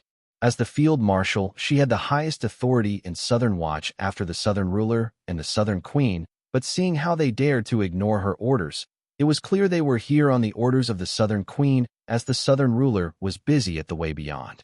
But knowing her sister-in-law was just a puppet of her niece, the field marshal figured Anna's mother was using Colleen's name to order the R&R team, making things complicated. Do we have to do this? You guys should know in your heart that even with battle array formation, you are no match for me, the field marshal said, giving the 50 elite demigods a second chance to retreat. Madam Field Marshal, we never planned to defeat you. Since we failed to gather information, at the least we can buy time for the R&R team to get here, the demigod in charge informed. Fine, have it your way. I will wait for the R&R team with you guys. The field marshal did not want to harm her own people. After all, they were just doing their job. As long as these guys did not disturb Wyatt, she could tolerate their stubbornness. Listening to the field marshal, the 50 elite demigods sighed in relief, and the in-charge even went far as to thank her. Thank you, Madam Field Marshal. The field marshal shook her head, seeing the exaggerated actions of the elite demigods. However, she was impressed that they were willing to stand against her and perform their duty properly. They were strong, but not good enough to fight one of the top 10 strongest in the world. Therefore, she was happy with their performance. She would have been disappointed in them if they had left with her warning and would have reconsidered them for the job. Madam Field Marshal, just out of pure curiosity, is that unknown blood rule domain yours? I sense celestial force from it. One of the team leaders asked the field marshal with her eyes filled with fanatic worship toward the field marshal. I hate to disappoint you, but it doesn't belong to me, the field marshal replied, shaking her head, and then asked, did you guys not receive any update from the kids' parents? Seeing the dumb look on your faces, I take it my niece did not inform you everything, but just enough for the mission. It is understandable. After all, we are the reconnaissance team. Her Highness might have wanted to cross-check the information she has with what we found before deploying the R&R team. The elite demigod in charge of the teams hurriedly defended Anna's mother's action. The demigod teams were already demoralized facing the field marshal, one of the top 10 strongest card apprentices in the world, as their opponent. Learning that the higher-ups sent them on a mission without proper information would only further demoralize them, so he hurriedly acted to salvage what he can. After all, his mates were not dumb. Haha, nice save. As a reward, I will answer you. Yes, you are correct that the blood rule domain is indeed made using celestial force, and it belongs to Wyatt.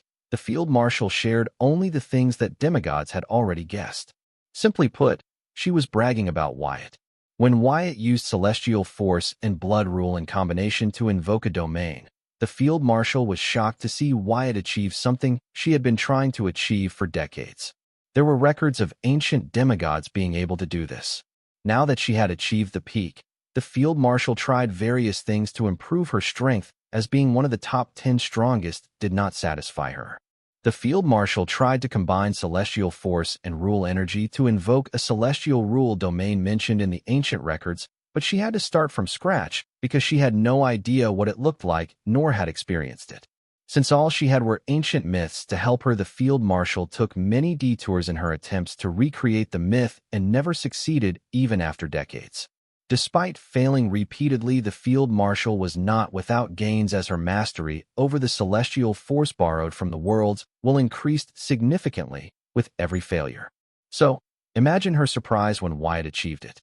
The field marshal had a lot of questions for Wyatt regarding the celestial rule domain, but most of all she was jubilant that she did not trust the wrong person. It did not take long for her happiness to morph into pride. After all, she wasn't the only one who was attempting to recreate celestial rule domains from myth. Among the top 10 strongest in the world, each one of them had tried to recreate the celestial rule domain at some point in their life, failed repeatedly, gave up, and moved on. In a way, the celestial rule domain was more like an unrequited love of all the top strongest. Even though the field marshal herself did not recreate the myth, she was proud that the person she gave her undying faith to was the one who recreated the myth. Therefore, she could not help but brag about Wyatt to the 50 elite demigods gathered. A blood rule domain made using celestial force. Isn't that celestial rule domain? An elite demigod blurted in shock. However, many demigods present did not seem to know what he was talking about. After all, the celestial rule domain was a myth that only those at the top knew of and pursued. It was more like an extra syllabus for the elite demigods. They still had a long way to go before worrying about recreating myths like the celestial rule domain. I am impressed you know about the celestial rule domain. The field marshal looked at the demigod who blurted about the celestial rule domain and made a point of remembering those that showed understanding toward the celestial rule domain. Since they were researching about the celestial rule domain, it showed that they had not given up, having achieved elite demigod's rank and desired more. The field marshal, who liked to encourage talents, did not think twice before adding them to her loss of potential investment. Isn't this too peaceful? I thought we were here to fight the field marshal. A condescending voice sounded as the field marshal and the 50 elite demigods waited for the R&R team. Even without looking at the source of the voice, they all knew the R&R team had arrived. Thanks to her space rule mastery, the field marshal had long sensed the arrival. However, she did not think they would be so brazen about fighting her. Unlike the rescue reconnaissance team that had arrived here with the intent to learn why the field marshal was not answering or replying to calls and texts, the rescue response team seemed to have arrived with the intent that the field marshal was the problem. Knowing that the attitude of the rescue response team was the attitude of her niece, the field marshal shook her head. She wasn't surprised that Anna's mother figured things out so quickly. She did make things obvious by avoiding her calls and texts, and her attitude toward the rescue reconnaissance team was like a nail in the coffin. Knowing her niece had always been decisive, the field marshal wasn't taken aback by Anna's mother not showing hesitation to decide to dispose of her. But the real question here was if she was capable enough to do it. "Cadet, am I hearing it right? Have you chosen to rebel?" An old husky voice sounded from behind Field Marshal. Listening to that voice, the Field Marshal's eyelashes trembled, as it belonged to the person worthy enough to address her as a cadet, her military instructor. The Field Marshal had many teachers in her lifetime, but only two made the most impact on her. One was her father, and the other was the old demigod before her. Fun fact, even her father had trained under him. After all, this old gentleman was from her great-grandfather's period. "Instructor, I am sorry my stubborn niece has disturbed you." The field marshal turned to face a bald demigod with a wrinkled face. He appeared as if he was at the end of his lifespan. "Well, It is a shame that I had to come out of retirement to face you of all people, the old demigod said, signaling the rescue reconnaissance squadron to leave. The rescue reconnaissance team saluted the old demigod and took their leave before taking one last look at the field marshal. Regardless of who they were, they had the opportunity to train or work under her. As such, they knew that her title, Southern Hero, was not just for show. Therefore, they hoped that the worst they were imagining would not come true, and all this was just a big misunderstanding. I too do not wish for this, the field marshal politely replied to the old demigod, but she was astonished that Anna's mother would be able to deploy him on such a short notice. There weren't many in the southern region that would dare to fight the field marshal, and for Anna's mother to find someone at such short notice showed that Anna's mother had long thought of this countermeasure against field marshal. Understanding this, the field marshal was a little mortified because if not for her crossing paths with Wyatt, the field marshal never planned to go against her niece, but for Anna's mother to prepare a countermeasure against her anyway showed one of two things. Anna's mother never fully trusted field marshal, or Anna's mother was very cautious and just being thorough. The field marshal did not bother debating which of the two things was true because her loyalty no longer belonged to Anna's mother, but to Wyatt. However, if this incident had taught the field marshal anything, it made her ponder if Wyatt too had a countermeasure prepared for her. Well, considering her own niece had one, she would be surprised if Wyatt did not have one. Well, it seems it was worth it, the royal instructor said, looking up at the celestial blood rule domain covering the edge of the void spanning a few miles. His eyes showed a look of longing as he gazed at the celestial blood rule domain. He too was one of the many who had once tried to recreate the myth of the celestial rule domain and ultimately gave up, unable to withstand the repeated failure. Actually, he did not give up, but passed his will on to his many capable students, hoping they would succeed where he failed. The field marshal was one of them. Yes, say you see, royal instructor, she is stalling for time. Let us finish here quick and check on the kids.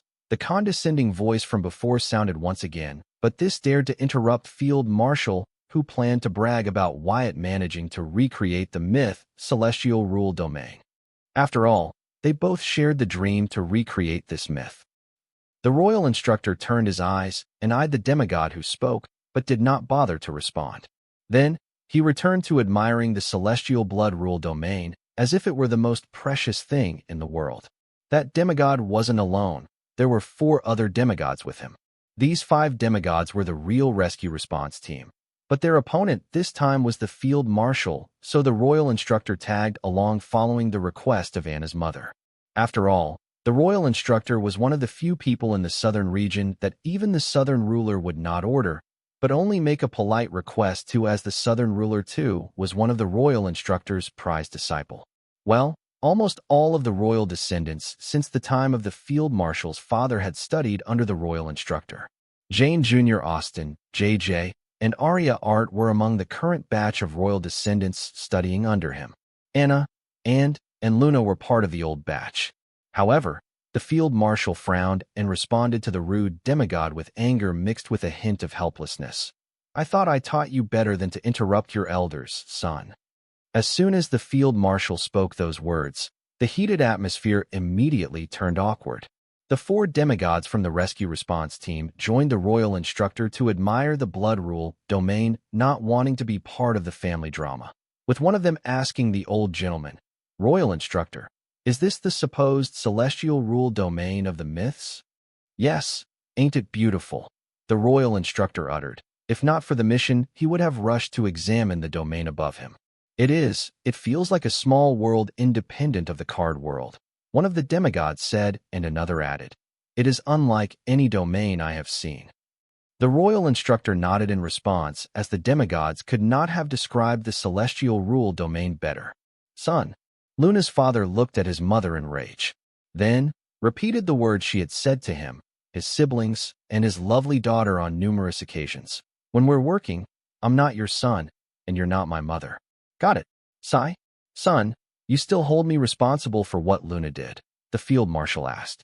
She was painfully aware that her strictness about honor and loyalty had become a wedge driving her apart from her children and grandchildren. "Don't you dare call me your son? Do you remember what you said to me when I came to you to beg you not to disown Luna? You said Luna Lorne, my daughter, is dead, and what remains of her is a traitor?" By that logic, my mother is dead, and what remains of her is a rebel and a traitor.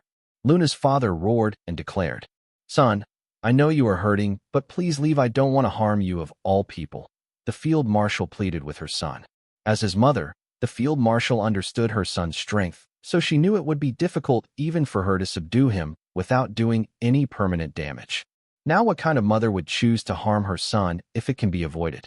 The rescue response team was a small squadron of elites, but had many capable demigods in it. For Field Marshal's son to show up out of all the capable demigods as the leader of the rescue response team, along with the royal instructor, showed that Anna's mother spared no effort to take the field marshal down and make sure she stayed down. I heard enough of this. Luna's father was infuriated listening to the field marshal and ordered his team, "Get in position, prepare the 5-point battle array formation. I am out." One of the demigods threw in the towel before the decisive battle, and soon another did too. "Team leader, count me out too." Listening to his team members withdraw before the decisive battle one after the other, Luna's father sharply turned to face his team and requested, "Guys, come on, I need you to back me up on this one." Unlike his mother, who followed strict workplace hierarchy and conduct, Luna's father was easygoing, considered his subordinates his friends, and treated them as such. "Leader, this changes things," the demigod who quit first said, pointing at the celestial blood rule domain, adding, "I think we should report this before we make any hasty move." "Cadet, do you know who is responsible for this beautiful domain?" the royal instructor asked the field marshal, ignoring the discussion between the rescue response team. "Yes, instructor. It is the kid that recently became famous as the hope of the southern region, Dalton Wyatt," the field marshal proudly reported to her old military instructor. I have heard of him and used one of his cards, the VR slime card. Its soul energy digestion effect has helped me relive my mortal days, and the VR universe was an eye-opener. I wanted to meet the boy, but not under these circumstances. As a demigod who has achieved the peak of the card world, the royal instructor had long outgrown the need for mortal necessities such as eating and drinking. But ever since he learned about the soul energy digestion effect of the VR slime card, he has been indulging in eating high-ranking monster meat, especially ever since the VR universe introduced him to an unexplored profession in the culinary world, monster chef. The feeling of eating the wheel-seasoned meat of the SSS-ranked dragon monster was just too addictive. Royal instructor, not you too. Luna's father was stumped, seeing that even the royal instructor showed a lack of interest in fighting the field marshal and was distracted by the celestial rule domain like the rest of his teammates. The royal instructor was one of the oldest demigods in the southern region. He had already seen through what was going on here. Therefore, he was not keen on completing the mission assigned to him. The existence of the celestial rule domain only cemented his resolve. So, he continued to ignore Luna's father. Ignoring her son, the field marshal continued her talk with her instructor. "It doesn't have to be that way. I am sure Wyatt too would love to meet you and appreciate the opportunity to learn from you, instructor." "I don't dare," the royal instructor suddenly said, adding, "What can I possibly teach to someone who recreated the celestial rule domain? I would be lucky if you were willing to enlighten me." The royal instructor wasn't being polite. He honestly thought that he had nothing to teach Wyatt and had a lot to learn from him instead. This humility of the old gentleman alone was enough to show why for the last few generations he was chosen to instruct the royal descendants. "Royal instructor, that I cannot promise you anything. If you have heard about him, then you should know that he is a bit erratic." The field marshal hesitated before promising the royal instructor anything. As Wyatt's loyal subordinate, she was in no place to make commitments for him. A bit. Luna's father scoffed, listening to his mother downplay the unpredictability of Wyatt to the royal instructor. "No worries, just help me introduce myself to the young Southern Hope. As for the rest, let us see how things progress." The royal instructor was very conservative and traditional. These traits of his were why he was not popular among recent batches of royal descendants. That would be since Anna's batch, give or take 1 or 2 batches, seeing how Luna's father and Anna's mother still respected and relied on the royal instructor. However, when it came to his pursuit of knowledge, he seemed to have no trouble bending the values he preached. Therefore, even though he agreed to help Anna's mother subdue Field Marshal when faced with the celestial rule domain from myths, he did not hesitate to shake hands with the Field Marshal. Listening to the royal instructor ask her help to meet with Wyatt, the field marshal sighed in relief because her son and his team were already troublesome enough, but adding the royal instructor to the mix would spell a disaster. For Wyatt, the field marshal would not hesitate to fight her son and elder, but she was happy she could avoid it.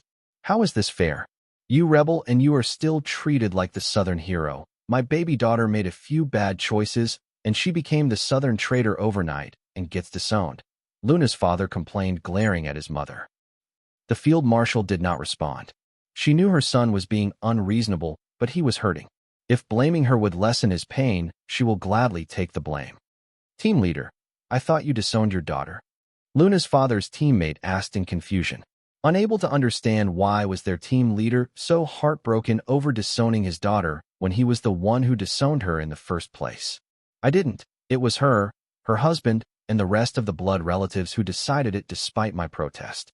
And then the media announced it was I who disowned her following my cousin's instructions.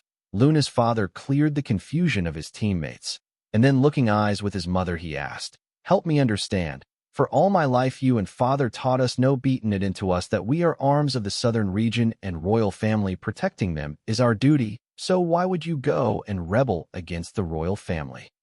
Up until this morning, I used to believe that, but things changed when he forced me to choose between the southern region and the southern royal family. That was when I realized that your grandfather asked me to be your uncle's arms, because our family being the arms of the southern royal family would help us be the arms of the southern region that could protect it. However, now times have changed. The problems of the southern region have changed. The southern royal family has to learn to adapt to the change, but if they stubbornly continue to force the old ways on the new southern region, then their days are numbered, as you have seen in the Taoi's memories. I have no problem fighting along with the southern royal family till that unfortunate yet inevitable end comes, but the southern region and its citizens will suffer. To avoid that unfortunate ending, I have decided to take the first step toward adapting to the change. Now it's up to the southern royal family whether they will willingly follow me and adapt to the change, even if it means letting go of the power in their hand, or will they struggle till their inevitable end comes knocking on the door. The field marshal justified her actions not just to her son, but the royal instructor and her son's teammates. Change, is Dalton Wyatt the change that you speak of? The royal instructor asked the field marshal while his gaze did not stop admiring the celestial blood rule domain. He is just a part of it. The field marshal recalling Wyatt's speech, we are the hope of southern region. Wait, you said us. Don't tell me you want our entire family to follow you on this midlife crisis of yours, Luna's father said in disbelief. Then, he muttered, no wonder your beloved niece ordered to place father under house arrest. She did what now? The field marshal fumed listening to her son casually say that his father, her husband, was put under house arrest by Anna's mother. What did you expect? It is not news to us that she has serious trust issues ever since Gainover did a number on her, Luna's father said. He did not appear to be sympathetic about his cousin's husband leaving her. Then why did she send you to apprehend me? The field marshal asked, not understanding Anna's mother's game plan. Amen. The royal instructor, who appeared uninterested in field marshal's family drama up until now, suddenly cleared his throat and proceeded to clarify. He is supposed to be my hostage. If you prove too strong for this old man and the kids, then I was supposed to use his life to force you into turning yourself in. That itch, Luna's father cussed out of sheer rage. Then he turned to look at his teammates and asked, did you guys know about this? Seeing his teammates avoid meeting his eyes and not respond, Luna's father understood. Except for him, everyone was aware of his cousin's true game plan. He could not believe he jumped around, making a clown of himself, shouting to fight his mother. First, the sorrow of disowning his daughter, then his mother's unexpected life decision, and now, being betrayed by his teammates and the organization he worked all of his life for. Luna's father felt a myriad of feelings that even he could not explain, but above all he was sad to see that all of his life amounted to this moment. Looking at his teammates with disappointment, Luna's father said, I trusted you guys with my life. Above all, I thought we were friends. Team leader, Her Highness said your family was planning a rebellion, and with what your daughter did we. One of Luna's father's teammates tried to defend themselves, but as he spoke he realized he had no defense, as they knew their team leader has always been loyal to the southern region and royal family, even now. As for the field marshal, There appears to be a slight disagreement in opinion and some misunderstanding, but the Southern Princess's response to it was a bit over the top. FCK my life. Luna's father despaired to see where his life had fallen. He could not care less about his life when his precious daughter's whereabouts were still unknown. Son, language, the field marshal warned her son for using foul language. It pained her to see her son like this. You did this, Luna's father yelled at field marshal, blaming her for everything. Okay, blame it all on me. But what next? The field marshal said, not wanting her son to continue despairing stuck in the past. She wanted him to move forward with his life. Next, Luna's father's confused and blank eyes focused as he pondered about the next course of action. Soon his eyes gained clarity, and he declared, to heck with the royal family. I am going to find my daughter and bring her home. Announcing the first thought in his mind, Luna's father then looked at his mother and asked, do you know how to get in touch with Henrix? He should know where Luna is. No, and why would you think I would know how to contact him? The field marshal did not like what her son was implying. No reason. You guys work together. So, I thought you would have his grimoire contact ID. After all, it's unique and permanent. Luna's father hurriedly defended.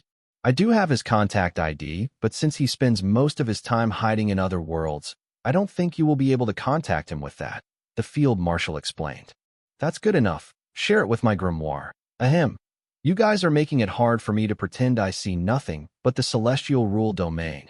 The royal instructor cleared his throat and interrupted the conversation between Field Marshal and her son. Then, the royal instructor asked the other demigods, any word from Her Highness? Noticing the subtle changes in their energy signature, Her Highness ordered us to proceed with the plan, Luna's father's teammate answered after a little hesitation. Listening to him, Luna's father immediately rushed to his mother's side, fearing that he would be held hostage by the royal instructor. I see. Her Highness doesn't want to have the difficult but necessary talk unless she holds the power and has full control over the situation. Typical of her, the royal instructor seemed to have guessed Anna's mother's response and instructed the demigod, don't respond or reply to her for another 30 minutes. And when you do, then inform her that the mission was a failure as the field marshal and the R&R team leader joined forces to overpower us. Royal instructor, this. The demigod was taken aback by the royal instructor's orders. Seeing him hesitate, the royal instructor threatened, do you want there to be a casualty in the report that your teammates will give to Her Highness? Listening to the royal instructor's threat, the demigod decisively agreed. I will report to Her Highness after 30 minutes that we failed the mission, but luckily there were no casualties. Good. The royal instructor nodded and returned to gazing at the celestial blood rule domain while asking the field marshal, Cadet, how much longer do I have to wait? He should be done soon. Let me contact him just in case. The field marshal politely replied and decided to inform Wyatt about the development down here. Though the field marshal was stronger and had confidence to win against the royal instructor, she was happy that things resolved peacefully thanks to Wyatt's celestial blood rule domain. After all, the royal instructor was a tough opponent from her grandfather's period. Just the fact that the royal instructor outlived most demigods of his generation showed that he had many tricks up his sleeves. And with her son's teammates helping him, the odds were actually stacked against her. After all, each one of these demigods was strong as a supreme being. Not to mention the card apprentices had more means than a supreme being. The royal instructor nodded, preparing to wait for Wyatt. However, he suddenly looked in the southeast direction and frowned. He wasn't alone. Even the field marshal looked in that direction and frowned, uttering, Who are these fools, and why did the southern region's array formation not alert us about them? All of them seemed to have the access card on them, the royal instructor answered, guessing the reason why the southern region's array formation did not react to the intruders. Did she send another team to check on us, sensing something was wrong? Luna's father said, paranoid about his cousin's reaction. Unlike the royal instructor and the field marshal, he had yet to sense the invaders. However, he trusted the sense of his mother and the royal instructor. After all, they were on another level compared to him and his team. I would not put that past her, but that doesn't seem to be the case here. The royal instructor's brows grew narrower as he focused his intent toward the southeast direction, trying to gather as much information about the invaders as possible. Sensing a peculiarity about their energy signature, he muttered, There is something wrong with their energy signature. I can't put my finger on it. Cadet, did your unique eyes see anything? The royal instructor gave up and asked the field marshal. Yes, the field marshal nodded and proceeded to narrate. A dozen or so demigods appear to be chasing a speeding shuttle. Son, you take your team and go rescue the shuttle and apprehend those demigods if possible. But be careful, those demigods don't seem normal. Do I have to? Luna's father asked as he did not want to look at his former team, let alone work together with them again. Listening to him, each of his teammates had complicated expressions on. Forget it, I will go.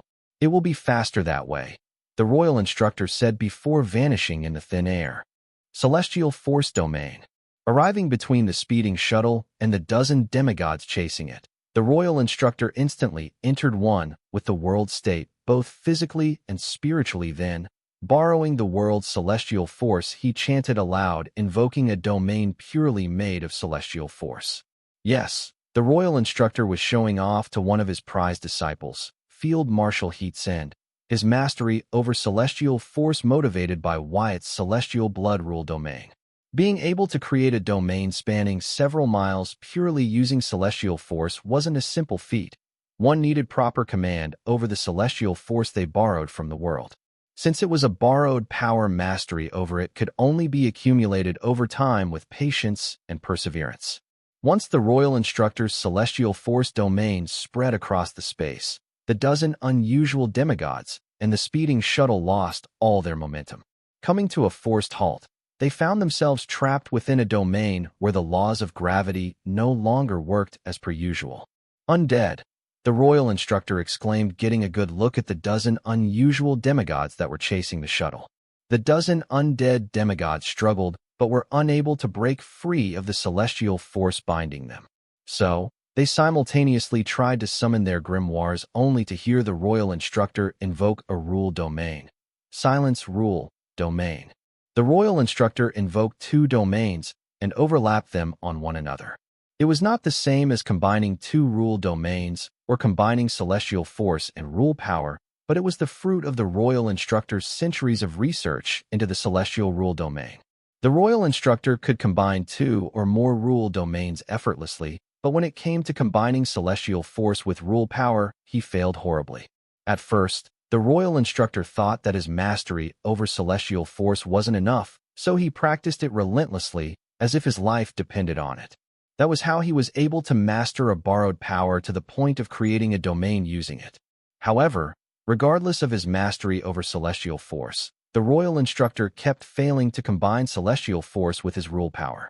So, the royal instructor concluded he was missing something and tried to figure out the missing factor that would allow him to combine celestial force with his rule power. However, with no idea what he was looking for and where to get started, he could only use the trial and error process to figure out the missing factor. Centuries have passed, and learning he alone wasn't enough. He even passed his will and knowledge to his prized disciples to speed the process, yet they had to find the answer.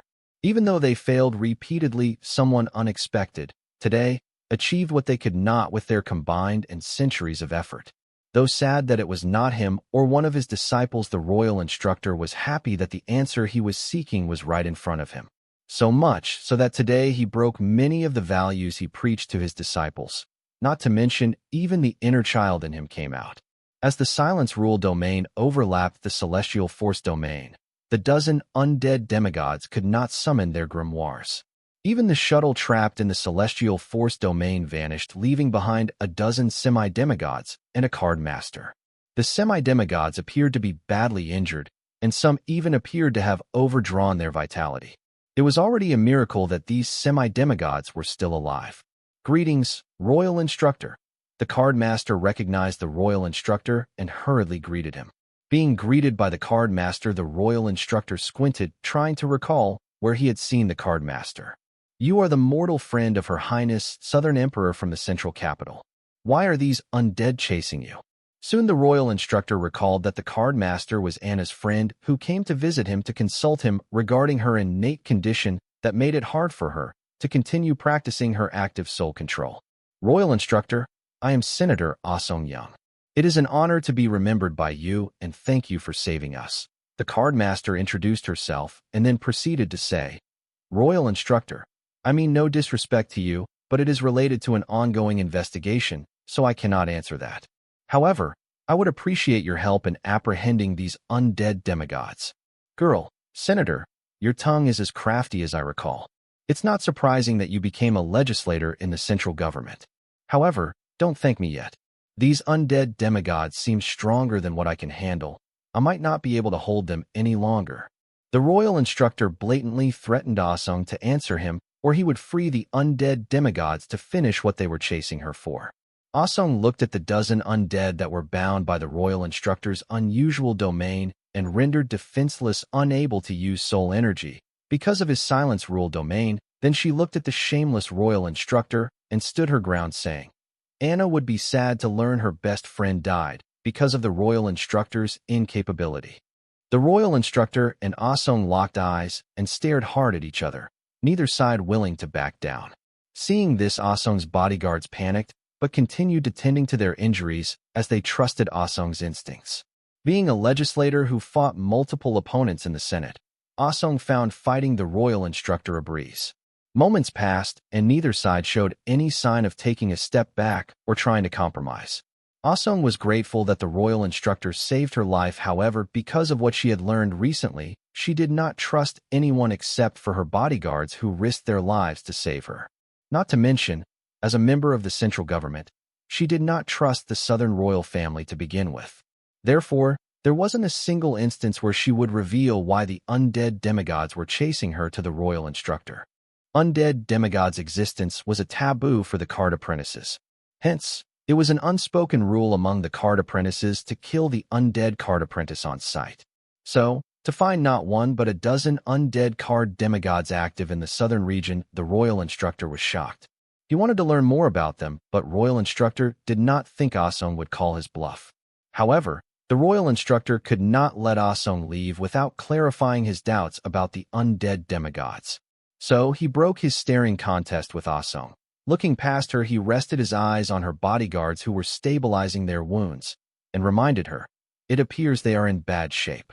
If they don't gain access to soul energy, soon they might succumb to their injuries. Too bad I cannot withdraw my silence rule domain because of the undead. If only I was a bit stronger. The underlying meaning of the royal instructor's words was simply that Anna might care about the death of Ah Sung, but not about Ah Sung's bodyguards, unlike Ah Sung whose life they risked their life to save. Listening to the royal instructor, Ah Sung's expression remained unchanged as she decisively and cold-heartedly said, they would be honored to die in the line of duty. However, she wasn't done. But Wyatt would not be happy to learn that his guest received such a terrible welcome, she bluffed. The sly grin on the royal instructor was replaced by a frown, learning that Ah Sung was Wyatt's guest. He didn't believe her, but decided to hear her out. How are you related to Wyatt? After all, currently, he wanted to grow closer to Wyatt and get on his good side. Learning about the origin of the undead was important, but he did not jeopardize his friendship with over this. Ah Sung's timing could not be more perfect. If it was some other time, the royal instructor would not bother to give Wyatt any face, let alone give face to his name. But now that he knew Wyatt could create the celestial rule domain, he was willing to bend over backwards for Wyatt. He's my savior and friend, Ah Sung replied. Seeing this would not be enough, she went into details. It was he who cured my innate condition, allowing me to practice active soul control percentage once again. Of the place Ah Sung could have run to being chased by the undead, she rushed to the Sky Blossom City to seek asylum under Wyatt's protection. Ah Sung did not trust the southern royal family to protect her without getting anything in return. However, she trusted that if it was Wyatt's whim, they would have no choice but to protect her along with Wyatt. Not to mention, Wyatt seems to be aware of the conspiracy in the central capital. It was he who warned her not to go around snooping and running for her life. But curiosity got the best of Ah Sung. Since she was running for her life anyway, she decided to learn the truth and go into hiding, such that when in hiding, she would think of ways to counter the conspiracy when she was finally ready to surface once again, or just use the VR universe to do her dirty work. However, Ah Sung was wrong. As soon as she became aware of the abyss that was slowly preparing to swallow the central capital, it became aware of her and made the first move. Not wanting to hurt those close to her, and not knowing whom to trust, Ah Sung ran to the only person she knew who was fine despite knowing the abyss slowly engulfing the central capital. Asong's bet was right. She and her bodyguards hadn't even made it to the Sky Blossom City, and they were already rescued by Wyatt's bodyguards. Knowing how big the name Wyatt was in the southern region, Asong did not hesitate to throw it around to get her way when faced with challenges in the southern region. Asong was desperate and saw no wrong or shame in her action. That doesn't prove anything. The royal instructor was not convinced listening to Asong. From what Asong said, she would be a patient and customer to Wyatt best. But a friend and a guest, now that was far-fetched. Then please allow me to use my grimoire to inform Wyatt that I have safely arrived at his city thanks to the help of the royal instructor. Asong was not here to make enemies, but to seek asylum. Therefore, she did not dare to offend the royal instructor too much. Her mind was a mess after learning what was actually happening in the central capital. She could not care less about the royal instructor and his threats. The royal instructor intently stared at Asong before giving in. That won't be necessary. With that, he freed the Asong and her bodyguards from his silence rule domain. Regaining the connection to their grimoires, Asong's bodyguards immediately tended to themselves, while Asong gratefully said, "Thank you, royal instructor." Disregarding Asong's thanks, the royal instructor turned to face the undead and began to analyze them to learn a shocking truth about them and blurted in disbelief. These undead have recently broken through to demigods. Is that bad? Asong asked. Undead aren't like living. Pain/fear, aging, and death do not entangle them like they do the living, but as a result, unlike the living, they do not understand emotions, they don't grow, and they don't have meaning. Hence, it is difficult for the undead to break through to a higher realm, as they can't break through to a higher realm using normal means like the living, but for a dozen undead to break through to demigod rank, that too not long ago, and together means someone was grooming them, helping them break through to the demigod realm. In his shock, the royal instructor speculated aloud. Then he cussed. FCK, who is crazy enough to groom undead like chickens and pigs? And how are they doing it without attracting any attention? Asong was shocked by the royal instructor's investigative prowess. He was asking all the right questions. Unfortunately, she did not trust him enough to give answers to those questions despite having risked her life to learn the answers, because the truth was that shocking. There was no telling how the royal instructor and the southern royal family would react after learning it. So, for her safety, Asong played dumb. Looking at Asong playing dumb despite listening to his lengthy speculation on the dozen undead's breakthrough to the demigod realm, the royal instructor remarked, "Though weak, you are one tough nut to crack. No wonder you can pursue a career as a legislator and have people willing to die for you." Royal instructor, I don't understand. Asong continued with her act, knowing that the royal instructor would not touch her or her bodyguards until he checked Wyatt's relationship with her with his own eyes.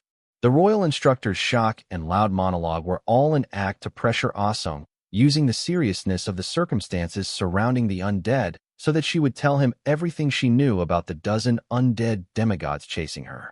However, Asong did not fall for the royal instructor's ploy. Instead of naively blabbing everything as the royal instructor expected her to, she pretended to be dumb, unable to understand the seriousness of the situation. Seeing this, the royal instructor no longer dared to underestimate Asong because of her age and realm. The royal instructor shook his head thinking, it seems the new generation isn't entirely doomed, as he turned to face the dozen undead demigods and asked, "Which one of you rotting corpses knows to speak?"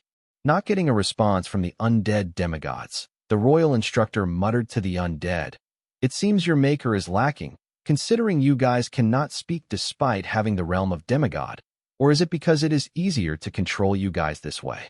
Then, your maker is a little less crazier than I initially assumed." Still no reaction, the royal instructor wondered in his mind. He deliberately tried to belittle and praise the undead's creator to learn more about them from their reactions, seeing how they could not speak. Not getting what he was looking for, the royal instructor snapped his fingers, losing his patience. Snap! With the sound, the undead's body from the neck down disintegrated into dust, leaving their heads unharmed. Losing their body did not seem to affect the undead. Their eyes continued to stare at Asong and her guards while snapping their jaws at them threateningly. If not for the celestial force domain binding them, the heads of the undead would have launched themselves at Asong and her guards to bite them to death. Seeing the royal instructor disintegrate the bodies of the dozen undead with a snap, Ah-sung and her guards were shocked.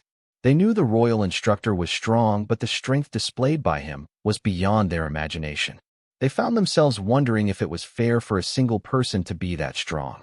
Then, recalling that the royal instructor wasn't the strongest among the lineup of the southern royal family or the other royal families and the central government, they felt an unsettling thirst for strength within their souls. Ignoring the awe-filled gaze of Ah-sung and her guards, the royal instructor reduced his celestial force domain to only restrain the heads of the undead. Then, he mentally chanted, "Spatial displacement." In a blink of an eye, the dozen undead heads, Ah-sung, her guards, and the royal instructor appeared amidst the field marshal, Luna's father, and the R&R team members who exclaimed in unison, "Undead! Stop, they are evidence." The royal instructor stopped Luna's father and his team members who were preparing to attack the heads of the undead. "Evidence?" Luna's father uttered in confusion. "Yes, evidence that someone is grooming undead in the central region. Most likely at its heart, the central capital."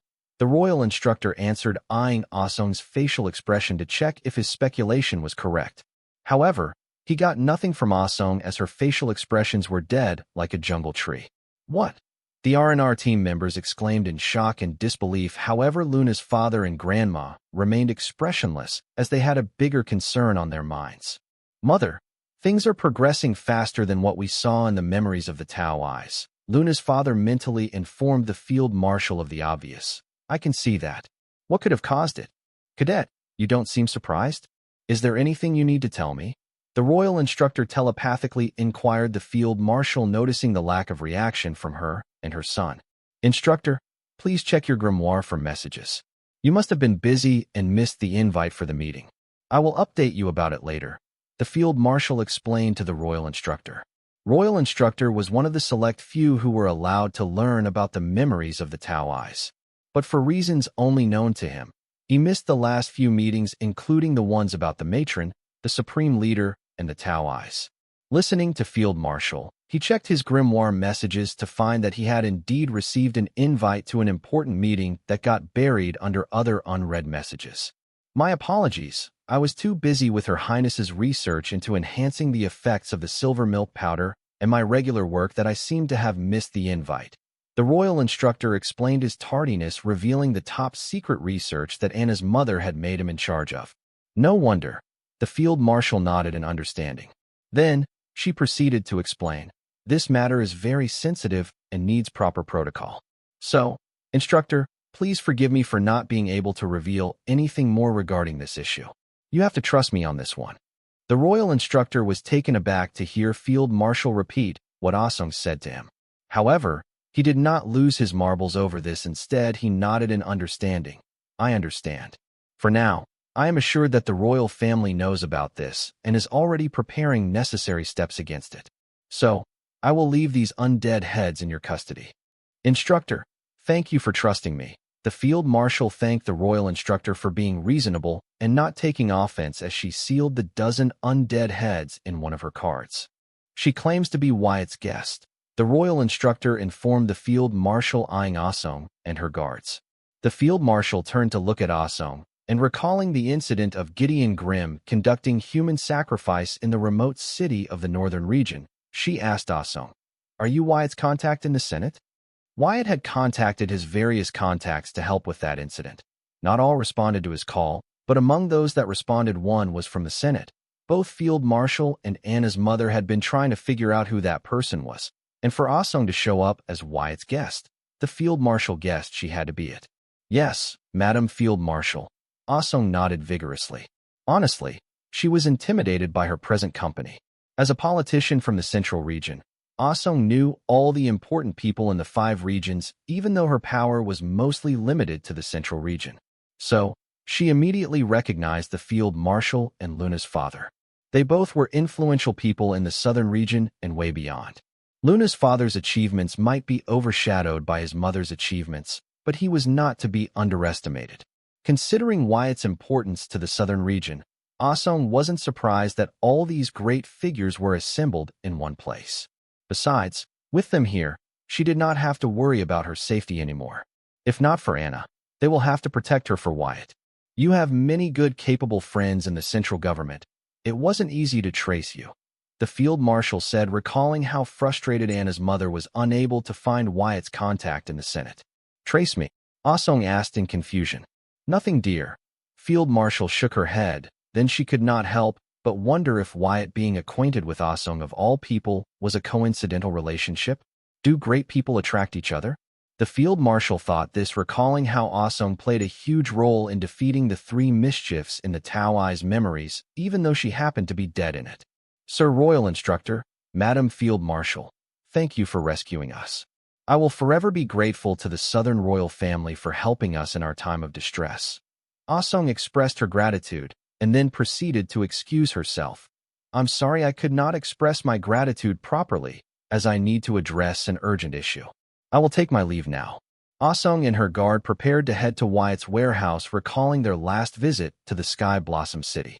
However, they stopped hearing the field marshal say, whatever urgent issue you have, it will have to wait, as Wyatt is not available right now. I beg your pardon, Madam Field Marshal. Ah Sung frowned, fearing that the Southern royal family did not want Wyatt to meet with a legislator from the central government. Little girl, don't overthink it. I have nothing against you meeting Wyatt. He is dealing with another issue right now. Besides, once he is free, it is still not your turn to meet him unless he wants to meet you first, the field marshal clarified. Listening to her, the royal instructor's heart eased. Only he knew how much self-control it took on his part for him not to rush to Wyatt and beg to teach him how to create a celestial rule domain. I see. I will wait here. Ah Sung had no idea why the field marshal was acting like Wyatt's secretary, but she decided to wait. Today has been a very busy day for Ah Sung. Not just today, but ever since Wyatt warned and advised her to go into hiding. But especially today, as she took action today. Hence, she was not aware that Wyatt was trending on the Grimoire network because of his visit to the city's orphanage, his speech, and then challengers from the southern capital. Therefore, she had no idea of the issue that Wyatt was dealing with now and that the field marshal informed her about. Tisk. Luna's father clicked his tongue, looking at his mother's actions. First his cousin and now Dalton Wyatt. He did not understand why his mother, who had enough power and influence to carve her territory out of 5 regions, kept choosing to serve under others. If she were to do that, he and his siblings would not hesitate to give their lives to help ensure her rise to power. But they did not understand her current actions. Cadet, speaking of Wyatt, what should I avoid during our meeting? The royal instructor asked the field marshal about the do's and don'ts when meeting Wyatt. He did not try to hide the fact he planned to do anything to get Wyatt to tell him how to combine celestial force with rule power. I still do not know Wyatt well enough to tell you that. However, he plans to start a criminal rehabilitation and reintegration program. If you can help him with that, then you will be able to easily get on his good side. The field marshal knew that as one of the oldest demigods in the southern region, the royal instructor had many friends in the southern royal court and the 5 regions. If he supports Wyatt, then neither her niece nor the royal court can stop Wyatt's plans to start a criminal rehabilitation and reintegration program. See that? You are kidding, right? Unless that program is not what I think it is. The royal instructor looked at the field marshal in disbelief. He wondered what made her think that he would support such a program. Criminal rehabilitation and reintegration program? It is a noble idea. I am all for giving people second chances, but some people don't deserve it. Ah Sung could not help but speak her mind. After all, the program proposed by Wyatt was intriguing, even revolutionary, but at the same time impractical and naive in present day and age. Ah Sung, I am disappointed. I did not expect you of all people to be against my criminal rehabilitation and reintegration program. Seeing JJ look down in fear when their eyes met, Wyatt shook his head, feeling that the level of the royal descendants was not high enough. Compared to Servos' calculated response and Adrian's unyielding bravery, JJ's cowardly response was disappointing.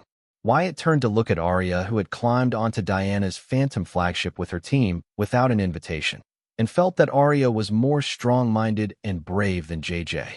Well, in JJ's defense, he was not a warrior but a card creationist. What? Am I not welcomed aboard this ship? Arya asked, feeling Wyatt's eyes on her. She pretended to have thick skin, but her rosy complexion gave her away.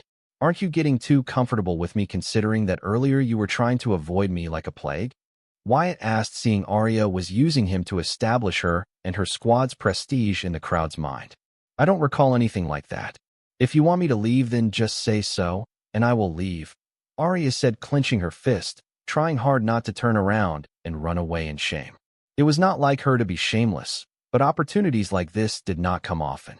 She wanted to laugh at the expense of the rotten kids from the southern capital.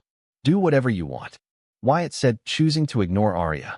Then, turning to face the crowd, momentarily pausing his gaze on Adrian, who was still beside Aurelia, he said aloud, "Since you all came here to kill me, I guess you all were prepared to die. So, do not blame me in the afterlife. If you want to blame anyone, then blame yourself for your foolishness." No. Arhhhh. Wyatt had yet to act on his word, and the crowd grew loud, scared for their life. Screams and cries of fear filled the domain. "Quiet," Wyatt commanded in annoyance, robbing the voice of the crowd, and instantly the domain once again had pin-drop silence. However, soon a distinctive sharp and pungent smell, similar to that of ammonia, began to fill the domain. Losing their voice, many in the crowd had soiled themselves. Seeing this, Wyatt asked in disgust, "Are these guys really this generation's Southern Capital's high school gang? I find it hard to believe it." "You are right. These guys aren't the real deal. The true high gangs of the Southern Capital are mostly looked behind bars, and a few with no sense of loyalty have joined big organizations to avoid jail time," Arya answered Wyatt from behind. She was able to speak as only the assembled crowd was influenced by Wyatt's command. However, as soon as she spoke, she felt Adrian's glare on her. "What did I say something wrong?" Arya scoffed at Adrian, and with a grin she added, "If not for your family's intervening, Robin's Nest would have killed you all that day. They dared to use demonic arts, so our families had no choice but to intervene," Adrian defended. "Only one foolish member of Robin's Nest used demonic arts, but your families labeled all the members of Robin's Nest as devil worshippers and locked them up for good," Arya retorted furiously. "Well, you would say that. After all, RJ was your boyfriend," Adrian scoffed, not wanting to continue arguing with Arya over this matter. "For the 100th time, RJ is not my body friend. We are just friends." Arya almost pounced at Adrian if not for her squad members holding her back. "Friends? You knelt in front of the royal court for a whole month to beg pardon for RJ and Robin's Nest. If not for your meddling, the Robin's Nest would have been executed for practicing demonic arts instead of living comfortably off of the taxpayers' money in jail." Adrian was pissed seeing Arya dare deny her relationship with a devil worshipper. Arya glared at Adrian with the fury of 1,000 suns. If not for her squad members holding her down with all their might, she really wanted to punch Adrian's face even if she knew she wasn't Adrian's match. The reason Arya knelt for a whole month before the royal court begged them to pardon Robin's Nest was because, unlike Adrian, she knew the whole truth. She did all that because she did not want innocent kids to die over false accusations, just like how she did not think twice and rushed to here to stop JJ and the rest from making the biggest mistake of their life, making an enemy out of Wyatt. If not for your family and having royal bloodline, you would not be in the Southern Watch, considering all your ties with a proven devil worshipper group. Adrian did not hold back and claimed Arya's achievements were because of nepotism.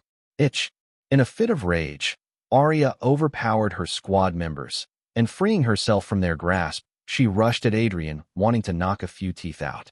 Seeing the incoming Arya, Adrian did not panic and prepared to knock the lights out of Arya. However, just then both of them heard a command in their ears: "Pause." Soon Arya and Adrian found that their body could not move. Adrian managed to free herself a second or two later, but she did not attack defenseless Arya, and turned to look at Wyatt, who said, "Though, I do hate myself for stopping a girl fight, but she is not your opponent." Wyatt then turned to face Arya. Lifting the restraint off her, he said, "When I said do whatever pleases you, I did not mean start a fight." Regaining control over her body, the first thing Arya thought was to feel sorry for her cousin JJ and the crowd who were still under Wyatt's restraint. Having experienced the terror of becoming a prisoner in their own body, she did not wish such a fate on her enemy. Then, snorting at Adrian, she asserted, "The true high school gang of the Southern Capital is the Robin's Nest. These guys are just a bunch of wannabe thugs." Getting in the last words, Arya provokingly looked at Adrian, who decided to no longer participate in this pointless argument. "Robin's Nest, really? What kind of gang name is that? It sounds more like a bread and breakfast." It is hard to believe that some gang with that name terrorized the streets of the southern capital. Aurelia commented, placing her arm around Adrian's neck like they were close buddies. What was more surprising was that Adrian did not seem to mind her closeness. When did you two get close? Wyatt asked Aurelia, only to her say, Boss, it just happened. Can I keep her? Hearing her ambiguous words, both Jaya and Corey distanced themselves from Aurelia. Even Adrian pushed her arm off her shoulder and maintained a healthy distance between them, saying, I am sorry, I am not interested in the same gender. Neither am I. What gave you that idea? Besides, you guys would be lucky to have me. Aurelia did not seem to realize the ambiguous nature of her previous words and took offense to Adrian, Jaya, and Corey's reaction. Let's save that discussion for later, Wyatt said, not wanting Aurelia's shenanigans to disturb his plans any longer. So, ignoring Aurelia's fit, Wyatt turned to face the crowd that was muted by him and said, So, where was I? Ah, yes, which one of you wants to die first? The kids assembled before Wyatt vigorously shook their heads. Fear was apparent on their faces. However, the shade of desperation overshadowed the shade of fear on their faces. They still believed that their parents/family would come to rescue them like they always do. Every minute and second counted. The only thought in their mind was not to die until help arrived. Since none of you are volunteering, I will randomly select whom I should kill first, Wyatt announced. Ignoring the scent of ammonia that had gotten stronger in the atmosphere, he declared, Let the blood works begin, while in his mind he chanted, Blood, Fate, Plunder, targeting the card apprentice from the Circle and the Yin-Yang Harmony sect. With Wyatt's mental command, one by one the card apprentice from the Circle and the Yin-Yang Harmony sect burst like fireworks, raining blood on the others. Inside the celestial blood fate domain, these card apprentices died without putting up any struggle. This was what the onlookers such as Arya, Adrian, Aurelia, and the rest witnessed. However, what truly transpired was most of the blood and the grimoire of these card apprentices from the Circle and the Yin-Yang Harmony sect were used to plunder these card apprentices' physique, trait, origin card, or any other strongest card in their grimoire by forming blood fate rune cards. Making use of his domain, Celestial Blood Fate Domain, Wyatt secretly collected the blood fate rune cards he plundered from sacrificing the card apprentice from the Circle and Yin-Yang sect to his domain into his grimoire card holder. Covered in the fresh, hot blood and flesh of the dead card apprentice from the Circle and the Yin-Yang Harmony sect, many kids in the crowd lost consciousness at the edge of the void and almost plummeted to their deaths. Fortunately for them, Wyatt commanded in time, Awaken. With Wyatt's command, the kids that had fallen unconscious and the rest that were barely able to keep consciousness felt their blood rush to their brains. Suddenly their mind felt a lot lighter and refreshed. They found themselves more focused and concentrated. It was as if someone had pumped huge amounts of adrenaline into their bodies.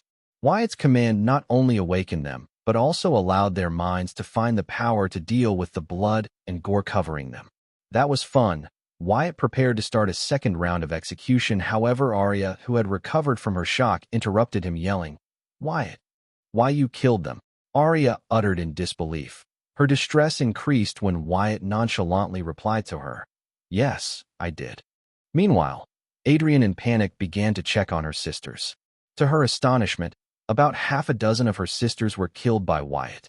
Learning the death of her sisters, she dashed at Wyatt with the intent to kill. I will kill you, monster. Staring at the incoming Adrian, Wyatt shook his head and uttered the command, Kill. Adrian, who was rushing at Wyatt, aiming her fist at Wyatt, suddenly paused in her advance and redirected her fist at the center of her chest.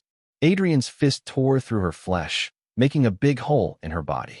Her fist barely missed her heart, but her ribs were broken and her left lung was punctured. Since the attack only managed to gravely injure her and not kill her, Adrian's other free arm moved swiftly to garb her beating heart, rip it out of her chest, and finish the job, but just in the nick of time. Her inner goddess helped Adrian break free of Wyatt's domain effect. During this whole ordeal, Adrian's spirit watched as her body was manipulated by Wyatt's domain effect into ending her own life, and realized what true despair was, seeing how Wyatt did not even have to lift this finger to kill her or her sisters. However, she wasn't willing. Even in the face of despair, she wasn't willing to let anything stop her from avenging her sisters, even her own fear. So, she yelled, "Today, I will make you pay even if it kills me." Ignoring the huge hole in her chest, Adrian continued to rush at Wyatt, summoning all her might. However, just then she felt a huge shadow covering her, and before she could react, her body was slammed on the deck of Diana's flagship by a dragonoid JJ. Even before Adrian could make sense of what was happening, the corpse dragon servos appeared beside them and chewed off Asreen's right arm and shoulder clean. Getting the entire upper right side of her body chewed off by a corpse dragon, Adrian screamed in pain. Yet, she managed to shove Dargonoid JJ off her and retreat before he could bite her head off, ending her life. Having retreated, Adrian found no time to collect her breath and thoughts, let alone stabilize her wounds, as JJ and servos came at her recklessly, without caring about their defense and sole intention to kill her. Seeing this, Adrian yelled out loud, "Divine Barrier!" With Adrian's chant, the golden barrier covering Adrian's inner goddess extended out of her mutated ego gem and covered Adrian's entire body in a golden translucent eggshell barrier. The barrier was created right in the nick of time to save Adrian from JJ and Servos' attacks. Clashing onto the golden barrier, JJ and Servos' attacks failed to make a ripple on the barrier, let alone break it. However, this did not discourage JJ and Servos as they continued to attack the golden barrier covering Adrian, relentlessly following Wyatt's domain effect that was manipulating their bodies to kill her. Humph!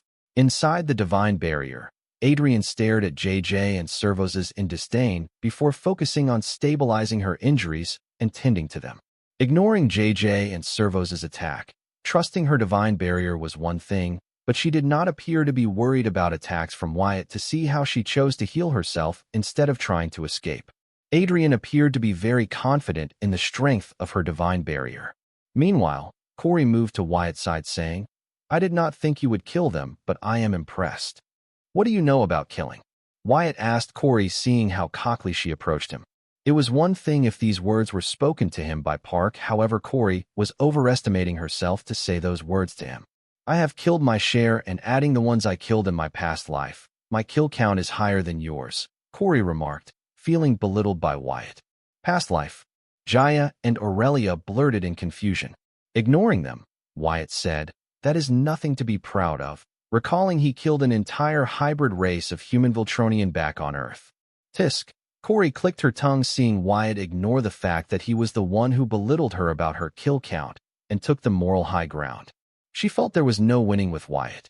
"How's Beam taking to the news of Park?" Wyatt asked Corey, eyeing the white scaly bangle on her wrist, recalling that the last time he met Corey and Park, they were planning to tell about Corey's ego flame Park to Beam. "She took it too well," Corey replied brightly. Then, she continued, "As a matter of fact, she helped me clear my confusion about my identity." When Corey introduced ego flame Park to Beam, she did not react as Corey and Park were expecting her to. She showed interest in ego flame Corey Park and stuck with Corey Bright. When asked why she was ignoring Park, she replied Park was just a remnant memory sponging of Corey Bright, who was the true Corey Park. With Beam's assertion, Corey Bright came to terms with her identity. However, it was still far from the point of being cured. "That's good to hear." Wyatt was happy that everything worked out well for Corey and Park. Then, he asked, "What does she plan to do with Corey Park's corpse?" "She said that it is a gift for me and I can decide whatever I want to with it," Corey replied, appearing a little creeped out to talk about the corpse from her past life. "So, what do you plan to do with it?" "Let me warn you, Belphegor had refined it into a corpse puppet which has evolved into the undead devil," Wyatt asked Corey, even though he himself had his own ideas for the undead devil. "I don't know. Honestly, I am too creeped out to talk about this topic. Can you keep it until I decide what to do with it?" Corey asked, surprising Wyatt. He thought Corey would ask him to dispose of her corpse, considering that it had evolved into the undead devil and was controlled by Belphegor. Wyatt was hoping that in the guise of disposing of the undead devil, he could ask Corey if he could make use of her. However, seeing Corey still wasn't sure about what to do with Corey Park's corpse, he felt it was going to be difficult for him to get full custody of the undead devil from Corey. What's there to decide? It has evolved into an undead devil and is controlled by Belphegor. Our best option here is to dispose of it. If you are too creeped out to do it, then I will take her off your hands," Wyatt offered. He gave it a shot, hoping that Corey no longer wanted to talk about this topic and would just let him decide. No, give me some time. I will tell you soon. Corey rejected Wyatt's offer decisively. It seemed she could not make up her mind to kill the undead devil. All the card apprentices saw devils as enemies and hated them. However, Corey, who had her past life memories, did not see devils as enemies or hate them. She was open-minded about their existence as long as they did not harm her interest. After all, in the past life, dark races have been kinder to her than human beings. Therefore, she could decide what to do with the undead devil that was born from Corey Park's corpse. Fine, Wyatt agreed, seeing Corey was considering this matter very seriously. Hearing him agree, Corey expressed her gratitude to him. Thank you for understanding, Wyatt. Well, whatever you end up deciding, I hope you make the right choice. I too hope the same, Corey agreed with Wyatt. She was putting off deciding the undead devil's fate because she sympathized with her for being born from Corey Park's corpse, and because Belphegor used her just like how he used Corey Park. But she did not want her sympathy to cloud her judgment and do something she would regret. Wyatt nodded with a little concern, seeing Corey's internal struggle. But he proceeded to ask her the real reason why he brought up this topic. I kind of promised the field marshal that I would arrange a meet between you and her. So that is happening. The only reason he brought up the undead devil with Corey in the first place was not because of his plans with the undead devil, but to keep his promise to field marshal. Wyatt had promised the field marshal that he would help arrange a meeting between her and Corey that evening a few days before. However, he was stuck in the Blood Rule source and was unable to keep the promise. But he did ask her to give him some time. He will make it happen. What? Why would you even do that? Corey freaked out. Here she was doing everything to avoid the Southern royal families trying to persuade her, while the person she considered her rival/friend/boss was helping the enemy. I thought Little Beam would kill and use you to revive the will of Corey Park that's alive in your demon core as ego flame, so I asked the field marshal to look out for you. Midway through Wyatt's explanation, he was interrupted by furious Corey. So in return, she asked you to arrange the meet? That itch. Hiss. The snake head of the white bangle on Corey's wrist turned to glare at Wyatt and hissed at him in dissatisfaction. How dare you cuss my grandma? Arya, who was still mourning the death of the card apprentice that Wyatt killed, turned her rage towards Corey, who blatantly cussed the hero of the South, since she knew she could not do anything to Wyatt. No offense, Little Beam. You guarded her corpse for centuries, that's creep. So, you cannot blame me for assuming the worst. Wyatt defended himself to the white snake. Meanwhile, Corey and Arya were standing neck to neck ready to kill each other. The field marshal is your grandma? I will call her a BTCH again. What are you going to do about it, you little itch? Corey snapped at Arya, learning that she was related to the Southern royal family. Seeing them fight over nothing, Wyatt was irritated and warned them. Arya, Corey, shut the FCK, or I will help you guys shut up. Then, he mumbled, Man, I really hate myself right now for stopping 2 girl fights in a row. Shaking it off, Wyatt corrected Corey's misunderstanding. No, that is not how it went. When I asked the field marshal to keep a watch on you, she said it was her duty to protect the citizens of the South. On a different note, she talked to me about how the royal family owed your parents and that your safety was their top priority. Feeling her sincerity, I promised to arrange a meeting between you two. Besides, now that field marshal works for me, you have no choice but to get along with her. What do you mean by the field marshal works for you? Both Arya and Corey asked Wyatt in unison. You guys will learn about it soon, but first let me handle that ant that tried to bite me despite my generosity, Wyatt said, vanishing from Corey and Arya's side and appearing before the divine barrier protecting Adrian from JJ and Servos' attacks while she healed herself. Feeling Wyatt's arrival, Adrian focused on him to find him ball his fist to punch the divine barrier. Seeing this, Adrian sneered, confident in the defense of her inner goddess's divine barrier. However, just as Wyatt's fist was about to clash with the divine barrier, Adrian found that her inner goddess withdrew her divine barrier, returning it to its original size to just protect the inner goddess. Adrian was shocked, finding that her inner goddess was scared of Wyatt's attack. All her confidence from earlier shattered was replaced by despair once again. In her shock, Adrian was unable to react to the JJ and Servos' attacks and was blasted off about a quarter mile like a doll hit by a train. Fortunately for her, their attacks missed her vital points, though they did a huge number on her.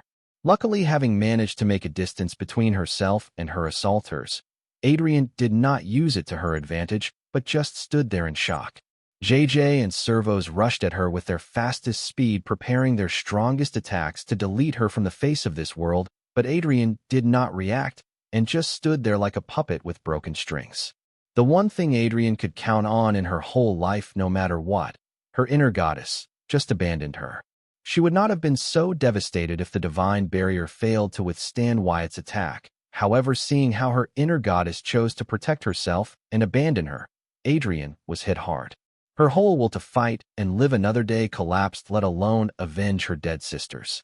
However, in the face of her impending death, as JJ and servos neared her, Adrian's most precious memories flashed before her eyes. Especially, the day the Southern ruler took on the whole world for her. Going through these memories, Adrian had an enlightenment and yelled, "Not today," as a flame engulfed and vanished, leaving nothing but smoke behind as JJ and servos' attack landed on it. With their target out of sight, JJ and servos searched for Adrian to find a flame that appeared a mile from their location, taking the form of Adrian. They understood that she had used the fire rule's flicker, meaning to teleport to safety. "Come at me, assholes. Even if I am to die, I will die fighting," Adrian yelled, letting out a war cry. JJ and servos were not in control of their let alone be provoked by war cry. Their body just had one instinct right now, and that was to kill Adrian even at the cost of their life. But just as they neared Adrian to end her for good, they paused, hearing "halt."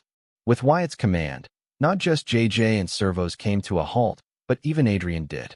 However, this time she didn't break free of Wyatt's domain effect like the previous times, and also soon she lost the golden grace covering her body as her inner goddess totally abandoned her, leaving her to fend for herself. Surprisingly, this did not diminish Adrian's fighting spirit, rather it made her spirit stronger. She turned to look at Wyatt, who was far away, and yelled, "Finish me off, asshole. I am right here. I dare you to kill me." Adrian was like a cornered mad dog. There was fierce light in her eyes that said even if she were to die here, she would take Wyatt down with her and avenge her sisters. In her hindsight, however, she apologized to the Southern ruler. "Sorry, I failed you. Wyatt, you cannot kill her. She is protected by the Southern ruler.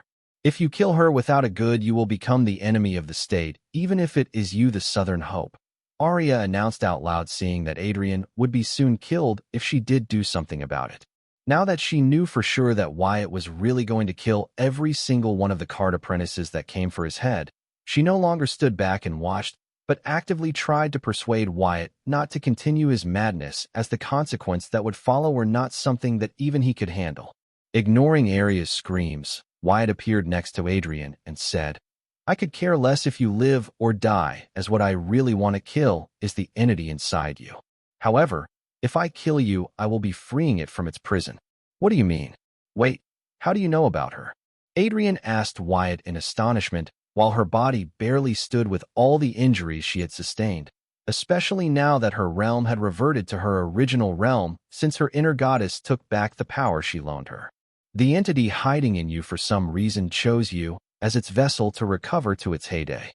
Hence, it did not hesitate to use its power to mutate your ego into some sort of harvester to collect pure rule energy to help with its recovery.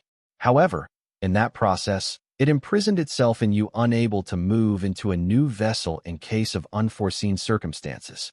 Therefore, it was willing to let you borrow its power to protect yourself," Wyatt explained, as he used his soul pupils to stare at the entity. "What did you mean by killing me will free it? Will it not die with me?" Adrian was astonished to see that Wyatt was aware of her situation better than her. However, focused on the point and did not get off track. "Considering the level the entity in your body is at, death doesn't mean the same to it as it does to you and me," Wyatt answered. After a brief pause to monitor the entity in Adrian's body, he then continued, "It seems to have become aware that I am aware of it and has gotten spooked. So, it is choosing to cut its losses and start all over again, using its last resort to switch to a new vessel, that is to get you killed so that it can latch onto your soul and return to the cycle of reincarnation to latch on to another powerful soul. She said she is me and I am her." Adrian mumbled, unable to come to terms with what she heard. "She? You can talk to it," Wyatt asked as he and Hive AI used the soul pupils to study the entity hiding in Adrian. From what they have learned through its and Adrian's soul pathway arrangement, he was surprised to learn that Adrian could talk to the entity, as the soul pathways did not indicate a normal communication channel between them. No, I cannot talk to her. I keep thinking the question I want to ask her in my mind, and sometimes on rare occasions I get these visions from her that give me vague answers, Adrian replied. She had not forgotten about her revenge, but also did not want to miss out on the chance to learn about her inner goddess. She wanted to know about her now more than ever, seeing how she abandoned her and left her to die when she needed her the most. She is good. She gave the bare minimum while exploiting you for the maximum, Wyatt replied, feeling pity for Adrian, and added, if not for the entity exploiting you, you could have been the next demigod Baylor or even beat him and become the youngest demigod ever. What? Adrian was shell-shocked listening to Wyatt say that she could have been the next demigod Baylor, the youngest demigod, or even better than him. All this time Adrian thought that she was lucky to have her inner goddess, but it turns out her inner goddess was not her goddess at all, but the devil incarnate who was stealing from her. Recalling that her family almost got destroyed and Southern ruler almost fought the entire world because of this thief, Adrian was beyond devastated and felt an unexplainable amount of rage toward the entity inside of her. However, one thing bothered Adrian. It even caused her to doubt Wyatt's words. If the entity was harming her like Wyatt claimed, then why did her grimoire conclude the entity as her trait, inner goddess? No need to doubt my words, I gain nothing from lying to you, Wyatt said, noticing the change in Adrian's micro-expressions as he tried to uncover how her soul pathways were interlinked with the entity in her using his soul pupils. Huh. Adrian looked at Wyatt in shock, wondering if he could read her mind. However, this did not stop her from clearing her doubts. Then why is that entity considered as my trait, inner goddess, by the grimoire? That's interesting, Wyatt said, continuing to focus on the entity that had retreated to its shell within Adrian's mutated ego gem. Interesting. Adrian looked at Wyatt in disbelief, realizing in his eyes she was no more than a lab rat, which piqued his curiosity. She knew right that Wyatt was no different from the people who tried to destroy her family just to get their hands on her and study her unique physique. She feared and hated Wyatt at the same time. You are lucky. At my current level, I cannot capture the entity in your body. I could try to extract your soul since it is attached to it, but if something goes wrong in the process, then I will only be freeing your soul and it to return to the reincarnation cycle. So, until I find a more stable means to extract your soul or grow strong enough, I will have to keep you alive to keep the entity imprisoned, Wyatt informed distressed Adrian, who felt like a dissected monster in the monster biology class. With his recent study on soul and soul cultivation, extracting a card apprentice's soul was not a problem for Wyatt. However, in Adrian's case, it would be different, as he would have to fight the entity attached to her soul while doing so. Because of this, many things could go wrong, and Wyatt might end up killing Adrian before capturing the entity attached to her soul. Therefore, Wyatt did not try to extract Adrian's soul, no matter how confident he was. Listening to Wyatt's explanation as to why he planned to keep her alive, Adrian suddenly had an epiphany on how to save her sisters and fellow card apprentice from the southern capital city from the mad scientist before her. I see. Well, then I will kill myself just to spite you. I doubt it, Wyatt replied, believing Adrian did not have what it takes to unlife herself. Not to mention Adrian was still under the influence of his domain effect since her so-called inner goddess had abandoned her. If what you said about the entity is true, I am sure it will be happy to help me commit suicide, Adrian responded with a grin, looking at Wyatt's facial cues, and seeing she was not taking her seriously, she threatened. Don't you think that I will not go through with it? I will. I prefer to die on my terms than be killed as a lab rat. I believe you. So what do you want? Wyatt asked, no longer taking Adrian's threat lightly. I want you to let my faction members and the other card apprentices from the southern capital go, Adrian demanded of Wyatt. Adrian was willing to wager her life to save the lives of her sisters and others who were basically strangers or even enemies to her, because Wyatt had made it clear he did not plan to kill her right away during this time. Knowing she was under the protection of the southern ruler, the southern royal family would do everything in their power and find a way to free her from this madman's grasps. That is it. Sure. Done. Wyatt readily agreed to Adrian's demand without even trying to bargain with her. This was not how he usually negotiated. That was because he only agreed to appease Adrian till he got her into an SSS-rank soul-trapping array. Once inside it, even if Adrian kills herself, her departed soul will be captured by the array formation before it can enter the cycle of reincarnation. Listening to Wyatt readily agree to her demands immediately, without trying to negotiate with her, Adrian felt she was getting the short end of the deal. She even wondered if she should have asked more, and just when she was about to do so, a thought crossed her mind that the reason Wyatt was so readily agreeing to her demands because he did not plan to keep them. Thinking of this, Adrian immediately demanded of Wyatt, "Okay then, take an oath in the presence of the world that you will let my sisters and the others go as long as I do not kill myself in your custody." "Now we have a problem," Wyatt replied with a frown, to which Adrian exclaimed, "Aha, you did not plan to keep your end of the bargain. Wyatt, take the oath, or watch me kill myself and free the entity." "Bravo, you figured it out. As a reward, you get to see your sisters die the most gruesome death your wildest dreams can fathom. If it is too much for you, feel free to commit suicide knowing that you brought this cruel fate on them." Wyatt responded to Adrian's threat with a threat that he planned to kill her sisters in the most gruesome way because of the stunt she just pulled. "You wouldn't." Adrian felt like Wyatt pulled the rug from under her. However, a part of her wanted to believe that the person who was able to give such a beautiful speech at the orphanage would not be capable of something like that. However, there was too much evidence stacked up against pointing out he was a madman capable of anything that even her imagination could not fathom. "Why not?" Wyatt asked Adrian, with his face contorting into a twisted face with fiendish eyes and the most menacing grin she had seen. "Let us see if it will hurt me more knowing that I missed an opportunity to study the entity in you, or it will hurt you more knowing that because of you your dearest sister will all die a painful death." Wyatt continued to provoke Adrian, finding her despair-filled face funny, and mostly because he knew that he got her weakness, her concern for her faction members, and she would not be able to do anything about it.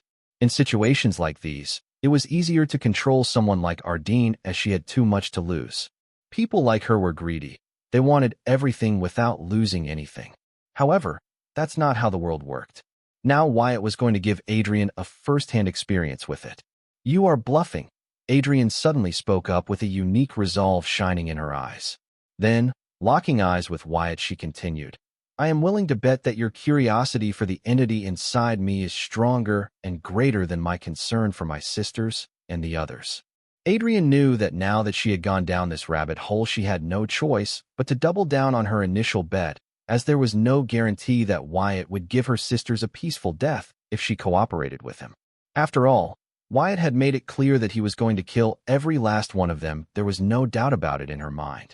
So, now that she had offended him, she had a strong hunch that Wyatt would take that anger on her sisters regardless of her cooperation, leaving her no choice but to double down on her initial bet that Wyatt's curiosity for her inner goddess was greater than his intent to kill her sisters. As Adrian saw it, this was the only way for her to save her sisters. Also believing that unless she got Wyatt to take an oath to leave her sister in the presence of the world, she could not be sure that he would keep his promise to her. Thinking so far, Adrian could not help but wonder how a madman like Wyatt was able to gain the title Hope of the Southern Region. According to her, the title Psycho Killer of the Southern Region, or Mad Scientist of the Southern Region, would be more befitting of him. "Wow, you got more balls than those too." Seeing Adrian stubborn, Wyatt acted impressed and said, "Why don't we continue this somewhere more appropriate? Let me help you. Don't you dare come near me or touch me. I swear that if you do, I will immediately get my inner goddess to help me commit suicide. And believe me, she is waiting for my consent." Seeing Wyatt trying to grab her wrist while acting all friendly, Adrian immediately interrupted him, threatening to commit suicide if he dared to touch or come near her. "Whoa, relax. I heard you.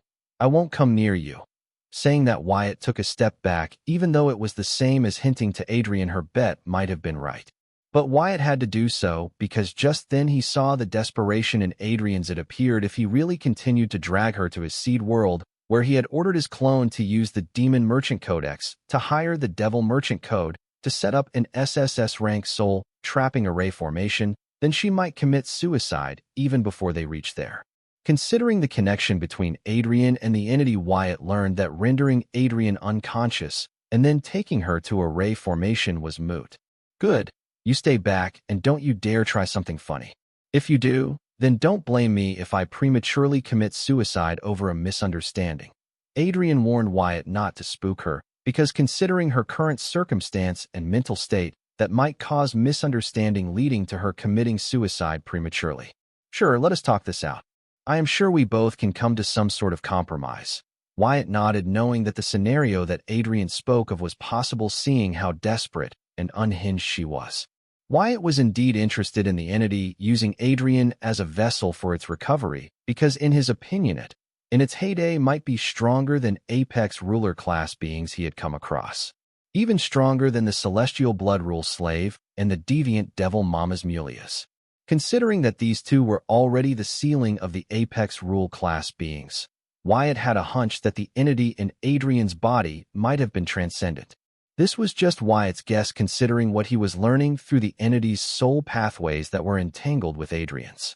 Therefore, chances were Wyatt might be overthinking it, as there was no way to tell if the entity was really a transcendent being unless the entity recovered back to its heyday when it was the most powerful and complete.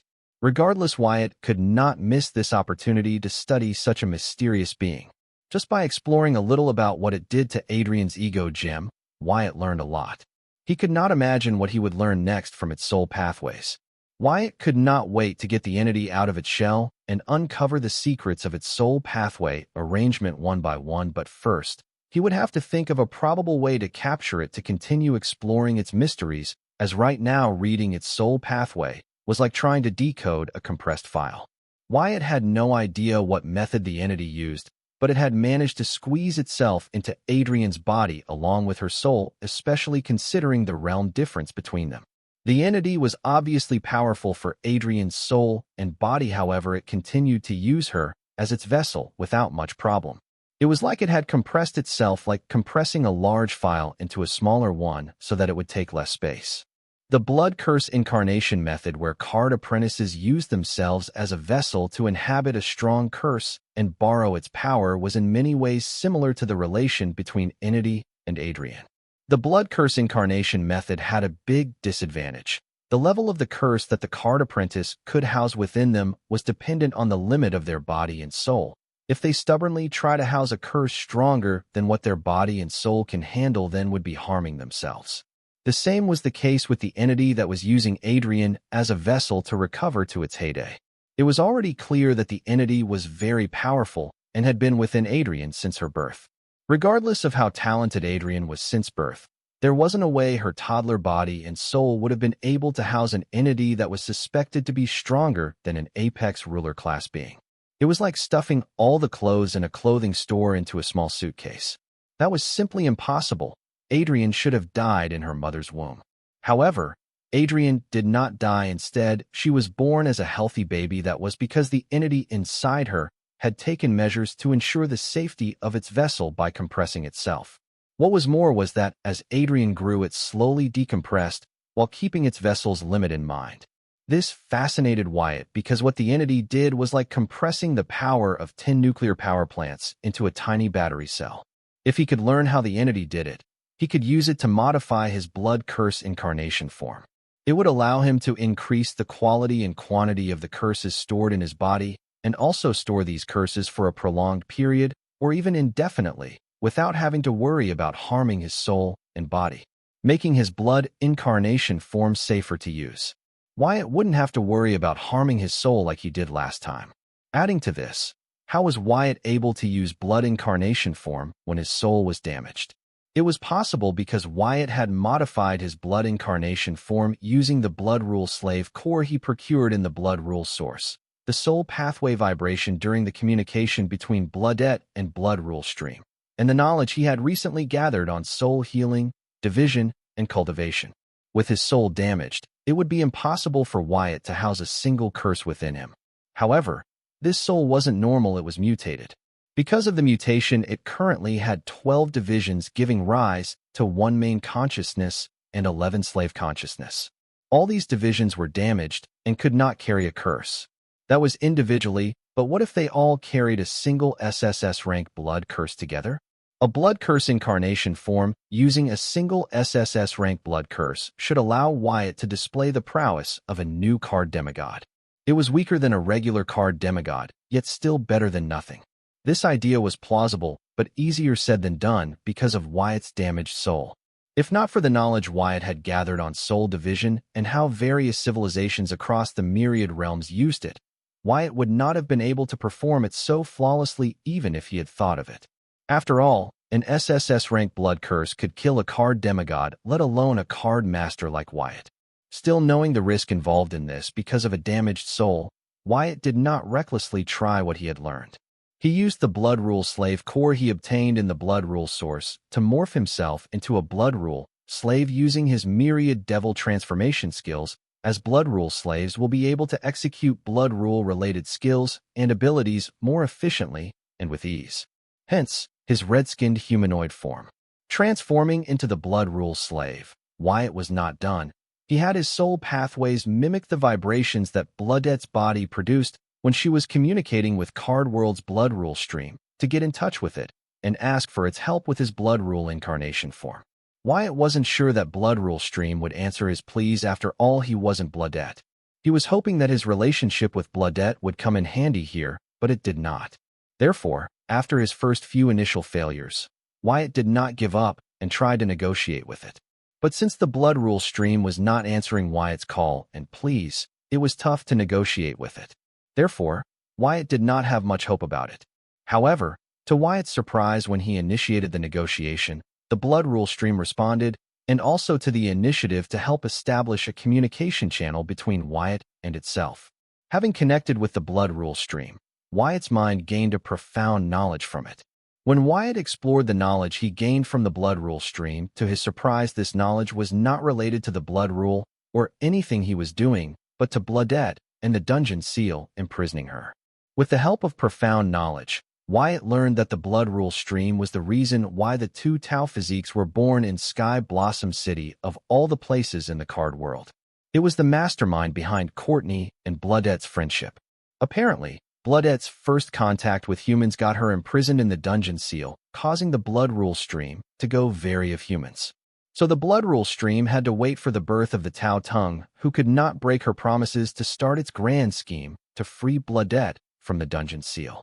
Not only that, it was also behind Courtney gaining the innate rune Blood Supreme. "I will do anything you want, just help me this once." These were Wyatt's words when he initiated the negotiation with the Blood Rule stream. This did not mean that Wyatt planned to do anything the Blood Rule stream asked of him for its help. He just meant to use a flashy bait to get the Blood Rule stream to participate in the negotiation. After all, a negotiation was only possible if the parties involved were willing to participate in it. Wyatt did not have much hope in reeling in the Blood Rule stream, as they were known to be aloof. However, unknowingly he undid the restriction on the Blood Rule stream. It was the same restriction that stopped the Blood Rule stream from directly informing Bloodette and Courtney how Bloodette could break free from the dungeon seal. It would only give Bloodette what she asked, not what it wanted. Just like how when Courtney went missing, Bloodette asked it to give her strength, and it gave her strength she asked for. By saying that he was willing to do anything for its help, Wyatt had unknowingly undid the restriction on the Blood Rule stream. Hence it wanted Wyatt to convey its message to Bloodette in return for its help. Wyatt's transaction with the Blood Rule stream was similar to the sacrificial ritual that the Dark Races had perfected. Wyatt copied the method to communicate with Blood Rule stream from Bloodette. He had the perfect sacrifice the Blood Rule stream wanted, making this exchange between Wyatt and Blood Rule stream possible. The Blood Rule stream had exhausted its means to give Bloodette the tools she required to free herself from the dungeon seal. However, both Tau Tung and Bloodette were too dumb to realize how to use tools given to them to their advantage. So when Wyatt contacted the Blood Rule stream, letting go of its prejudice against humans, it decided to use him to convey the message it could not convey to Bloodette directly. Wyatt had no idea why the Blood Rule stream could not just convey the profound message to Bloodette or Courtney, nor did bother to ask about it, as he was happy that now he had a way to contact and use the Blood Rule stream. Befriending Bloodette was paying off big time. Wyatt did not hesitate to take an oath in the presence of the world that he would convey the Blood Rule stream's message to Bloodette as long as it helped him. With that, Wyatt had managed to gain the Blood Rule stream's support to help him assume the Blood Curse incarnation from despite his wounded soul. Thanks to his knowledge of soul division, Blood Rule slave form, and the help from the Blood Rule stream, Wyatt successfully assumed the Blood Curse incarnation form using a single SSS rank curse despite his wounded soul. Though his current form was not as strong as his 12 Blood Curse incarnation form, it was strong enough for him to display the strength of an entry-level demigod.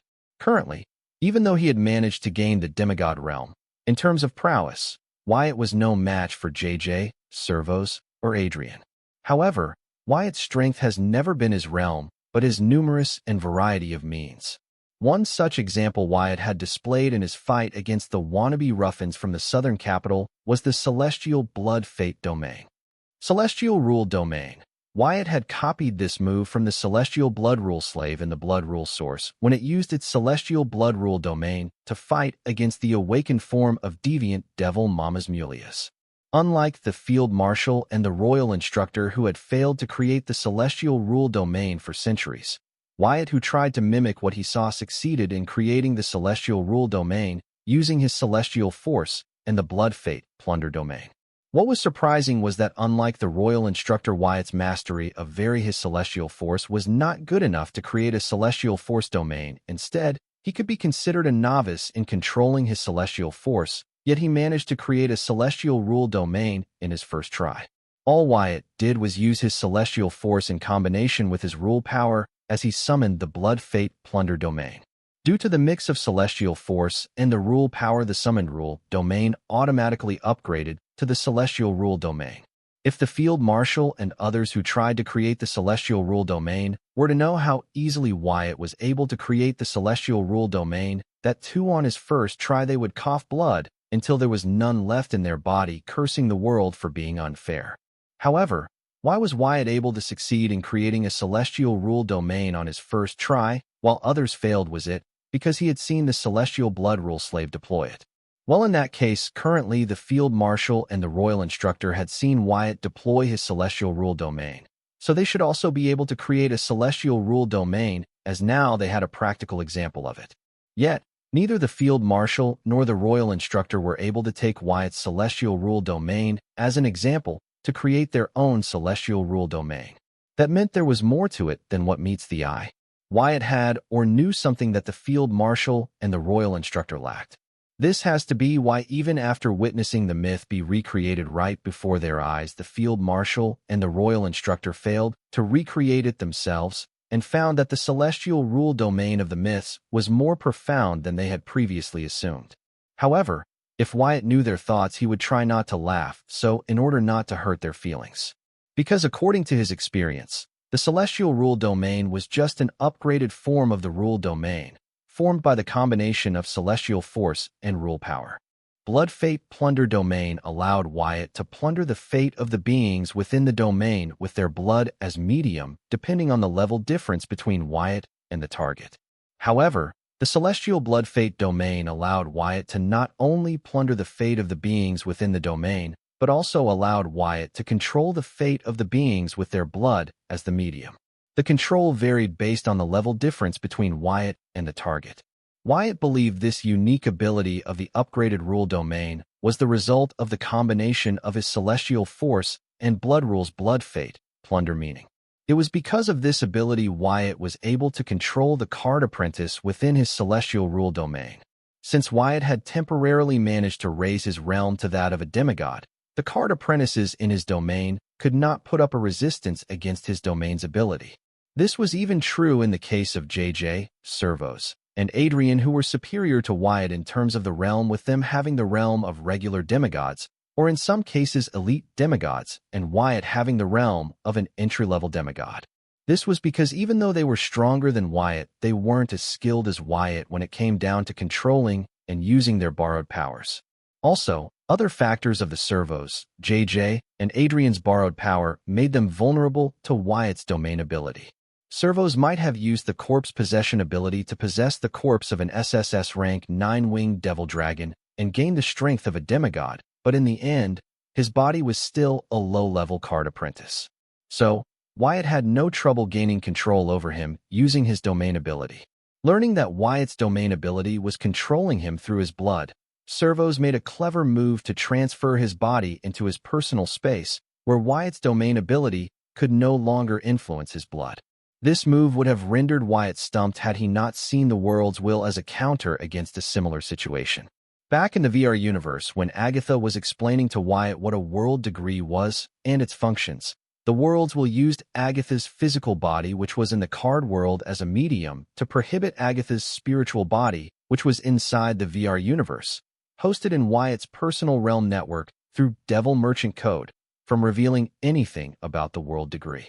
The world's will had no jurisdiction in Wyatt's personal realm network, but it made use of the connection between Agatha's physical body and spiritual body to exert its will on Agatha, even in the VR universe.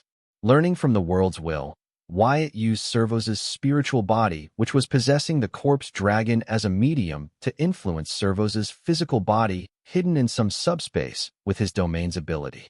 Unless Servos had completely severed the connection between his spiritual body and physical body, it would be impossible for him to escape Wyatt's domain ability within the domain.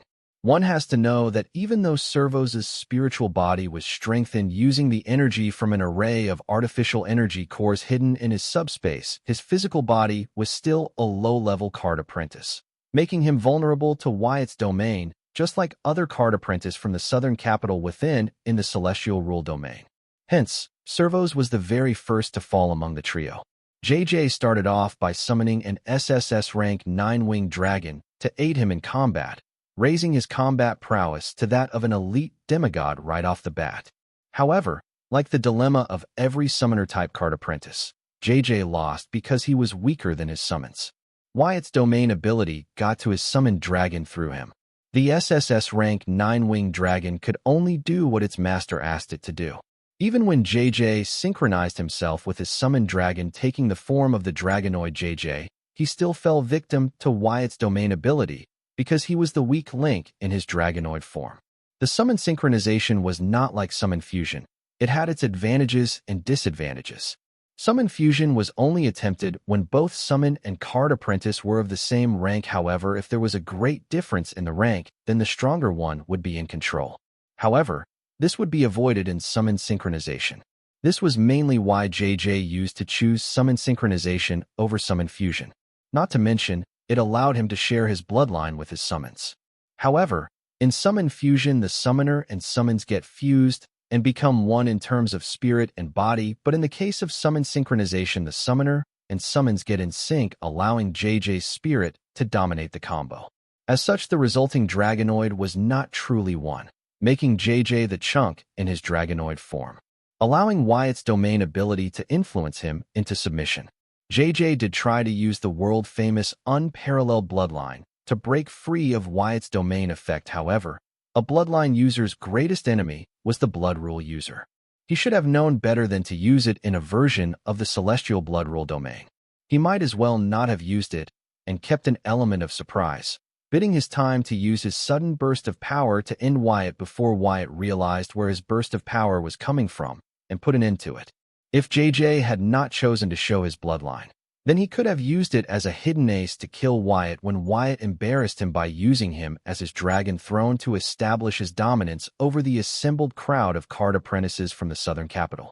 However, JJ seemed to have no idea that within the blood rule domain, his bloodline was useless unless he had prior measures to negate the blood rule's influence over his bloodline. This was one of the reasons why the field marshal was disappointed in JJ. Adrian, the weakest of the trio, barely had the strength of a regular demigod after borrowing power from the entity inside her.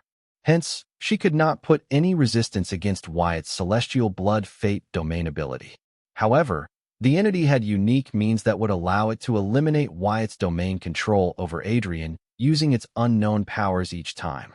It was because of this that Wyatt grew curious about Adrian and ended up finding the entity in her body. However, when Wyatt found the entity hiding in Adrian's body, he began to analyze it with his soul pupils. It seemed to have become aware of Wyatt's being aware of its presence inside Adrian. The entity did not seem to mind Wyatt knowing about it. But when Wyatt attacked the weak point of its divine barrier protecting Adrian from JJ and Servos' onslaught. The entity was scared and immediately retracted its divine barrier before Wyatt's attack could land on it and destroy it. Following this, the entity decisively decided to ditch Adrian. When Wyatt was discussing with Corey and Arya, he was simultaneously using his soul pupils to analyze the divine barrier protecting Adrian. Both JJ and Servos at their peak possessed the power of elite demigods, yet together they were unable to break through Adrian's divine barrier. So he had to act. Unlike JJ and Servos, who were mindlessly attacking Adrian under Wyatt's domain's effect, Wyatt patiently analyzed the Adrian barrier as JJ and Servos kept her busy to understand its working and find its weak points. The divine barrier that Adrian borrowed from the entity inside her turned out to be a simple but effective trick.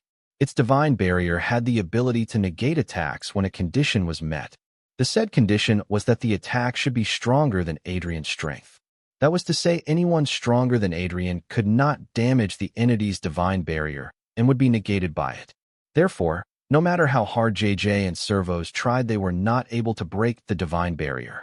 Learning the condition of the divine barrier, Wyatt understood that the entity inside Adrian had thought it all through when it decided to mutate Adrian's ego gem to gather more soul energy and rule power, even if it meant imprisoning itself in Adrian's body. The condition of the divine barrier set by the entity seemed simple at first glance, but it was that simple thing that could change the whole game, a game changer. This condition of the divine barrier allowed the entity to protect itself at all times as Adrian would deal with attacks weaker than her strength, and in case she was ever to be killed on the spot by a strength stronger than her, then the divine barrier would protect the entity, allowing it to safely enter the cycle of incarnation with or without Adrian's soul. After all, some attacks could extinguish one's soul, erasing their victim's existence from the myriad realms. So basically, Adrian wasn't just the entity's slave to gather soul energy and rule power, but a meat shield. The entity had taken measures to ensure that regardless of what happened, even if Adarine's body and soul died, they would stay alive and restart in the cycle of incarnation. However, it never thought it would run into an anomaly like Wyatt, who not only managed to uncover its presence and purpose in Adrian's body, but also see through its strength and weakness. Hence, when it saw that Wyatt had figured out the weak point of its divine barrier, it was scared silly and decisively retracted the divine barrier, hoping that JJ and Servos' attack would end Adrian and it could escape to the cycle of reincarnation to restart once again. However, it had seriously underestimated Wyatt's cunning means and Adrian's will to survive. Still, they saw hope when Adrian was willing to kill herself as revenge against Wyatt. However, this begged the question, if the entity was stronger than Adrian and was imprisoned within her, then could it not just kill Adrian and free itself? Like, pull a prison break or something. No, it could not kill Adrian, as in order to use its ability to refine the soul energy and rule power gathered by Adrian, the entity had strengthened Adrian strong enough to withstand the strength it could display, which was proportional to Adrian's realm.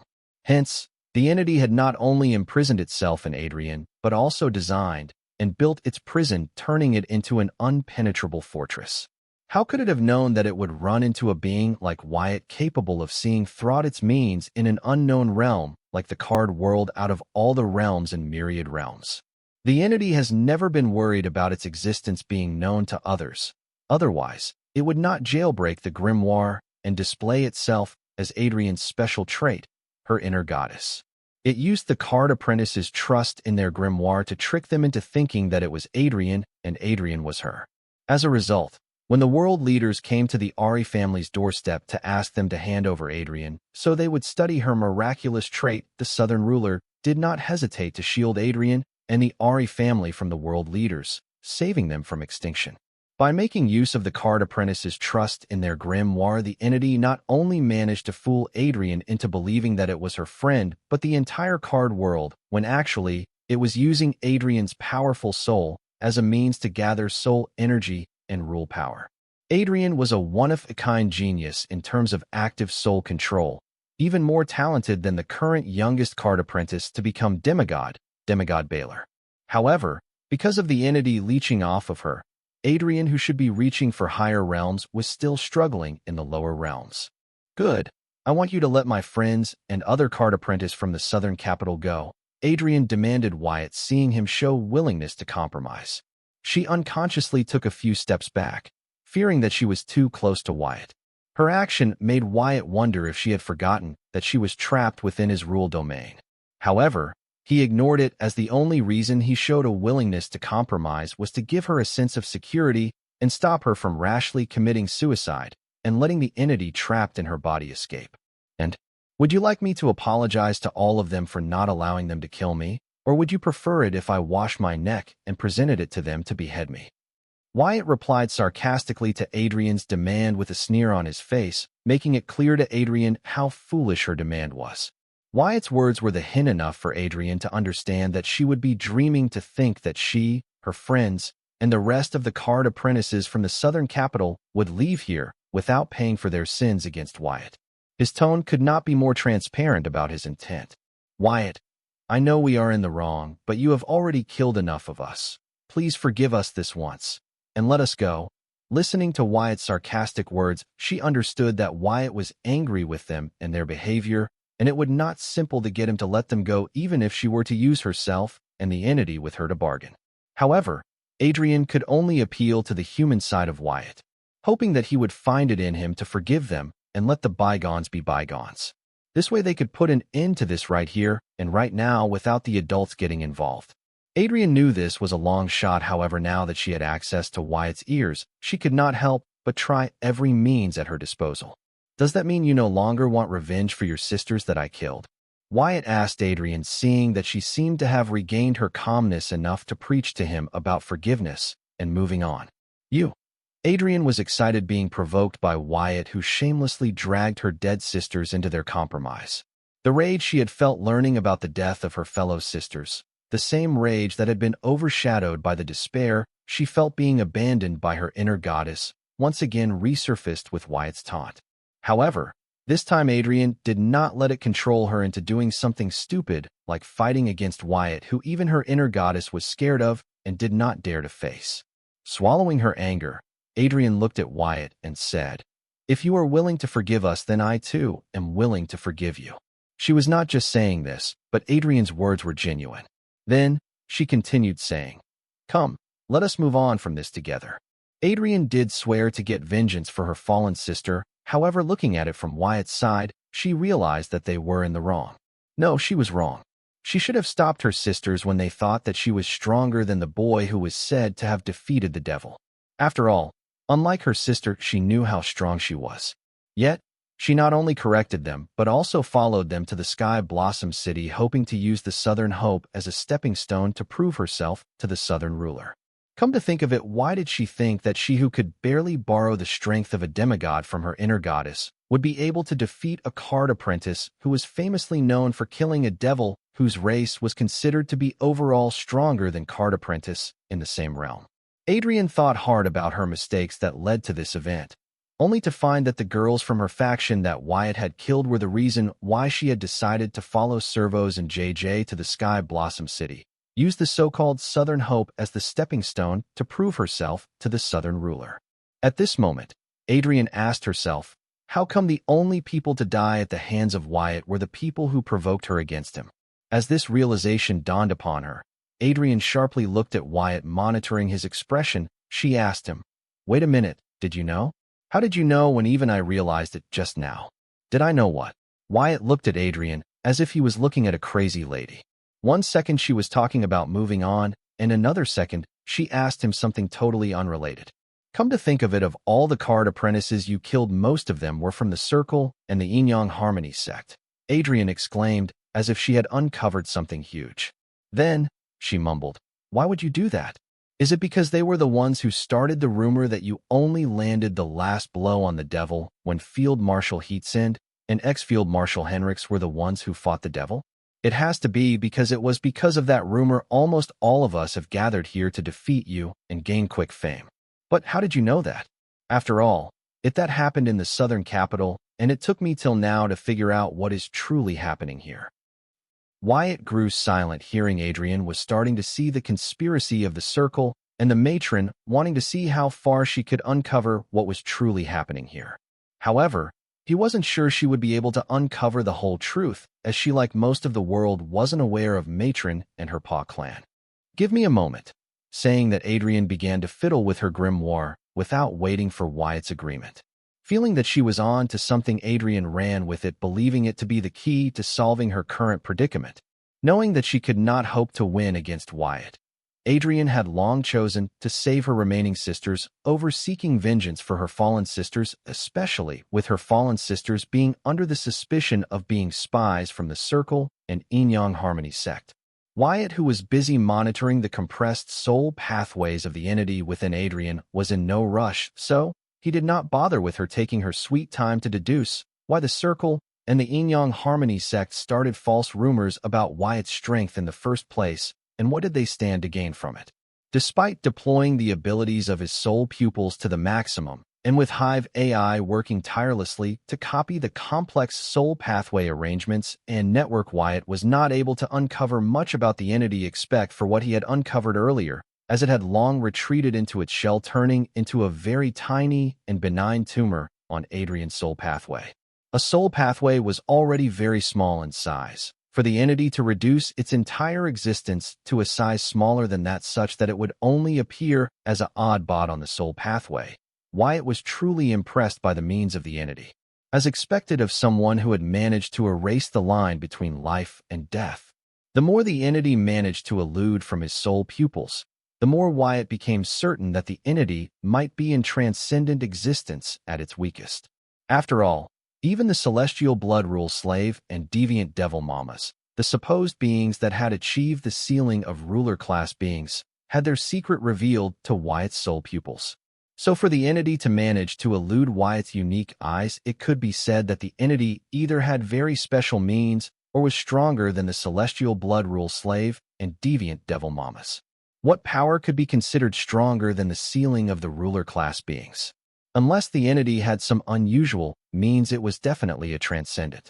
The Circle killed you parents. In return, you destroyed their branch, which happened to be protected by the Yin-Yang Harmony sect's array. No wonder the Circle and Yin-Yang Harmony sect are trying so hard to get you killed.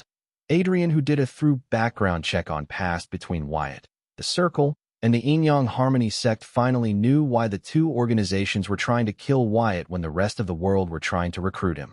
Adrian was not foolish enough to believe that the Circle and Yin-Yang Harmony sect, who knew that Wyatt killed a devil, would think that Wyatt could be killed at the hands of a few high school gangs from the southern capital. She saw through their plan. She understood that the two organizations did not want the high school gangs from the southern capital to kill Wyatt, but to die by his hands in order to use there to drive a wedge between Wyatt and the southern capital. Once that happened, no matter how important Wyatt was for the future of the southern region, those in the southern capital would want him dead and pressure the southern royal family to punish Wyatt accordingly for killing their children even before the southern royal family can approach them, appease their anger toward Wyatt on behalf of Wyatt.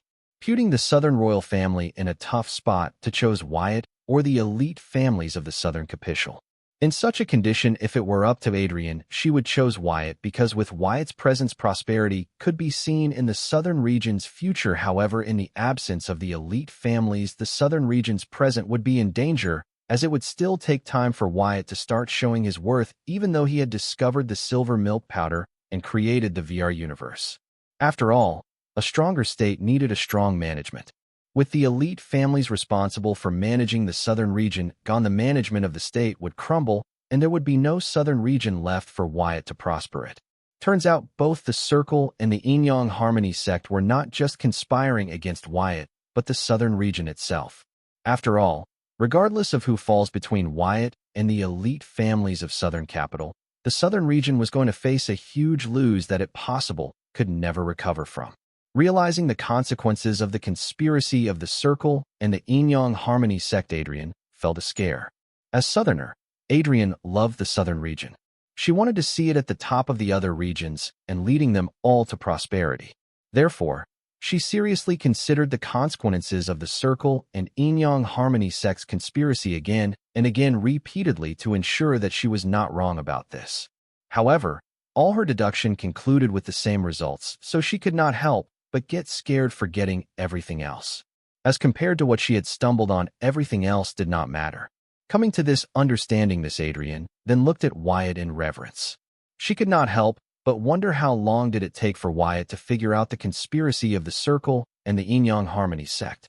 Seeing how he only killed the card apprentice belonged to both of these organizations and the spies they planted in other factions, Adrian could not be more sure that Wyatt had the conspiracy of the Circle and the Yin-Yang Harmony sect figured out. But then she could not help but wonder, why was he trying to kill her and the rest? Did he not care about their conspiracy, or... Thinking so far, Adrian suddenly exclaimed, "You never planned on killing us." "You never planned on killing us," Adrian exclaimed, having figured out Wyatt's game plan.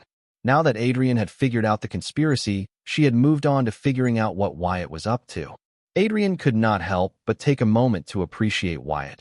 The more she got to know his strength and genius, the more she felt that he was truly the hope of the southern region. She could not imagine herself in Wyatt's shoes. If a crowd came for her head to gain quick fame, she believed if she were strong enough to overpower them all, she would waste time thinking about the consequences of her actions and slaughter the crowd out of rage. However, Wyatt did not do the same. Instead, he was level-headed and uncovered the conspiracy right at the start and only killed those that truly deserved it. After all, since Wyatt knew the conspiracy of the Circle and the Yin-Yang Harmony sect, he could not be foolish enough to play into their hands and kill all the card apprentices from the southern capital.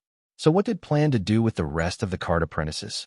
His actions and words so far said that he planned to kill them all, but Adrian's gut told her he was up to something else. However, no matter how hard Adrian tried to look at it, she could not figure out Wyatt's angle or find a small hint that he did not plan to them. She could not think of a reason why Wyatt was doing what he was doing. She did entertain the angle of ransom for a second, but recalling the wealth VR universe was amassing, she immediately rejected it, strongly believing that wealth was not Wyatt's motive here. If not the wealth of the families behind the card apprentices from the southern capital, then what was Wyatt after?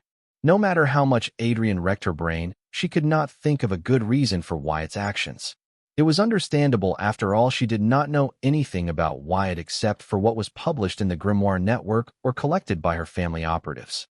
Despite his popularity in the southern region, Wyatt was an enigma to not just the regular citizens, but the elite families too, because the southern royal family wanted it that way. Having full control over the southern region's media and Grimoire network, the southern royal family could control all news about Wyatt, so, without their approval, nothing about him could appear on the Grimoire network unless it was Wyatt himself who disclosed it. Even then, it would undergo strict verification, and only when the southern royal family approves it would the information be public. "What gave you that idea?" Wyatt asked uninterestedly, with his eyes still focused on Adrian's soul pathways and the entity attached to them. He believed that if he was able to get the Hive AI to scan and copy the entity, then it could get started on decompressing the soul pathways of the entity, giving Wyatt more insight into the entity. "If you wanted to kill us all with your power, you could have killed us all together. However, you did not do that. It tells me that you do not plan to kill us. However, you also do not plan to let us go. So what is it you are truly after? Just tell me. Maybe I can help." Midway through her sentence, Adrian paused and stared at Wyatt in disbelief and shock, which soon morphed into reverence as she blurted, "You have been telling me what you want from the start." Listening to Adrian, Wyatt could not help but lift his eyebrow, wondering what she was going on about now. "I thought you were stupid to tell me about your interest in the entity within me and why you were sparing my life. I thought you had foolishly handed me the chips I needed to bargain with you." Adrian paused and began to laugh, saying, "You know, I patted my back for having figured out to use the fact that you will not kill me, because it will free the entity within to bargain the lives of my friends and other card apprentices. I was so proud of myself at that moment. I felt like I was the hero I always wanted to be. However, it turns out it was all a part of your plan.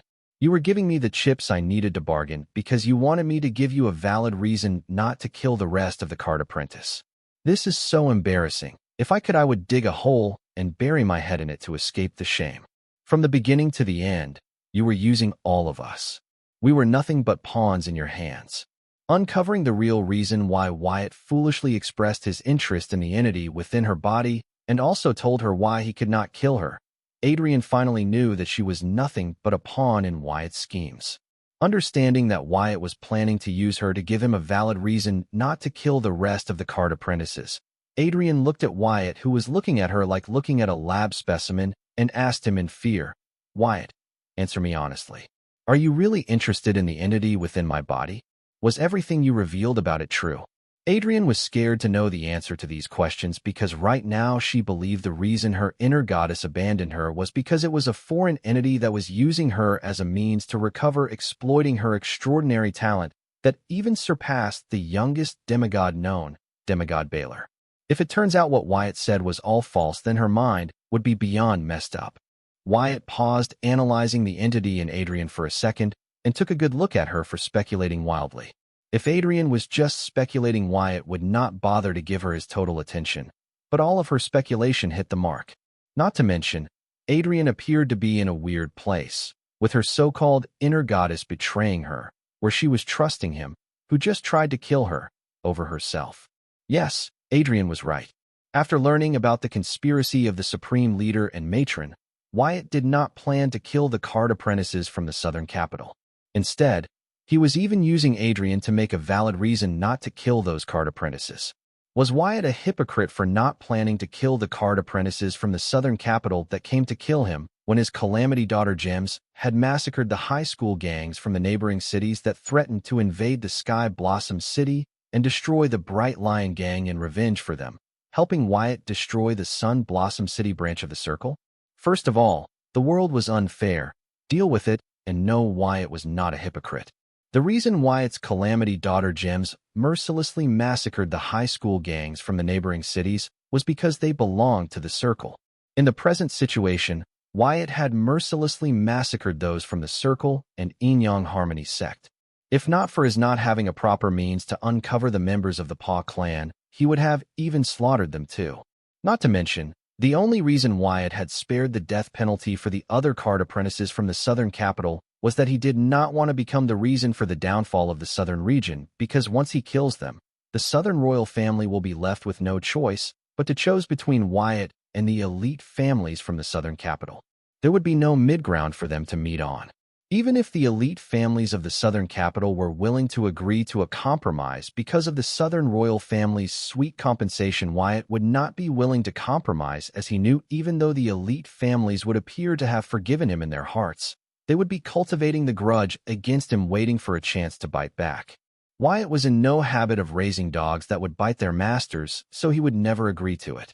Hence, ultimately the southern royal family would be forced to choose, and as a result, the southern region and its people would suffer. To avoid such a future, Wyatt had to reduce the sentence of these card apprentices from the southern capital from death to something that would benefit him in his future ventures. Many would call Wyatt's decision to lighten the sentence of the card apprentice from death dull crap.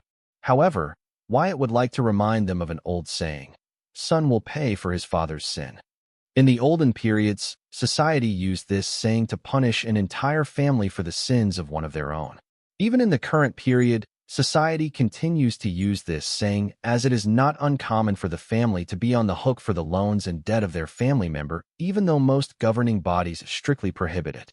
However, society has misinterpreted the saying, son will pay for his father's sin, as some sort of justification to vent their anger and fulfill their greed, when it has an eternal meaning that shows itself with time. Son will enjoy his father's merits. Son will pay for his father's sins. Many blame their fate for being born into a poor family and say the world's unfair. However, it was a natural example of this saying.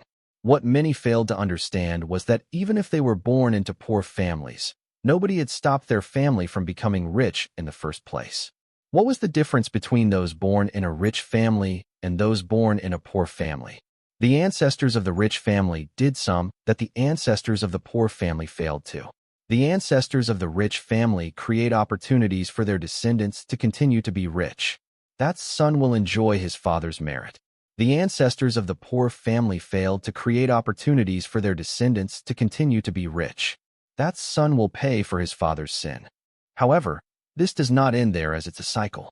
The descendants of the meritorious ancestors have to use their ancestors' opportunities to remain rich and earn merits to give their descendants the opportunities to continue to remain rich. There is no guarantee that the descendants of the rich ancestors will be able to give their descendants what their ancestors gave them.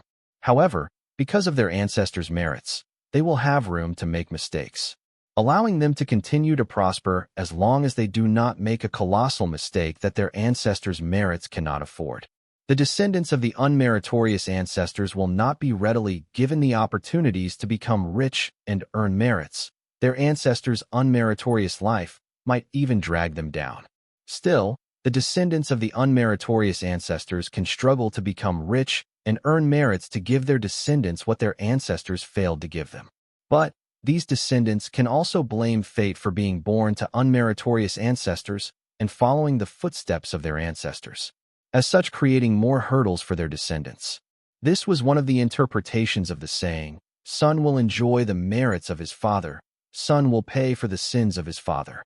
Currently, the card apprentices from the southern capital were enjoying the merits of their ancestors. Their mistake was not enough to deny the merits of their ancestors, as it was their ancestors that helped the southern royal family build the southern region that all the southerners enjoyed.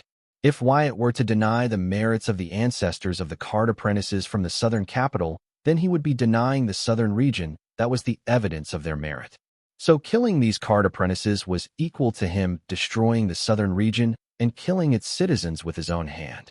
Grabbing Adrian by her shoulders and locking his eyes with hers, Wyatt sincerely expressed to her, "Everything I revealed about the entity in your body is true to my knowledge, and I am indeed very interested in it, as I believe it holds incredible knowledge that I could use." Looking into Wyatt's eyes and listening to his sincere words, Adrian nodded with a firm resolve and responded, "Tell me what you need, and I will do it. What happened to not resting until you have avenged your sisters?" Wyatt was surprised how Adrian decisively chose to stick with her speculation, as he did not think she was so hot-headed. "I know you must have a reason as to why you only killed them when you could have killed more or all of them. I am choosing to believe in the hope of the southern region." Adrian did not show any sign of displeasure to Wyatt bringing up her dead sisters, as in her mind, she had already concluded that they were spies of the Circle and the Yin-Yang Harmony sect. Not to mention, she did not plan on risking the lives of the rest of her sisters over her dead sisters, even though her sisters did not mind. "I trust you." Wyatt felt that Adrian's answer was genuine and revealed. "Though I do not plan to kill these fools, it doesn't mean that I will forgive them for their foolishness. The only way they are living in this domain is if they all sign a century-long slavery contract with special terms and conditions. When I say all, I mean all that includes you and your sisters. Even if one of them doesn't sign the slavery contract, then I will be forced to kill you." A century-long slavery contract. Well, that's better than death, I guess. Adrian surprisingly took Wyatt's revolution too well, so much so that her reaction astonished Wyatt. Seeing the baffled Wyatt, Adrian said, "It's hard for anyone to accept a slave's fate, but for me, it becomes easy knowing that I will be the slave of the hope of the southern region. I wonder what would that make me? I guess, an agent of the Southern Hope." Adrian wasn't just saying this to flatter Wyatt, but she was being genuine. This was the extent of her love for the Southern region. She loved the Southern region too much. She was willing to stack her life for it, let alone being Wyatt's slave for a century. She was a proud Southerner. Wyatt looked at Adrian and felt the smile on her face was genuine and refreshing for some reason. It must be her blind faith in him. Shaking his head, Wyatt replied, "Agent of Southern Hope, that has a nice ring to it." "Wyatt, please let me have the honor of being the first agent of Southern Hope." Adrian requested Wyatt to let her be the first to sign the century-long slave contract that he spoke among all the card apprentices present. "I have shared the contract with your grimoire." Wyatt agreed to Adrian's request, surprising her. She was not surprised because he let her be the first to sign the slave contract, but because he had her grimoire contact ID. She doesn't remember sharing it with Wyatt. Then, thinking of something, she blurted, "No wonder you were able to find the spies of the Circle and the Yin-Yang Harmony sect hidden in other factions. Master, you keep impressing on every turn." "Just call me by my name," Wyatt warned Adrian, to which she replied, "If you do not like being called Master, then I will call you Boss like your other subordinates," as she signed the century-long slave contract without even reading it. "I know you trust me, but please read it once even if you have already signed it." Seeing Adrian sign the contract without even reading it, Wyatt could not help but ponder if he was her rebound inner goddess. Now that Adrian had lost her clutch, her trait inner goddess, was she replacing him for the entity? If yes, then this relationship came with an expiry date. Wyatt could see into the future where Adrian would blame him for taking advantage of her during her emotional distress. Fine. Adrian rolled her eyes and read the contract she had signed, thoroughly feeling it might be important since Wyatt asked her to read it even though she had signed it. Then, soon she turned to look at Wyatt and asked, "Who are these matron and paw clan?" "The contract dictates that I should immediately try every means at my disposal to inform you about them if I know them or if I ever come to know them." Since Wyatt could not figure out who among the remaining card apprentices from the southern capital was a paw clan member, he decided to add a clause in his slave contract for them that would force them to reveal themselves as paw clan member when they, themselves, learned that they were paw clan members. Knowing Matron's way of doing things, Wyatt knew that the paw clan members in the crowd themselves no longer had an idea that they were paw clan members. This way they would be able to give 100% genuine performance and pass any truth detection test with flying colors.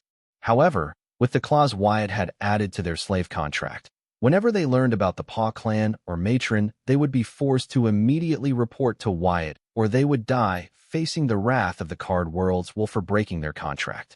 This way, in case matron activates them as her paw clan members, they would have to immediately inform Wyatt of what they learned, and when they failed to do so, it would result in their death. This was not the best outcome, but Wyatt had to make do with what he had and settle for it.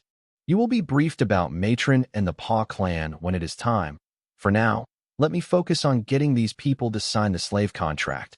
Wyatt did not go into detail about Matron and the Paw clan with Adrian, because of the clause he added to her slave contract. He informed her of Matron and the Paw clan. Then following the contract, she will report what she learned from him back to him. He did not want to get into it right now. Wyatt's prime focus was to conclude things here and return to his seed world.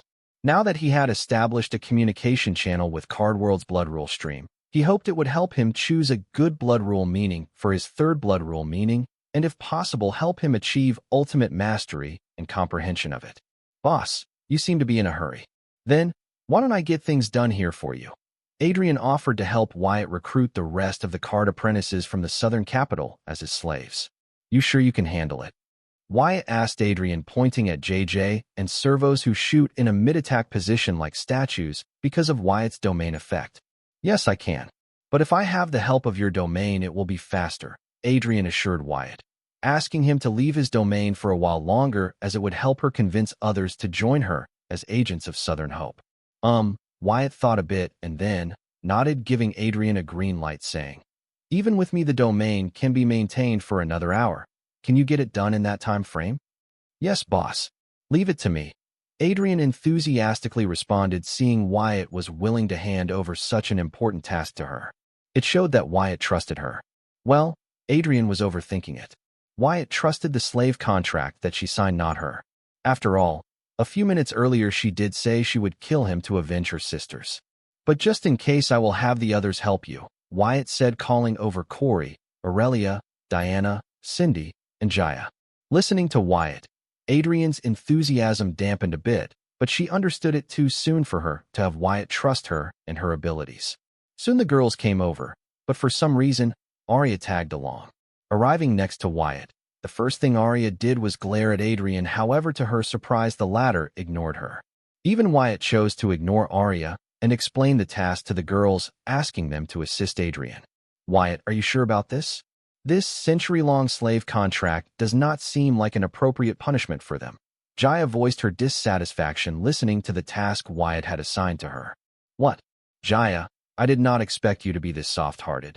Corey was surprised that Jaya of all people was the first to protest Wyatt's plan of turning the card apprentices who tried to kill him into his slaves, even though it was only for a century.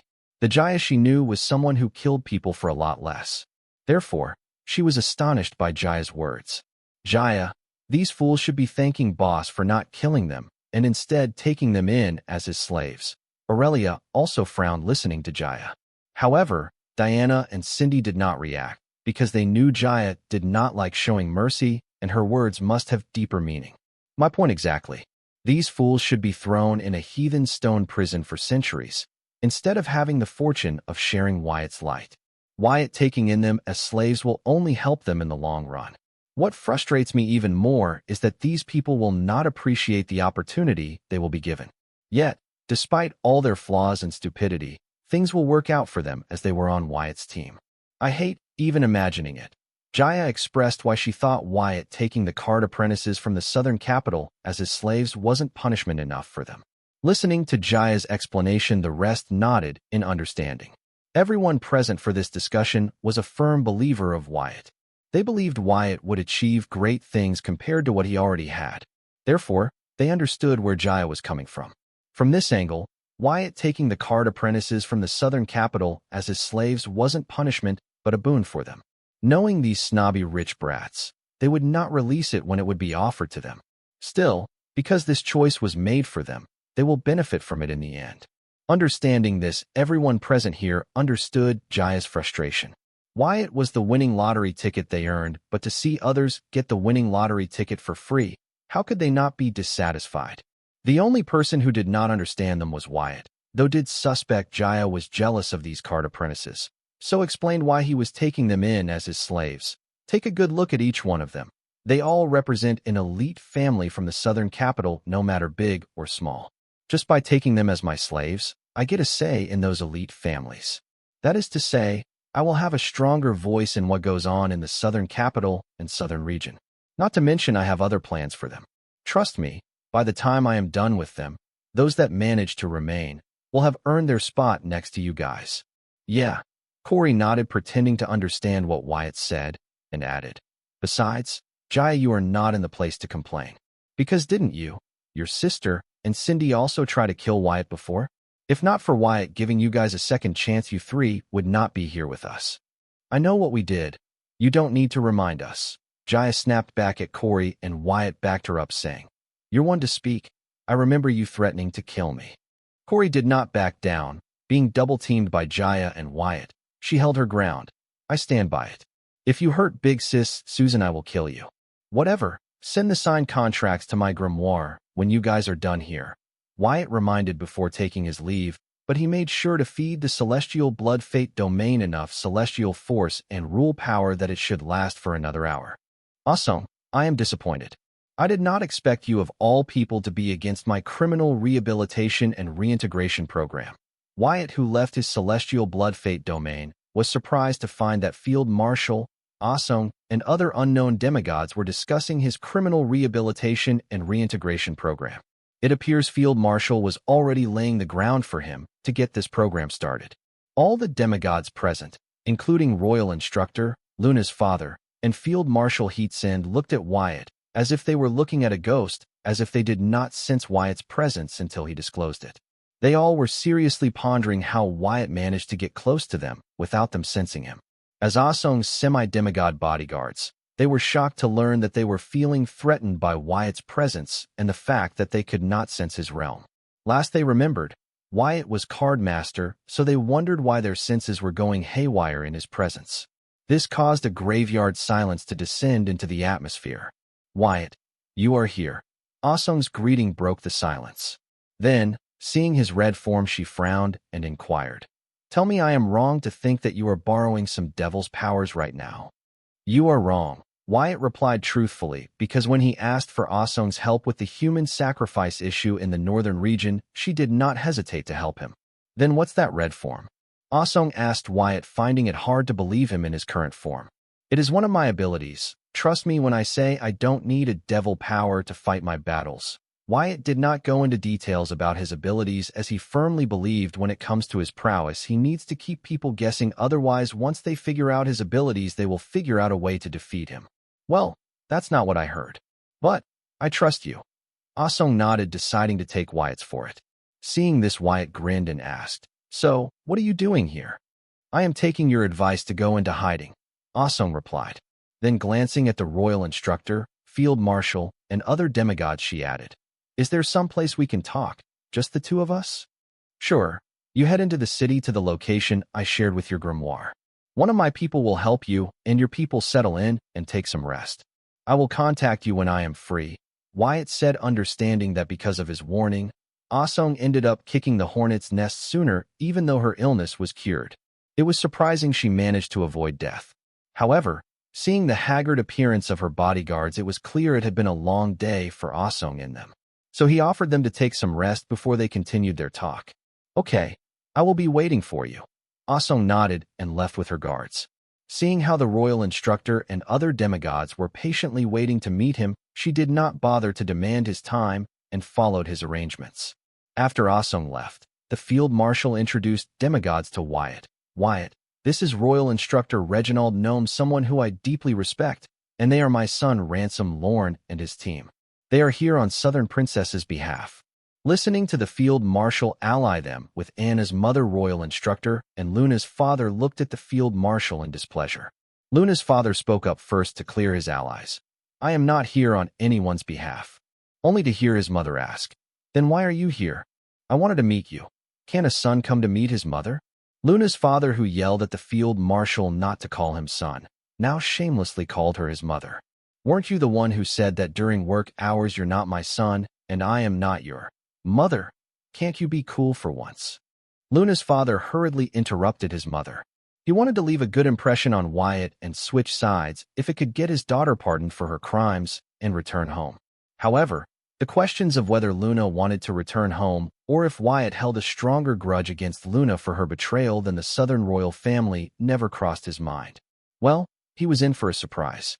The field marshal rolled her eyes and introduced him to Wyatt again. He is my youngest, so he is a bit spoiled. Lana's father Ransom looked at his mother in shock, as the only time he had seen his mother speak like that was when in the company of his father Lorenzo, Uncle Southern Ruler, or Aunt Colleen. This was when he was sure that his mother had truly abandoned his cousin and switched to Wyatt's side. As a result, he took Wyatt more seriously. Hello, Wyatt. I am Luna's father. Ransom proudly introduced himself as Luna's father, only to find Wyatt's eyes turn stern as the field marshal shook her head at her son's foolishness. Luna is not popular around here, so I advise you not to take her name unless you have something important to add. Wyatt warned Ransom, not wanting to hold any prejudice toward him for Luna's actions. Ransom was without words. His whole plan to get his daughter pardoned fell right at the start. He wasn't expecting this. Besides, Wyatt appeared to be too comfortable talking to him despite the difference in their age and realm. However, he did not dare to react poorly since Wyatt had his mother's support.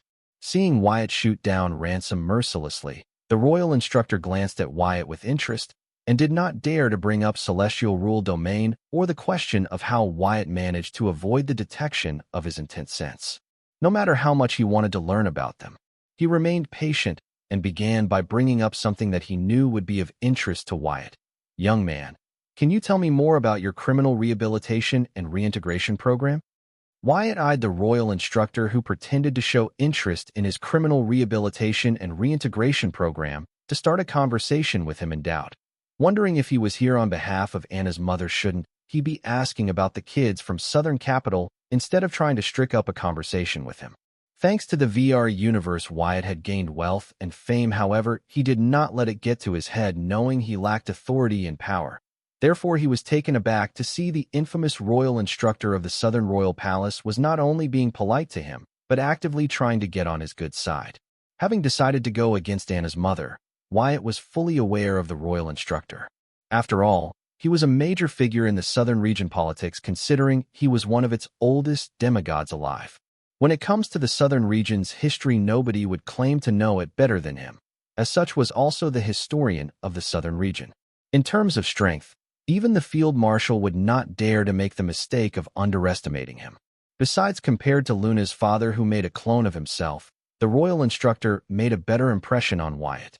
Wyatt, the royal instructor might understand your criminal rehabilitation and reintegration program better with your explanation, the field marshal said, appearing to help the royal instructor's case, but she simultaneously used the grimoire text to inform him that the royal instructor was interested in his celestial rule domain and might be willing to help him with his criminal rehabilitation and reintegration program in return for its secrets. Wyatt nodded at the royal instructor, saying, "First off, let me thank you for showing interest in my criminal rehabilitation and reintegration program. I think with proper motivation, people will change." Wyatt paused, not knowing what to say about something he, himself, did not believe in. However, the royal instructor spoke up. "So, you believe you can give the proper motivation to the criminals to change their ways?" It seems even though he wanted to get on Wyatt's good side, The royal instructor was pissed that a genius like Wyatt would spout such nonsense. His teacher's sense was tingling, asking him to flog Wyatt into the right direction. However, seeing the overprotective Mama Bear Field Marshal Heatsen protecting Wyatt with her intense sense, he could only use his words to point Wyatt to the correct direction. "Yes, I do," Wyatt said confidently, believing his calamity daughter gems were indeed a good motivation for the criminals to change ways and reintegrate with the world. The royal instructor's eyes widened. He did not expect Wyatt to agree with such confidence. He no longer felt that the criminal rehabilitation and reintegration program was Wyatt's whim. He now believed that it was something Wyatt seriously believed in. This caused him to gain interest in what Wyatt had to say about this program, because Wyatt wasn't just some random kid, but someone who had changed the world with his silver milk powder and VR universe. If someone like him felt so strongly about this program, then the royal instructor did not see any harm in hearing him out. While the royal instructor began to show some interest in Wyatt's program, seeing his confidence, Wyatt was struggling to think of words to convince the royal instructor to help him with his criminal rehabilitation and reintegration program. It was not easy to sell something that you do not believe, especially when the customer was someone like the royal instructor. Wyatt wondered if he should use the same naive, everyone deserves a second chance bullshit approach he used on Diana, Cindy, Courtney, and the field marshal. Wyatt did not think someone with the royal instructor's experience would even fall for such a narrative when the others did not fall for it, but ended up agreeing to his proposal, trusting him. That is it. Wyatt was suddenly enlightened on how to sell the criminal rehabilitation and reintegration program to the royal instructor. When I proposed this program to others, everyone said that those criminals do not deserve a second chance. I am not going to debate about that, because that will not take us anywhere. However, I believe that I can guide them to salutation.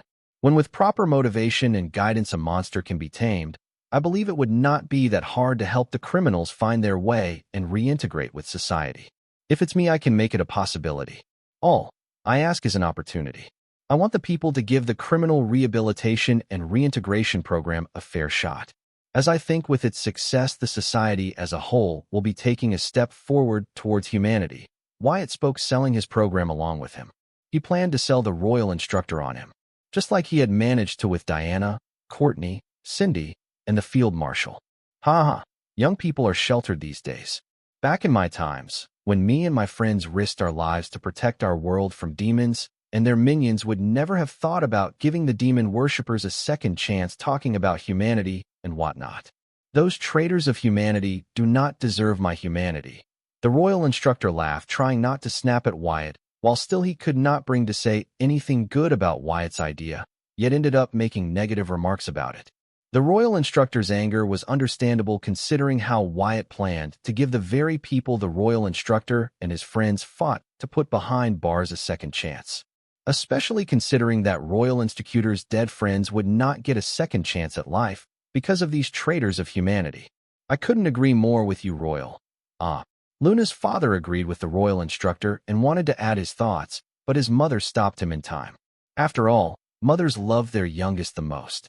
The field marshal's stern eyes warned her son to keep quiet and not cause trouble. Meeting his mother's stern gaze, Ransom had no choice but to stop trying to break her invisible restraints on him and behave. Being silenced and subdued by his mother, Luna's father was ignored by Wyatt and the royal instructor. Instead, the royal instructor locked eyes with Wyatt. Right now, apart from what he said already, he was holding back a lot.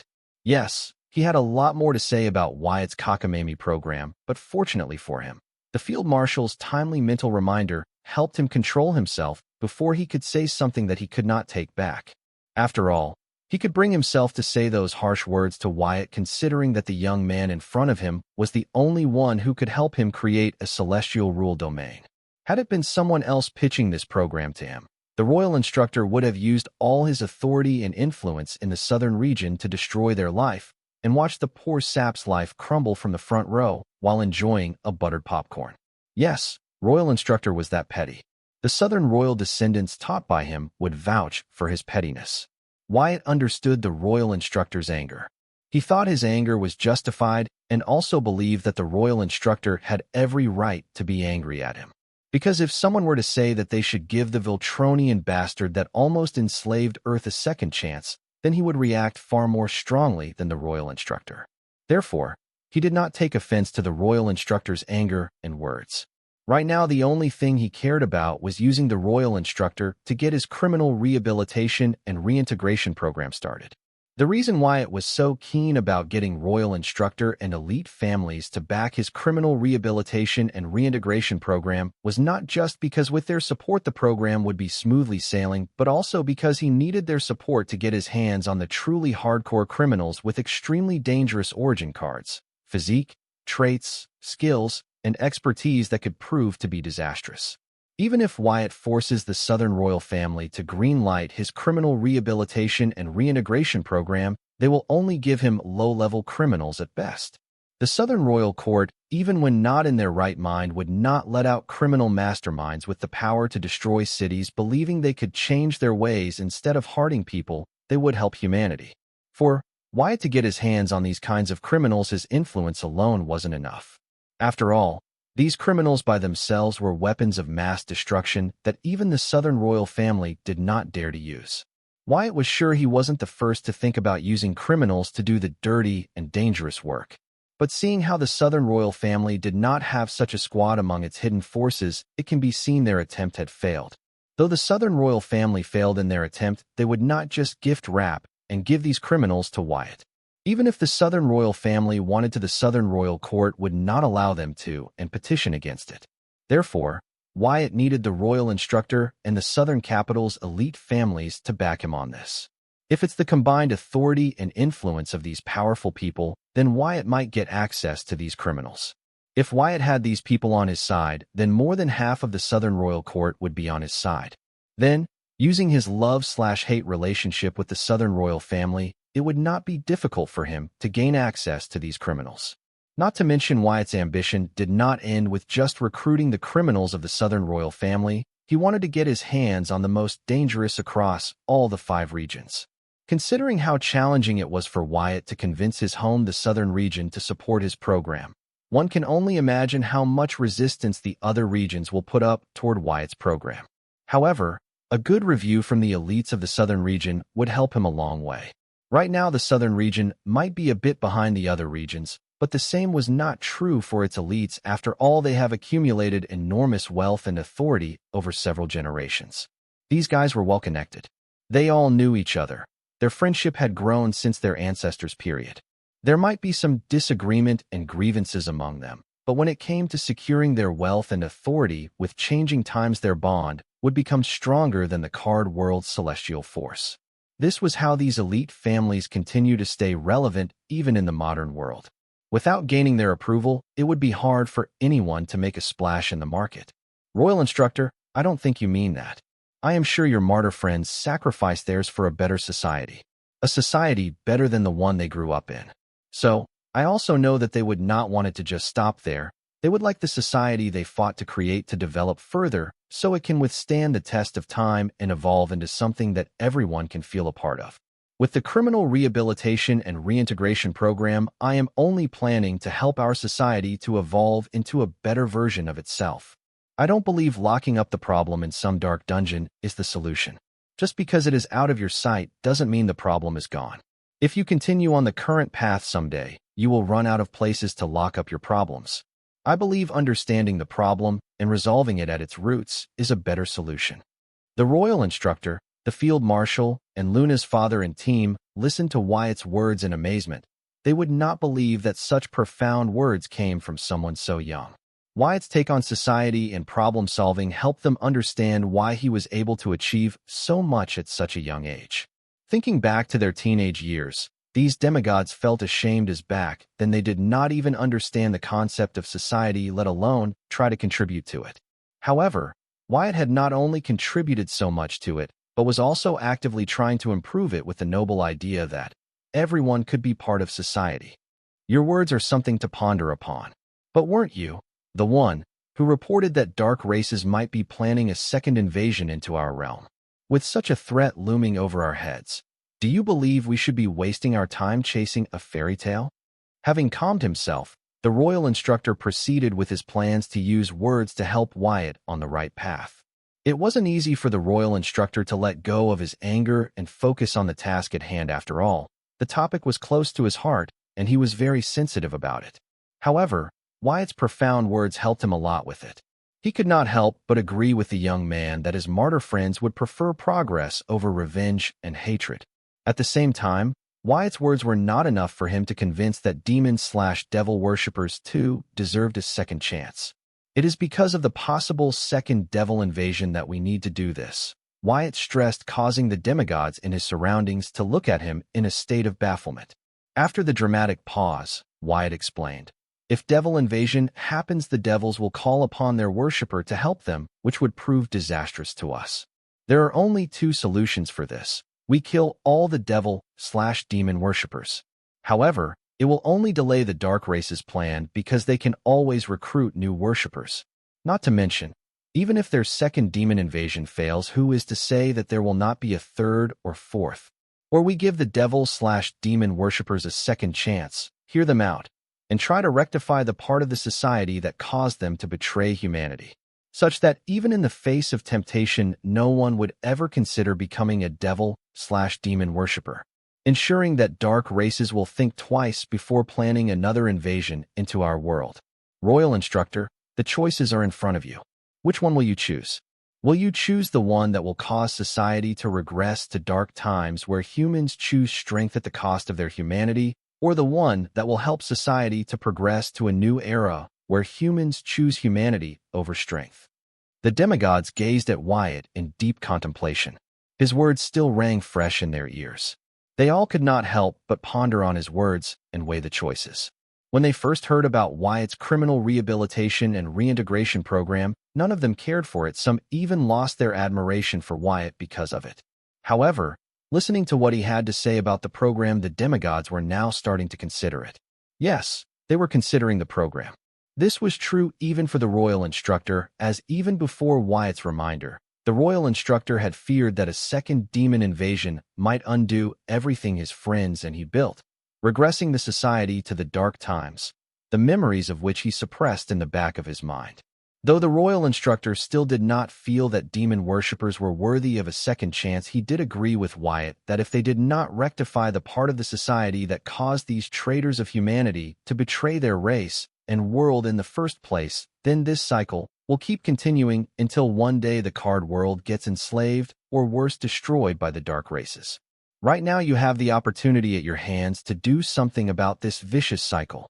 Are you going to take it, or at least do something about it, or let this burden fall upon your descendants because you guys were too afraid of change and trying new things? Just remember, your indecisiveness will cause your descendants to pay. Wyatt continued to strike the iron when it was hot, as he could see that the royal instructor, who hated the idea of his program, was giving it serious thought. It would be far-fetched to say he was considering it. Either way, he got royal instructor and the rest to think about it. This was a win in Wyatt's books because he did not want them to let go of their anger or hatred or change them. All he wanted was for them to see the problem and allow him to fix it for them. However, it was up to him how he chose to fix the problem. "Young man, you have a way with your words. I can't believe that I was almost swayed by them. However, you have indeed pointed out a serious problem. It was not like we never considered that the dark races would try to invade our world again. Only that, we thought by the time the second demon invasion took place, we would be more advanced than them. We believed that even if we could not overtake the dark races, we would have caught up to them before they launched a second invasion into our world. But it has been so many centuries since the last invasion, but we are still far behind them and struggling to catch up to them. It makes me wonder how our ancestors even managed to repel the first invasion." The field marshal, her son, and his team were a bit depressed listening to the royal instructor. Even Wyatt was affected by their depressed atmosphere, so he revealed, "Don't worry. This time the dark faction trying to invade our world is a lot weaker than the dark faction responsible for the first demon invasion. Young man, I did not know you were a diviner." The royal instructor took Wyatt's words seriously. Based on Wyatt's actions so far, he did not think Wyatt was someone who would make irresponsible remarks that he could not back up. As for why he thought Wyatt was a diviner, was because he could not think of any other reason why Wyatt would make such claims. Then, he asked, "Was this why you knew that the dark races were planning a second demon invasion?" Though Anna's mother had shared the information Wyatt had provided her about the demon invasion and Gideon Grimm, she did not share that her source was Wyatt with everyone but a select few, fearing it would reach Gideon Grimm's puppet's ears, further endangering Wyatt. Even with those select few, Anna's mother did not share how Wyatt got the information, because once others knew Wyatt's source of information was a demon, then her information would not only lose credibility, but also all hell would break loose, as they would use it as a reason to get to Wyatt. After all, there was a limit to what the Southern royal family could help Wyatt get away with. Befriending a demon wasn't one of them. Therefore, though the top brass in the Southern royal family knew that it was Wyatt who warned them about Gideon Grimm and a possible second demon invasion, they never knew about Wyatt's source. They would not further investigate it, as Anna's mother used the Southern royal family's name to vouch for Wyatt's information. It was a very bold move, but thankfully everything turned out as Wyatt warned them. Not to mention Wyatt came through with evidence related to Gideon Grimm's existence and his dangerous origin card, but also with evidence related to his demonic connections and plans for a possible second demonic invasion. If it had been someone else in Anna's mother's place, they would not have been so decisive about this, even with all the evidence Wyatt provided. After all, no one liked an alarmist, especially when it's a false alarm. If things had turned out as a false alarm, then the Southern royal family's name would have turned into a joke. Diviner? No. I have a... Just as Wyatt was about to reveal his alter ego Chaos Dwarf Ezra to the royal instructor as his source of information, the field marshal hurriedly interrupted him. Wyatt, let us not get off topic.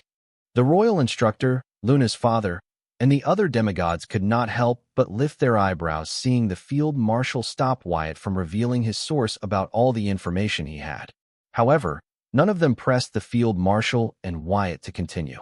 They all served the best interest of the southern region, so if the field marshal felt they did not need to know this information, they would not prey on it. However, Wyatt frowned after being interrupted by the field marshal from revealing Chaos Dwarf Ezra to the royal instructor and others as his source, because it was crucial for his plans in the Dark Realm. He hoped that Anna's mother and field marshal would do it for him, but these two were too tight-lipped about this, being plagued by unnecessary worries. Wyatt and Corey Park were planning to start a fast food chain in the Dark Realm to help her forces in the Dark Realm regroup and get back on their feet. After all, they at least needed to be self-sufficient if they planned to attack the Seven Princes of Hell faction while the latter invaded Card World. However, that was easier said than done. Once the forces belonging to Corey Park begin to move, let alone regroup, Belphegor and his faction would attack them first. Now that Little Beam had rebelled, Belphegor might have guessed something was up and be closely eyeing the scattered forces of Corey Park. This was why Wyatt wanted to bring Chaos Dwarf to the focus. After all, the manpower at Belphegor and his faction was limited. How many treats could they deal with at once? Will Belphegor and his faction invade the Card World since they have invested all their accumulated wealth to buy its inter-realm transportation from Devil Merchant Code? Or will Belphegor and his faction expand their already thin forces to put an end to whatever Corey Park's forces were cooking by regrouping? Ultimately, Belphegor and his factions will choose to focus on their priority.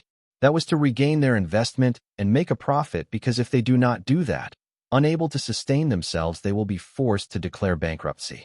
Therefore, Belphegor and his faction will choose to invade the Card Realm, while watching out for the mysterious Chaos Dwarf. As for Corey Park's forces, they will let them be for the time being, as they pose very little threat to Belphegor and his faction in their current state. If Belphegor and his faction do not have to watch out for the mysterious Chaos Dwarf that had allied with the Card Apprentices in the Card World, then they will decisively attack Corey Park's forces that were regrouping to reduce all the variables before they commence their invasion into the Card World. How does knowing about Chaos Dwarf allying with the Card Apprentice stop Belphegor and his faction from doing that anyway? That was because they did not have enough capital and manpower to fight 3 different battles simultaneously. Though Corey Park's forces were weak now, they could still put up a fight, so Belphegor and his faction would choose to leave them alone to avoid unnecessary losses and expenditure. However, the twist here was that there wasn't a mysterious Chaos Dwarf allying with Card Apprentices of the Card World. Hence, Belphegor and his faction will be reserving their forces and limiting their range of operation, fearing a non-existent enemy. giving Corey Park's forces enough breather to regroup and grow in the Dark Realm. Also, they would choose to put off invasion into the card world for as long as possible until they figure out the mysterious Chaos Dwarf and his angle in all this. After all, anyone would choose to be fully prepared before going to war. I'd love to hear from you. Thanks so much for watching. Did you enjoy this video? If you did, make sure to hit that notification bell so you never miss an update. And don't forget to subscribe and give this video a big thumbs up. Your support means the world to me, and I can't wait to see you in the next one. Thank you.